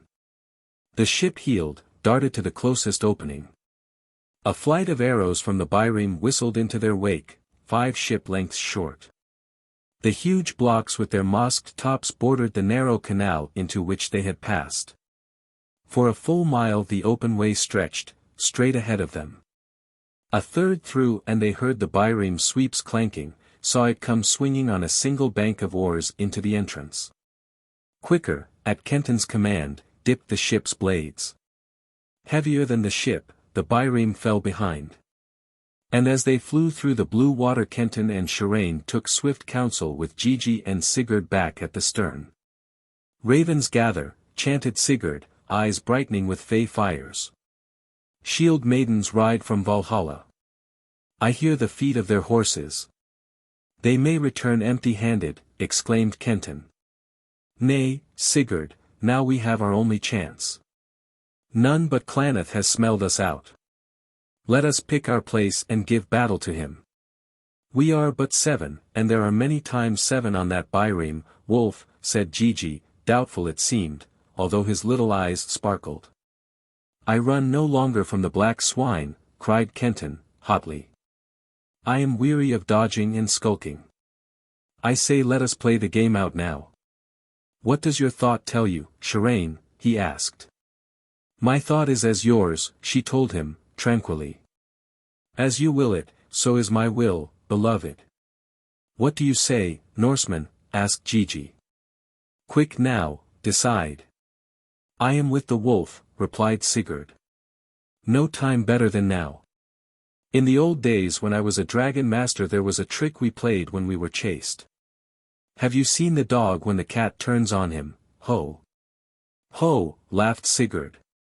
Swift flies the cat until it has reached a corner.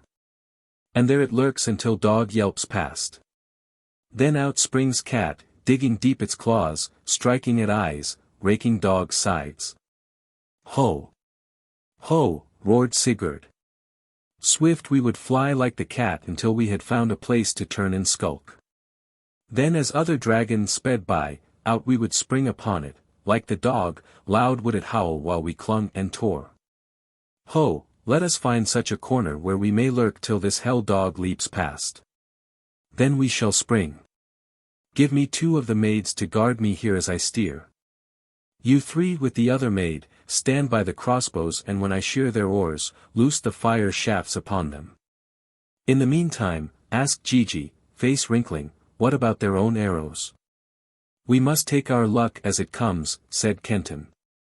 Gigi, I am one with Sigurd, unless you have a better plan to offer. No, answered Gigi, no, I have none. Wolf, he lifted his great body, shook long arms on high. By the hollow hells and Ishak their keeper, roared Gigi, I, too, am weary of running away. I ran away from my princess because of my bald head, and what luck did it bring me? By Nazar the eater of hearts, by Zubran. His voice softened, who gave his life for us, I run no more. Pick your place, Wolf, you and Sigurd, and let us fight. He waddled away, then turned. The end of the channel draws close, he said. Sharane, between the hearts of you and your maids and their arrow points are only soft breasts and a fold of cloth. Don coats of mail like ours and caps and buskins and greaves for your knees. I go to put on another linked shirt and get me my mace. He dropped down the steps, Kenton nodded, and after Gigi trooped Sharane and her 3 women to doff their robes and kirtles, don battle garb. And after you have shorn their oars, if you do, asked Kenton of the Viking, lingering. Then we return and ram, said Sigurd. So we did in the old days. The ship is lighter than the Black Priest's galley and far more quickly can she turn. When we ram, be all of you at the bow ready to beat off any who try to drop abroad. After Klaneth's galley is both shorn and rammed we can tear at it as we will, like the cat. The end of the canal was near. Half a mile behind, the Byreme clung to the ship's wake. Out of her cabin came Sharane and her 3 maids, for slender warriors in coats of mail, hair hidden under brown-linked caps, leathern buskins on legs and greaves at knees. They piled arrows on stern and bow, with Gigi seeing to it that crossbows were in order, tow and oil and flints ready. The ship swept out of the canal, hung on reverse oars while Kenton and the Viking took survey. At left and right, in 2 great arcs, ran high walls of unbroken crimson rock. Smooth and precipitous, continuing they would make a circle a mile or more in diameter, but whether they did so continue Kenton could not see. Out of the waters they walled, in its center if they encircled it, a huge pinnacle lifted, its needle point thrice the height of the walls, shutting off the further view. Its pedestal was one colossal block, octahedral, shaped like a star. But from it rayed the star points, long and narrow like titanic wedges, their ends 50 feet high and edged like a knife. We go to the left, said Sigurd. Let the black dog know which way we turn. Kenton leaped to the cabin's top. Waved derisive arms, heard shouting. Good, rumbled Sigurd. Now let them come. For here, Wolf, we make our stand. Look, he pointed as the ship drove past the first star point, between the tip of stone and wall there is a little more than room for ship and galley to pass each other. Also the stone is high and hides us when we have passed. Yes, it is the place. Yet not here beyond the first star shall we lurk, Klaneth may expect that and come by it slowly and alert, nor beyond the second, for again he may come slowly though surely not so slowly as before. But not finding us there he will believe that we have but one thought, and that to run. So he will pass the 3rd tip at speed to close in on us. And it is there that we shall leap out upon him. Good. Kenton, and dropped down to the deck. Stood beside Sharane and Gigi. And Gigi grunted approval and walked away to test once more the crossbows. But Sharane locked mailed arms around Kenton's neck and drew his face close to hers and drank him with wistful eyes that seemed as though they could not drink enough of him. Is it the end, beloved? She whispered. There shall be no end, for us, O heart of mine, he answered. They stood so, silent, while the 2nd star point wheeled by. And now the 3rd leveled its tip at them and Sigurd cried out to raise oars. And when the ship had swam 100 yards or so, brought her sharply around. He called to him the overseer. We strike at the Byreme's left bank of oars, he said. No wish have I to run risk of splitting the ship on that edge of rock. When I shout, draw in your left sweeps. When we have sheared and passed, whip the slaves again into full speed. When we have rammed, reverse oars and pull free. Is it clear? The black's eyes glistened, he bared white teeth, ran back to the pit. Now from beyond the great stone wedge came faint rasp of sweeps, splashings of oars. Two of the warrior women sped back to Sigurd, crouched beside him, arrows ready at slits of the high shields. A tenseness gripped the ship. One kiss, whispered Sharane, eyes now misty. Their lips clung. Nearer came the oar sounds, closer, closer, faster speeding. A low whistle from the Viking, and the rowers bent back under sting of whip. A dozen strong strokes and the ship leaped like a dolphin straight for the star tip. Past Tippet shot, heeled as the Viking threw the rudder sharp to port. 10 ship lengths ahead of them was the Byreme, racing on its fourfold multiple feet of oars like an enormous water spider. And as the ship flashed out and at it a roar arose from its crowded decks, a shouting confused and clamorous, medley of wild commands, and filling all that clamor, bewilderment. The oars of the Byreme faltered, stopped at mid-stroke. Held rigid, just touching sea. Faster, hauled Sigurd, and as the pit's whip cracked, he drove with a twist of the rudder the ship down parallel to the course of the galley. In oars. He hauled again. The prow of the Ship of Ishtar struck the Byreme's port oars. It swept through them like a blade through brittle stubble. Broken, splintered, the long shafts fell, holding back the rush of the Ship of Ishtar as little as though they had been straws. But in the Byreme those who gripped the great handles fell back with ribs crushed, backs snapped, as the heavy stocks were flung against them.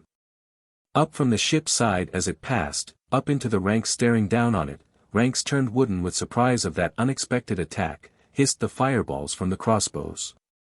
Hissing like serpents of fire, expanding as the air fanned them, the fireballs struck, hurling back the soldiers, searing them.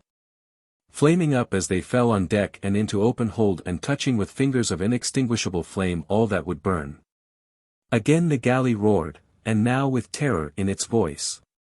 The Ship of Ishtar was clear, down thrust the withdrawn oars of it, straight ahead she flew into the wider space beyond the star tip of stone and circling wall. Swift once more the Viking turned her back. Raced the ship upon the Byreme. And the Byreme swung helplessly, sidled grotesquely like a huge spider from one of whose sides all legs have been cut, slithered like that same spider toward the knife-edged tip of the stone star ray. From hold and deck little columns of smoke swirled. Now Sigurd realized all that galley's peril, saw that it was close to piercing stone ray, saw that he might drive it upon that ray, send stone blade biting into it, destroy it. Guard bow! Shouted Sigurd. He threw back the rudder, made wider turn, hurtled upon the galley not at stern as he had planned but far toward midship. The ram of Ishtar's ship struck and bit deep, prow too. Under the shock Kenton and the others toppled over and before they could set foot on bow fell prone on faces, clutching at deck. Beneath the blow the Byreme reeled, heeled until the seas sucked over its farther side. Down dipped its starboard oars seeking to thrust back from the menacing stone. The sweeps churned, but under the weight of the ship clinging to its flank, its bow turned sharply in. It struck the knife edge of the rock. There was a crackling as rock bit through hull.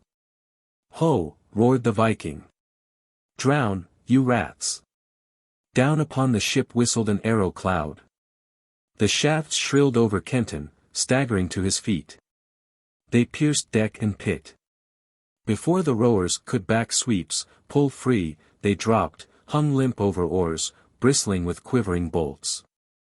On the ship's bow fell a dozen grapples, holding it fast to the wrecked galley.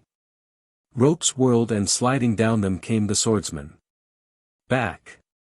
Back to me, shouted Sigurd. The Byreme shuddered, its gashed bow slid down the rock edge for a dozen feet or more, the water pouring over its foredeck. Up from the sea bobbed heads of soldiers, washed away and swimming for the ship. On the deck of the Byrame a milling began as those on it fought to drop upon the ship. "Back!" cried Kenton. He caught Sharane's arm. They ran with heads bent low as from the steersman's place the arrows of Sigurd and his flanking maids winged into the mass of men swarming over the rosy cabin. The Byrame slipped again along the cleaving edge of stone. Checked fall with bow half under water, yet held by the ship's ram. But that last slipping had wrenched sharply down the ship's own prisoned bow. As the deck tilted Kenton fell, dragging Sharane with him. He caught swift glimpse of men dropping from the Byrame's side, throwing themselves into the sea, striking for the ship. He scrambled to his feet as the soldiers at the bow rushed. And now Gigi sprang past him, twirling his great mace. Kenton leaped to his side, Sharane at his heels. "Back! Back to Sigurd," grunted the Ninevite, club sweeping the soldiers before it like a flail among wheat. "Too late," cried Sharane. "Too late." Men were swarming up the stern chains, clambering up from the sea, tearing away the shields. From the Byrame came a howling, frenzied and beast-like. At its sound even the soldiers halted, Gigi's mace hung in air. Then upon the ship of Ishtar leaped, the black priest. Pale eyes pools of hell fire, mouth an open square from which black hate flew screaming, he hurled himself through the swordsman, dived under Gigi's falling mace and flung himself on Kenton. But Kenton was ready. Out flashed the blue blade and met the thrust of the black priest's sword. Quicker than he, that sword swept back, bit into that old wound in his side. Kenton staggered, hilt half dropping from his hand. Howling triumph Klaneth swept down the death blow. Before it could fall Sharane had thrown herself between Kenton and priest, had parried the stroke with her own sword. The left hand of the black priest shot out, dagger in its grip. He buried that dagger in Sharane's breast. Now all the world was but one red flame before Kenton, one red flame in which was nothing but Klaneth's face. Ere the black priest could move, swifter than the lightning stroke, Kenton had struck. His sword bit down, shearing away half the black priest's face, leaving in place of cheek and jowl, only a red smear, swept on half through his shoulder. The black priest's sword clanged upon the deck. The sword of Kenton bit again, straight through his neck. The head of Klaneth leaped from his shoulders, struck the rail and whirled into the sea. For another instant the gross bulk of the body stood, the neck spouting. The body crashed. No further heed paid Kenton to him nor to the Byrame's men. He bent over Sharane, raised her. "Beloved," he called, and kissed the pale lips, the closed eyes. "Come back to me." Her eyes opened, her slim hands made effort to caress him. "Beloved," whispered Sharane. "I cannot. I will. Wait." Her head dropped upon his breast. Kenton, standing there with his dead love in his arms, looked about the ship. Circling him were those who were left of the black galley's crew, staring at him, silent, making no move. "Sigurd," he cried, paying no heed to them. On the helmsman's deck where the Viking had fought was only a heap of slain. "Gigi," he whispered. There was no Gigi. Where Gigi had wielded his giant flail the dead were thick. "Sharane. Gigi. Sigurd." Kenton sobbed. "Gone. All gone." The ship lurched, shuddered. He took a step forward, Sharane clasped to his breast. A bow twanged, an arrow caught him in his side. He did not care, let them kill him. Sharane was gone and Gigi. Why was it that he could no longer feel Sharane's body in his arms? Where had the staring soldiers gone? Where was the ship? There was nothing around him but darkness, darkness and a roaring tempest sweeping toward him out of farthest space.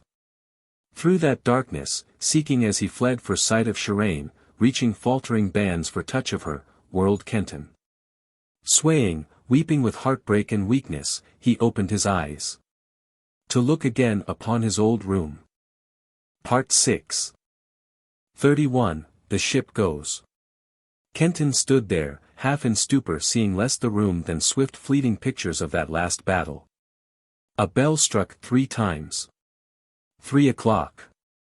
Of course, this was a world of time, not like the world of the ship. The ship.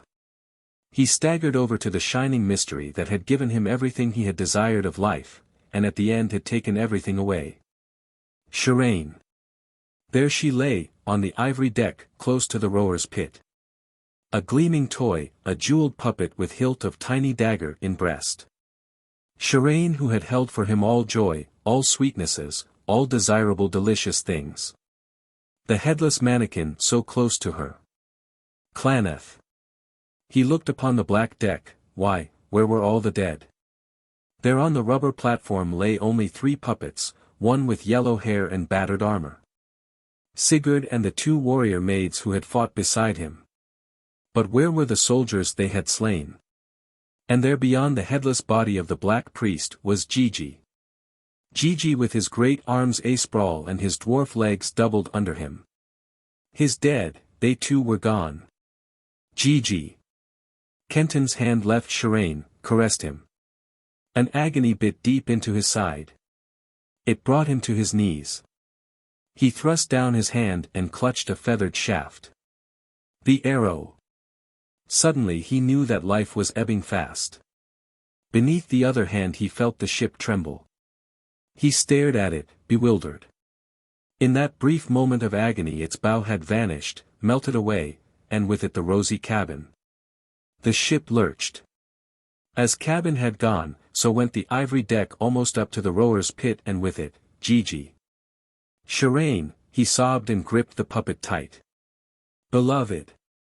The ship crumbled to within an inch of where the toy lay. Sharane.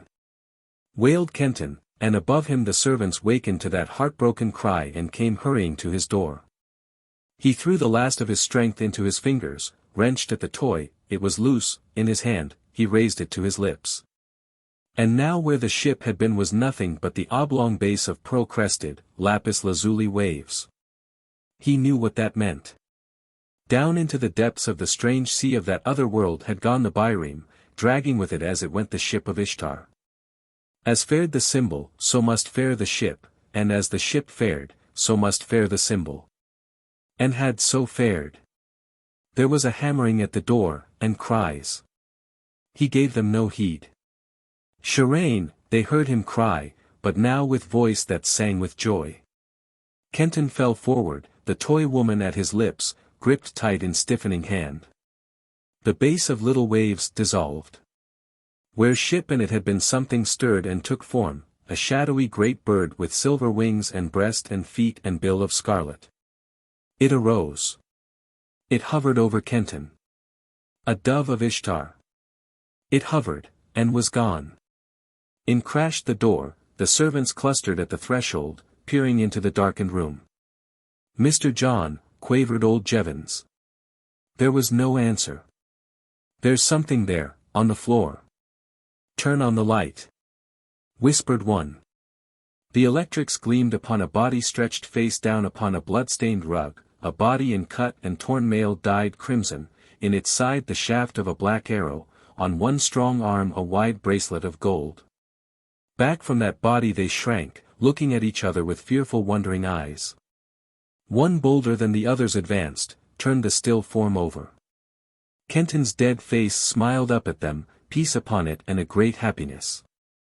Mr. John. Wept old Jevons, and kneeling lifted the head in his arms. What's he got in his hand? Whispered a servant. The hand was at Kenton's lips, clenched. They pried open the stubborn fingers. But Kenton's hand was empty.